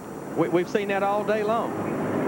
And Nadeau has shot out there to a pretty good lead, and it's kind of like that story we always talk about, good on long runs, but you can't let that leader get too far away. Speeds as of this instant, along with our Fox ticker, as Kevin Harvick tries to work past Dale Jarrett. And as the track temperature goes down, as it cools off out there, you see these speeds are getting higher and higher and higher. There he is. The Flames is back in the picture there. This is a battle for the 5th position right here. Jeff Gordon coming to a little money last week with that $1 million trying to get the second win this 2001 season. And we know that thing will run because we saw him lead this race until he ran out of fuel. If I was driving that 25 car, I'd be looking in my mirror saying, here come my teammate. We've been told that the track temperature is down to 79 degrees. These old motors, these old chassis, they're just loving that cool racetrack right there. Oh, yeah, the cars handle better. Started out with 92, down to 79. That's a big change in track temperature. Here comes Gordon having a look at Marlin. Marlin instead's going to go after Earnhardt Jr. Sterling's car is really good on the bottom. Now, last week on the last pit stop, they made a change in Sterling Marlin's car and went backwards. Whoa, he squeezed up there in front of Dale Jr. Matter of fact, he didn't quite make it. 31 just bounced off the wall, guys. Caution's out. Looks like everyone will get past Mike Skinner. Same thing we saw happen yesterday, Mike. The speeds go up, the track cools down, and you start running faster, and they get up in the wall. They will come back to the line, and I don't see a lead lap car in touch with the leader. Stewart was the first of those lead lap cars, and he's pretty well back. Gordon and Earnhardt Jr. Jeff Gordon is deciding that he might want to race people back to the line, and that's, wow, usually something we don't do. Darrell, I believe that he and Earnhardt Jr. were side by side as that caution came out. Gordon trying to get that position worked out as they came around. Normally, you kind of, if you're not racing anybody, you just kind of hold your hand up and hold your position. There you see Skinner right there, all the way up the top of the racetrack. Gets up in that gray stuff. Just not enough racetrack up there. Just as turn 4, gets a little bit loose up there, up in that stuff where you can't have no grip, Darrell. No, and you see all the dust and the dirt and the rubber, and there's nothing you can do. I tell you, the wall down there in the middle of 3 and 4 is black where people have been rubbing up against it. From the Lowe's onboard camera. Gets in just a little too high. Oh, the back end snapped around this a little bit. He was lucky nobody ran over him. There was a bunch of cars right behind him. Look at this wall. Man, this thing was painted last night. It was fresh this morning. Now, Darrell, we've only run 8 laps, but we got 30-something to go. I'm going to give you 4 more tires. They've been running them tires hard. Let me think about that a minute. Pit road's open. There they come. Come on with them, Darrell. Staying out. Oh, Jarrett's staying out. Staying out. Sterling Marlin, Jarrett. Sterling Marlin, yeah, stayed out. And the rookie stayed out. So I was, man, I don't know. I'd have been jacking on that steering wheel. Yeah, I'm coming. No, I'm not. Yeah, I'm coming. No, I'm not. We'll see. Got to remember something. 88 runs better after he runs a little bit. So he's probably on kind of low air. We'll see if that doesn't pay off for him. Here's Matt.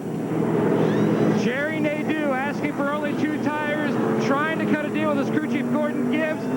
But Gibbs won out. It is a 4-tire stop. He was a little tight. They adjusted with air pressure.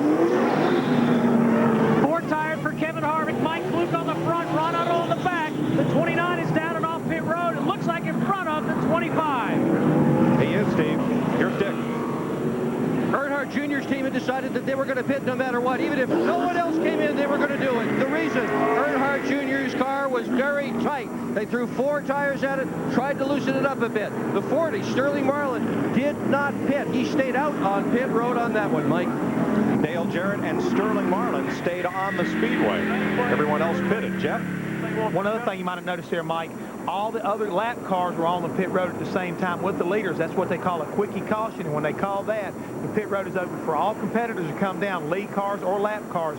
So you had a lot of congestion on pit road. That might have had some influence on those decisions of who pitted and who didn't. Yeah, quite honestly, I'm surprised they threw a caution because he got in the wall and there was nobody around him that got into trouble. But I guess they were afraid he might have gotten some debris out in the racing groove. You know, Kevin Harvick, he won the race off pit road. Again, he's got that second pit, which was right behind where Dale Jarrett is. He only had to go about 30 feet to beat all those guys off pit road. They had a good pit stop as well. We're on 1 to go. Bobby Hamilton is pitted. So is Joe Nemechek. Robert Presley is in with Brett Bodine and Mike Skinner with damage. His car doesn't look that bad. It looks kind of like some of those cars did yesterday in the Busch race, and they ended up finishing pretty good. So we'll see what happens. He's going to put left sides on it. Hey, Larry, I just want to let you know, buddy, I think 4 tires is the way to go, too. I guarantee you. You just watch these boys got 4 tires here. Matt Lee, TV time. But Jerry Nadeau sure wanted those 2 tires, though, DW. He was begging for only 2 tires. He thought that might be the trick. They went with 4. Now he says, guys, don't talk to me for the rest of the race. All I want you guys to do is clear me. They said, good. He drives better when he's mad anyways. All right, now, Dale Jarrett has 17 more laps on his tires. So does Sterling Marlin than the rest of these lead lap cars. But I know why Gordon Gibbs would not put 2 tires on this board. Different race, different week, different tire. 2 tires at Las Vegas last week burnt these guys. It did. Yeah, he tried that last week. Didn't work. But if you're going to come in, these crews are fast enough now that between 4 or 2, I'd take the 4 if I'm going to come down pit road, under caution particularly. When they come around, 31 laps to go. Can Kevin Harvick pull off his first Winston Cup win? That's Richard Childress. That's Harvick's car owner. Can Sterling Marlin give Dodge its first Winston Cup win in decades? We're about to find out as Dale Jarrett hauls him off into turn 1, trying to win Ford's first race of this season. Marlin's got his hands full with those 4 tires. What you got to remember, when you stayed out, you picked up a lot of trash on your tires. You're out there with the hot tires. It takes a little bit to get them cleaned off. Can Jeff Gordon come from 5th on this? Whoa! Look at Earnhardt Jr. Get all over the back of the Jeff Gordon in that 24 car. I mean, he just rooted him right up out of his way. That's another thing about coming in and getting 4 tires. You fall back in there, we've got to race a lot of people. Junior roughed up Gordon pretty well. Now they're side by side once again. Still there. Clear up. All clear.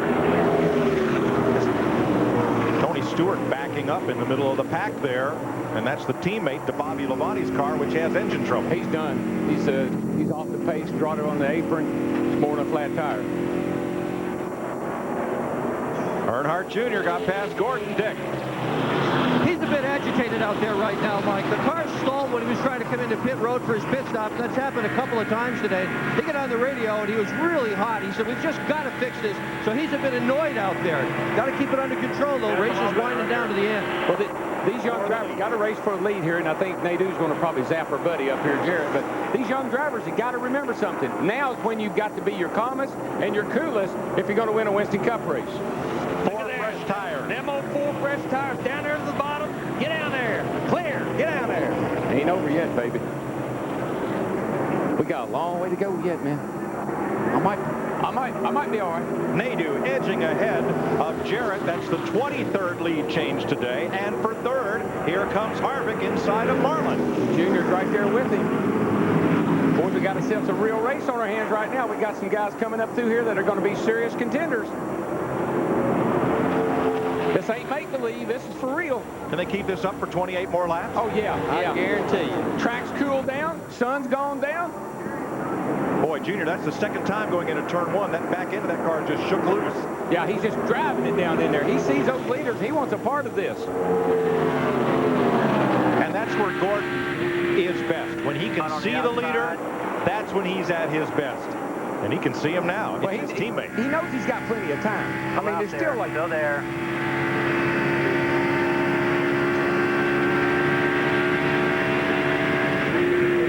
Gordon coming, but you see Junior and Sterling Marlin side by side. Clear up, all clear. Sterling either somehow the Sterling smoke for Marlin's lost car. the motor. Lost the motor. Kaboom. Caution. Caution. Okay, caution's going to be Big out. time. Caution's out. Lap 300, 8th caution of the day. Oh, it's a shame. Another good running Dodge that had a chance to win. Nadeau brings it back to the line, and for the second week in a row, the point leader falls out of the race. Yeah, that was too bad. Something internally snapped in that engine. But, boys, this is when that happens. I mean, the last little bit of these this is 500 miles. It's in one of those little short races. It's in the short track. This is 500 miles on a really fast super speedway. And Sterling Marlin just lacked 25 laps from hanging on to the point lead. Let's see what happened here. Right in front of Jeff Gordon. There it goes.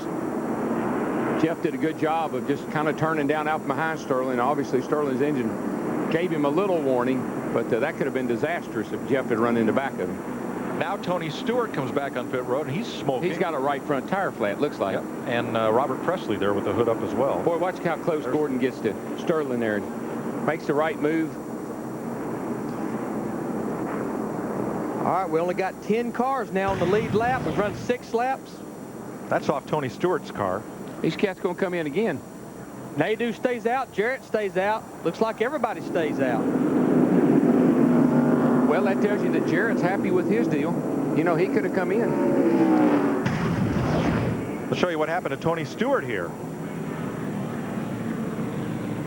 He's got a right front tire down.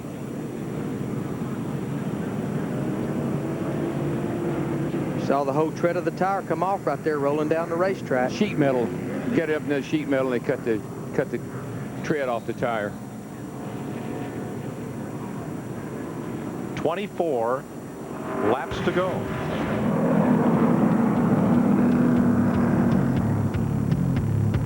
Pit stop's complete, but Sterling Marlin falls by the wayside. We'll be right back with more NASCAR on Fox, presented by UPS.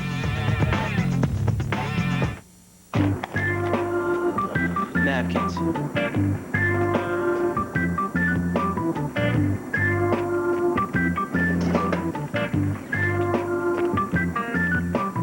The Whopper says, any food left unattended is community property.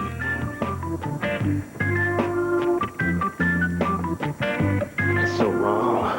In the land of burgers, the flame-broiled Whopper is king.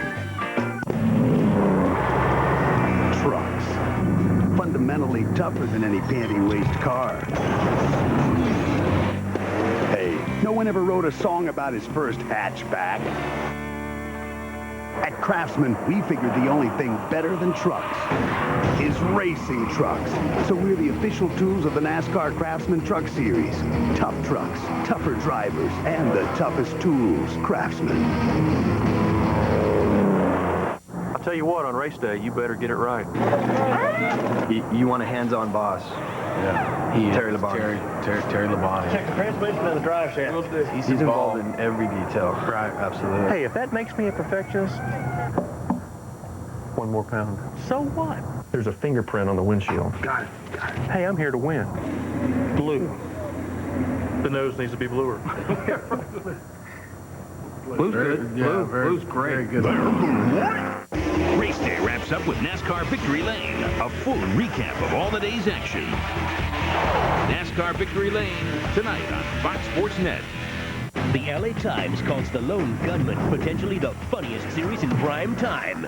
The new hit series, The Lone Gunman, at 9/8 Central tonight on Fox.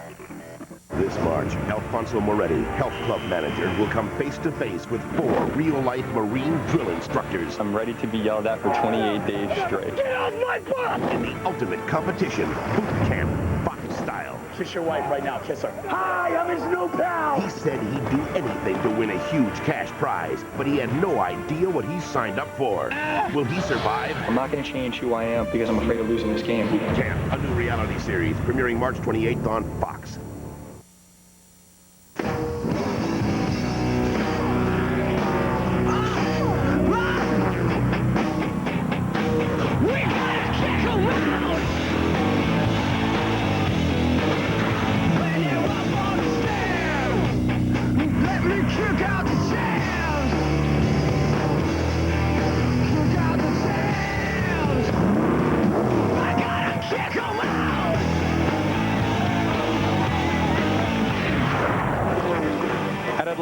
Speedway. This is what 120,000 plus came to see, a shootout.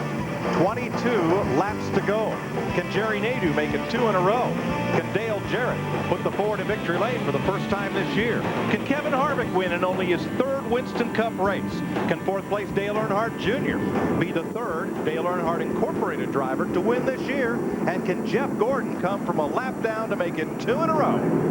Man, I don't know. I can't answer all those questions right now, but no answers. But I know it's going to be sighting. I know that. It's going to be sighting. Right behind that top 5, Reed Morton, Nelson Bowers, Tom Beard. They own Schrader's and Benson's cars, which are 6th and 7th. They all went to the University of Georgia together, so this is their homecoming, and they're going to have a pretty good finish today with both those cars. All right, Cracker Barrel 500 is set to go back to green. Here we come. Hammer down. He spun the tires a little bit, Nadeau did, but he got off fire. Got to 96. Andy Houston. Michael got in the back of him on the restart there. Spun him around. I don't think there'll be a caution. Well, he'll get going. They're holding on the flag. Looks like we're going to stay green. That's a tough place to be in for Houston. If you stay there, no caution, you lose a lap. If you take off again, no caution, you lose a lap. There will be no caution. We'll stay green. Michael got into the back of him. He shot up there, Michael did, and I don't know if maybe 96 car just didn't get going something. If this race stays green, we'll stay with it all the way to the checkered flag on Fox. Here's Gordon battling Benson once again. The 24 Chevrolet of Jeff Gordon, presently 5th. Picked up a spot for Benson that time. His car seems to be one of the few that still likes that high line. The rest of them have all kind of tried to find the bottom. He's got that good high line and got that momentum off the corner. That's how Dale Earnhardt won the race here last fall. Beat Bobby Labonte off of 4 back to the line running that high side. Who do you like now, Darrell? I like Gordon now. Jerry Nadeau, Dale Jarrett, 1st and 2nd. I'm liking him better every lap. Couple car lengths apart. I just got to get by these cats, and we're running out of time. A big old Big Ben is ticking away. Tick, tick, tick, tick, tick, tick, tick, tick, tick. 18 to go. 18 to go. And he's 1.7 seconds back. What do you think, Larry? I don't know. He's going to have to race these other guys. That's the thing. He's got 3 cars in front of him, including that 8 car of Dale Earnhardt Jr. He gets way up high. Man, turn 2 almost scrapes that wall. That just tells you how hard he's trying. I mean, he's using up every bit of the racetrack, trying to close down on the leaders.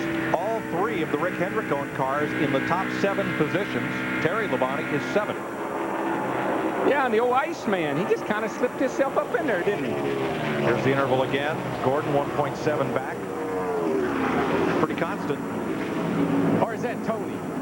Tony might be driving that car right now. No, it's Terry. Oh, it's Terry? 17 to go. You looked in there lately? It went by so fast I wasn't sure. You don't have to sugarcoat it if you don't want to.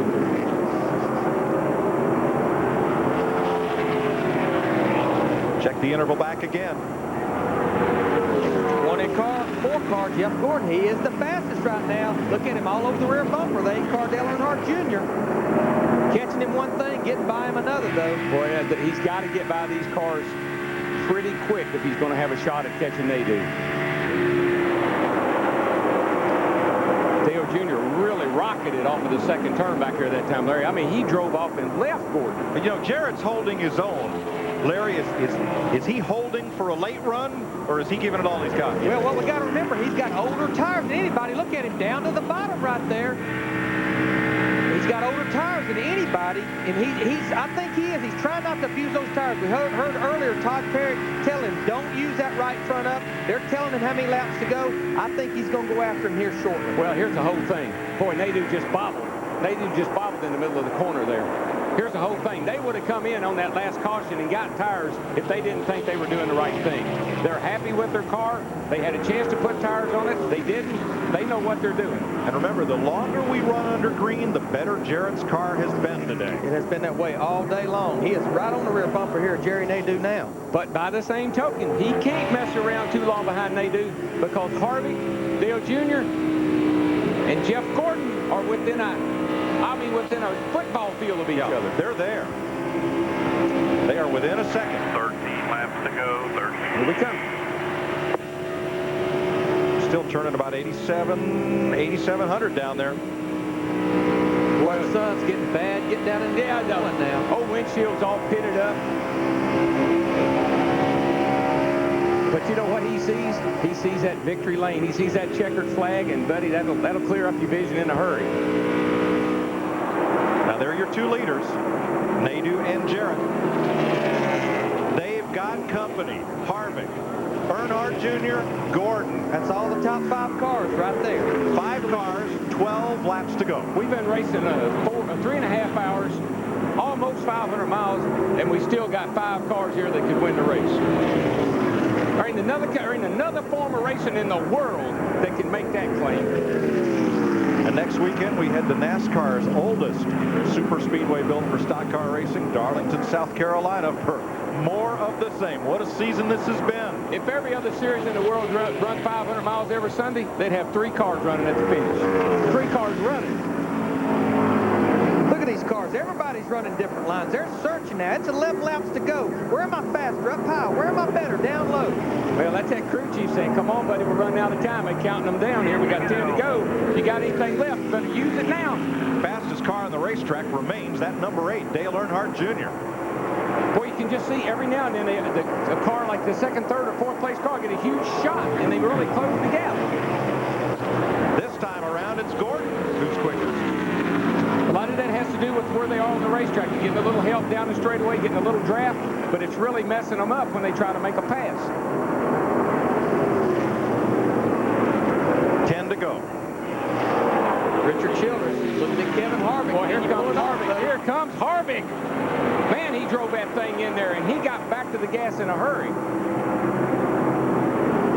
You watch him go down in the corner here. He's a little slower on the straightaway, seems like, than Jarrett is, but man, he drives it in there. Jeff Gordon, oh, look, Terry Labonte the fastest this time. He's not with this group, though. He's behind him with no traffic right now. His cornflakes have done got salty. He ain't got time to do anything. Harvick is hustling up toward those 2 leaders, but does he have enough time? He seems to have a fast enough car. He can really get into turn 3. That's where I see him making the big move. He really drives it into 3. You've heard the drivers talk about a little loose in 3 and 4, a little tight in 1 and 2. I believe that's where he is. If Jarrett's got anything left, he can't wait because Harvick's going to be all over him. He's got to go after Nadeau now. And I can't help but believe we talked about it earlier. Look at the run Harvick gets there in the 29 car off the corner. What happens when these cars get this close behind each other? You can catch them because of them taking the front downforce off. You can't go by them. Phil Jarrett got up high off the turn 2 that time, got a lot of run down the back straightaway. He's trying to high line now, but he better not open that bottom up because here comes Harvick. Boy, look at Harvick in the middle of the corner. Get under Dale Jarrett for 2nd place. That's the last thing Dale Jarrett wanted to see was somebody up there racing him when he's trying to figure out how to set that Nadeau car up. And that's the best thing Jerry Nadeau wanted to see is them too wide in his mirror. Harvick can't complete the pass. Jarrett gets a great run off the 2. That high line, he's back in the throttle. He's pulling a lot of straightaway speed. Here comes Dale Jr. up on the outside of Harvick. Dale Jarrett's going to the bottom. He says, all right, I've played around here long enough. It's time to go. Harvick's going to follow him in the 29 car. Now watch Jarrett for the lead. And they touch at the start-finish line. And around the outside, here comes Harvick. 3 wide. 3 wide. Here comes Dale Jr. They're all over each other now. Jr.'s run was blocked by Jarrett. And Harvick not getting into turn 3 as well that side. Look at Gordon getting that run. Runs up on the back of Dale Earnhardt Jr. all the way up to the top of the racetrack.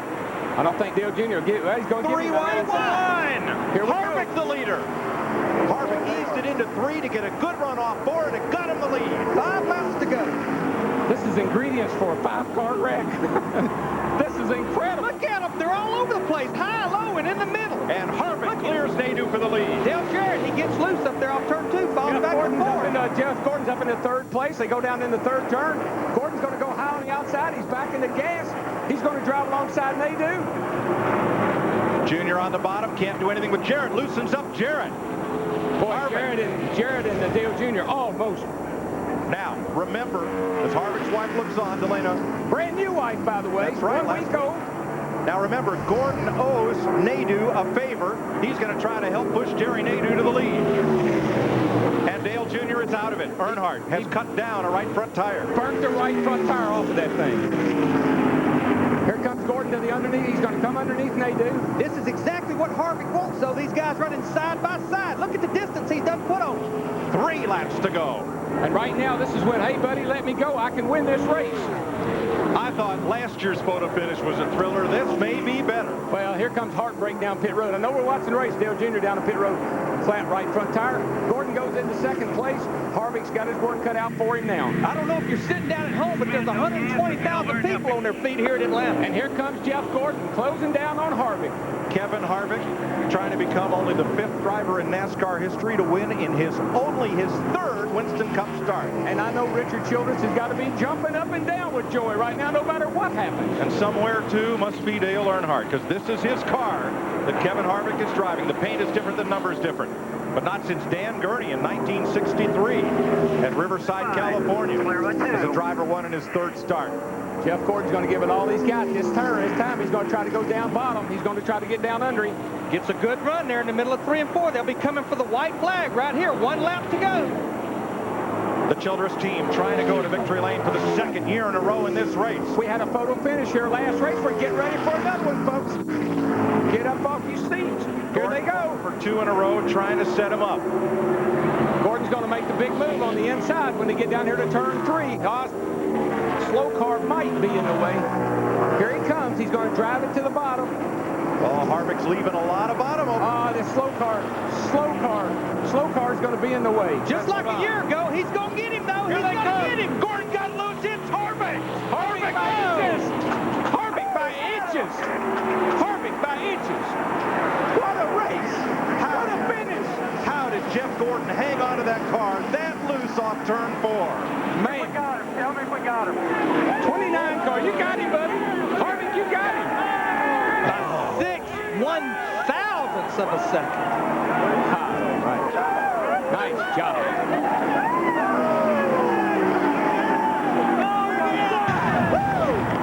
Look at this. Man. For the win. That is ever so 6/1000ths of a second. A replay of a year ago with Dale Earnhardt and Bobby Labonte. That's an incredible finish. What a job for that young man. Somewhere up there, I think Dale's smiling. And Dale is jumping up and down right now. Good job, guys. So. Where is he?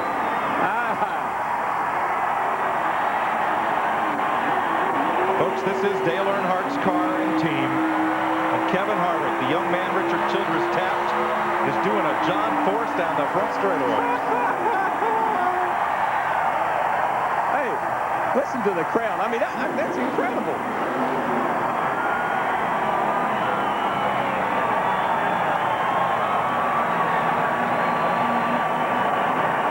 Steve Burns. With Richard Childress. Richard, what an emotional win. What does this afternoon mean to you? Hard to say. I'm just thrilled. I kept praying for Dale to help us. He did. Richard, I saw you say something to Danny Earnhardt, Dale's brother. What'd you say? Listen for Dale.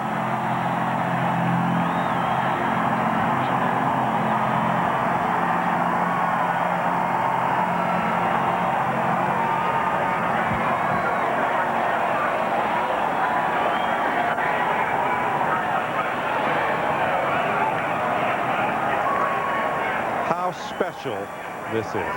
I'm telling you, I'm speechless. Just what this means to so many people. This is a win for this young man. It's the start of a great career for him, but it means so much to these people. Look at Kevin Harvick as the fans saluted Dale with the number 3 on the 3rd lap. Kevin Harvick salutes him on the way to victory lane. If I was him, I'd run that thing out of gas riding around here. What could be more fitting? What could be more special?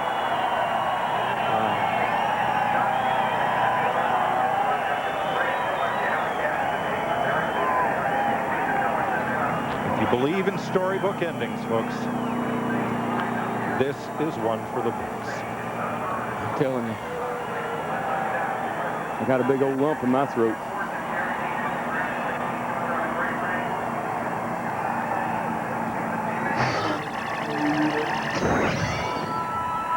Here's our Team Monte Carlo winning moment as 2 of them battle to the line. And Harvick wins by 6 1/1000ths of a second.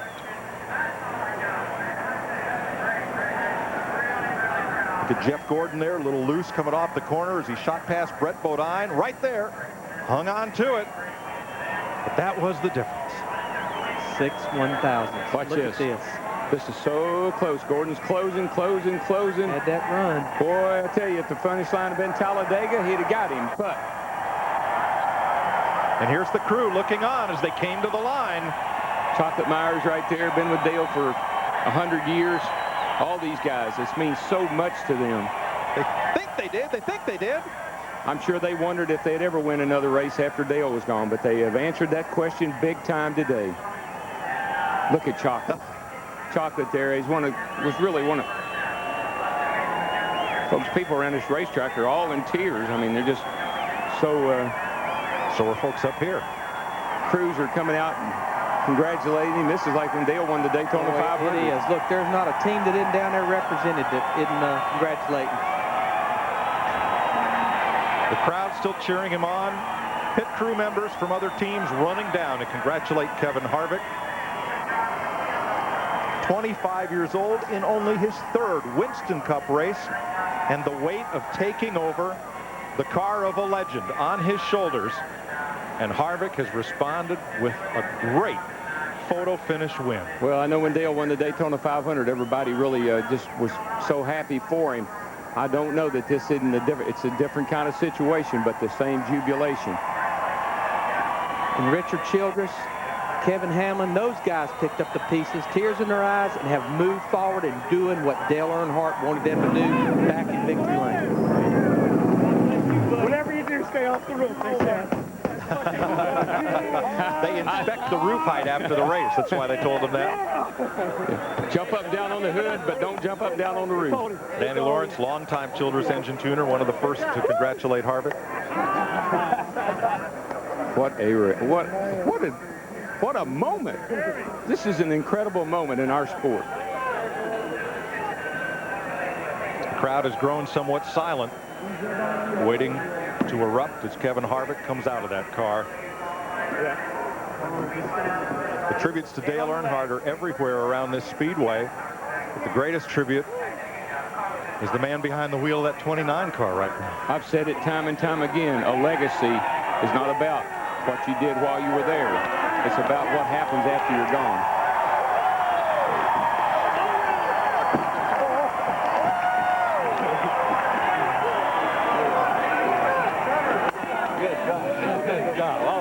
Matt Yoakum's in the midst of all that.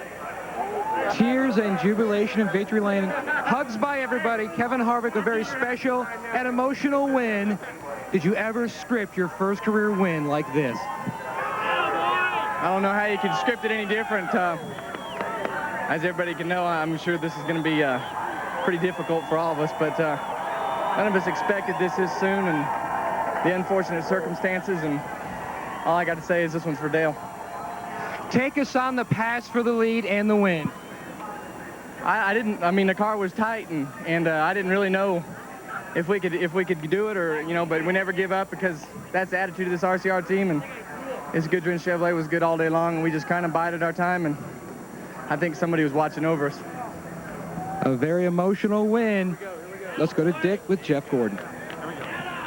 You're not ordinarily satisfied with second place, but given the outcome of today, is second place okay? As much as I want to get excited about our second place run and how great our team did, I got to congratulate Kevin Harvick and that whole Richard Childress team. I mean, what an emotional victory for them, and it's obvious that you know, somebody's watching over us right now, and that was just a great battle. You know, he did what he needed to do to win the race. He drove a great race. He's aggressive, he's smooth, and that team gave him a good car, and he made the move. You know, he took him 3 wide and got the lead, and you know, that was the move of the race right there that won it for him. And I was a little bit better than him, but I didn't think I could even get up beside him. We come off turn 4, and I got to the bottom, pulled the Bobby Labonte move, and got up there, and for some reason that you know, Goodwrench car just it doesn't know how to lose here on the last lap.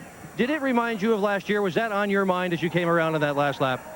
Well, I wasn't in that battle, so it didn't remind me of it, but, you know, they've got a good setup for this place, and, you know, I'm just doing everything that I could.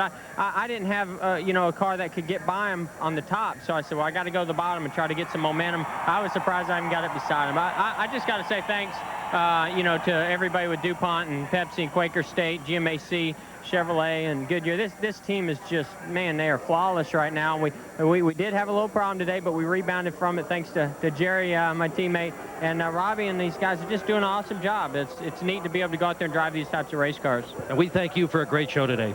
Mike Joy.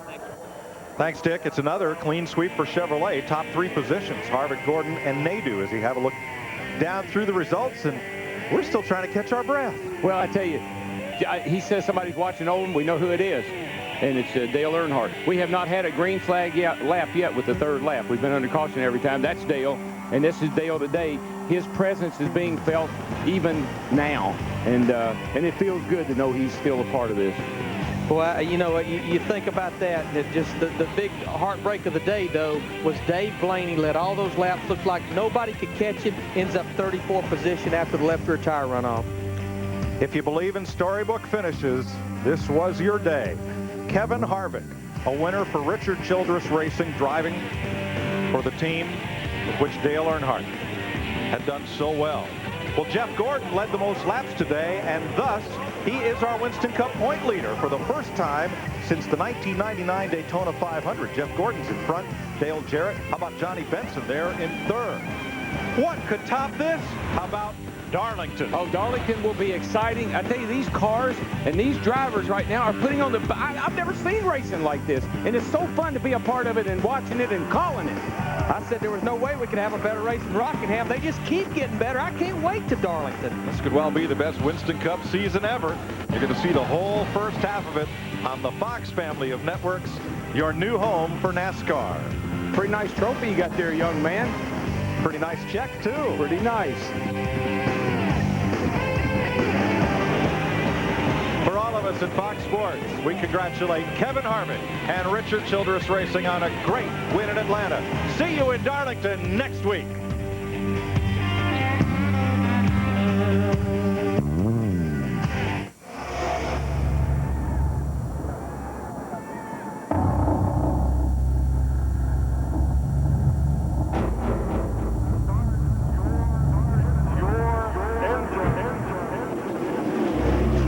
NASCAR Busch Series Racing invades Bristol Motor Speedway on March 24 for the Cheez-It 250. Good seats are still available. Call 423-764-1161. Bristol Motor Speedway. Racing the way it ought to be.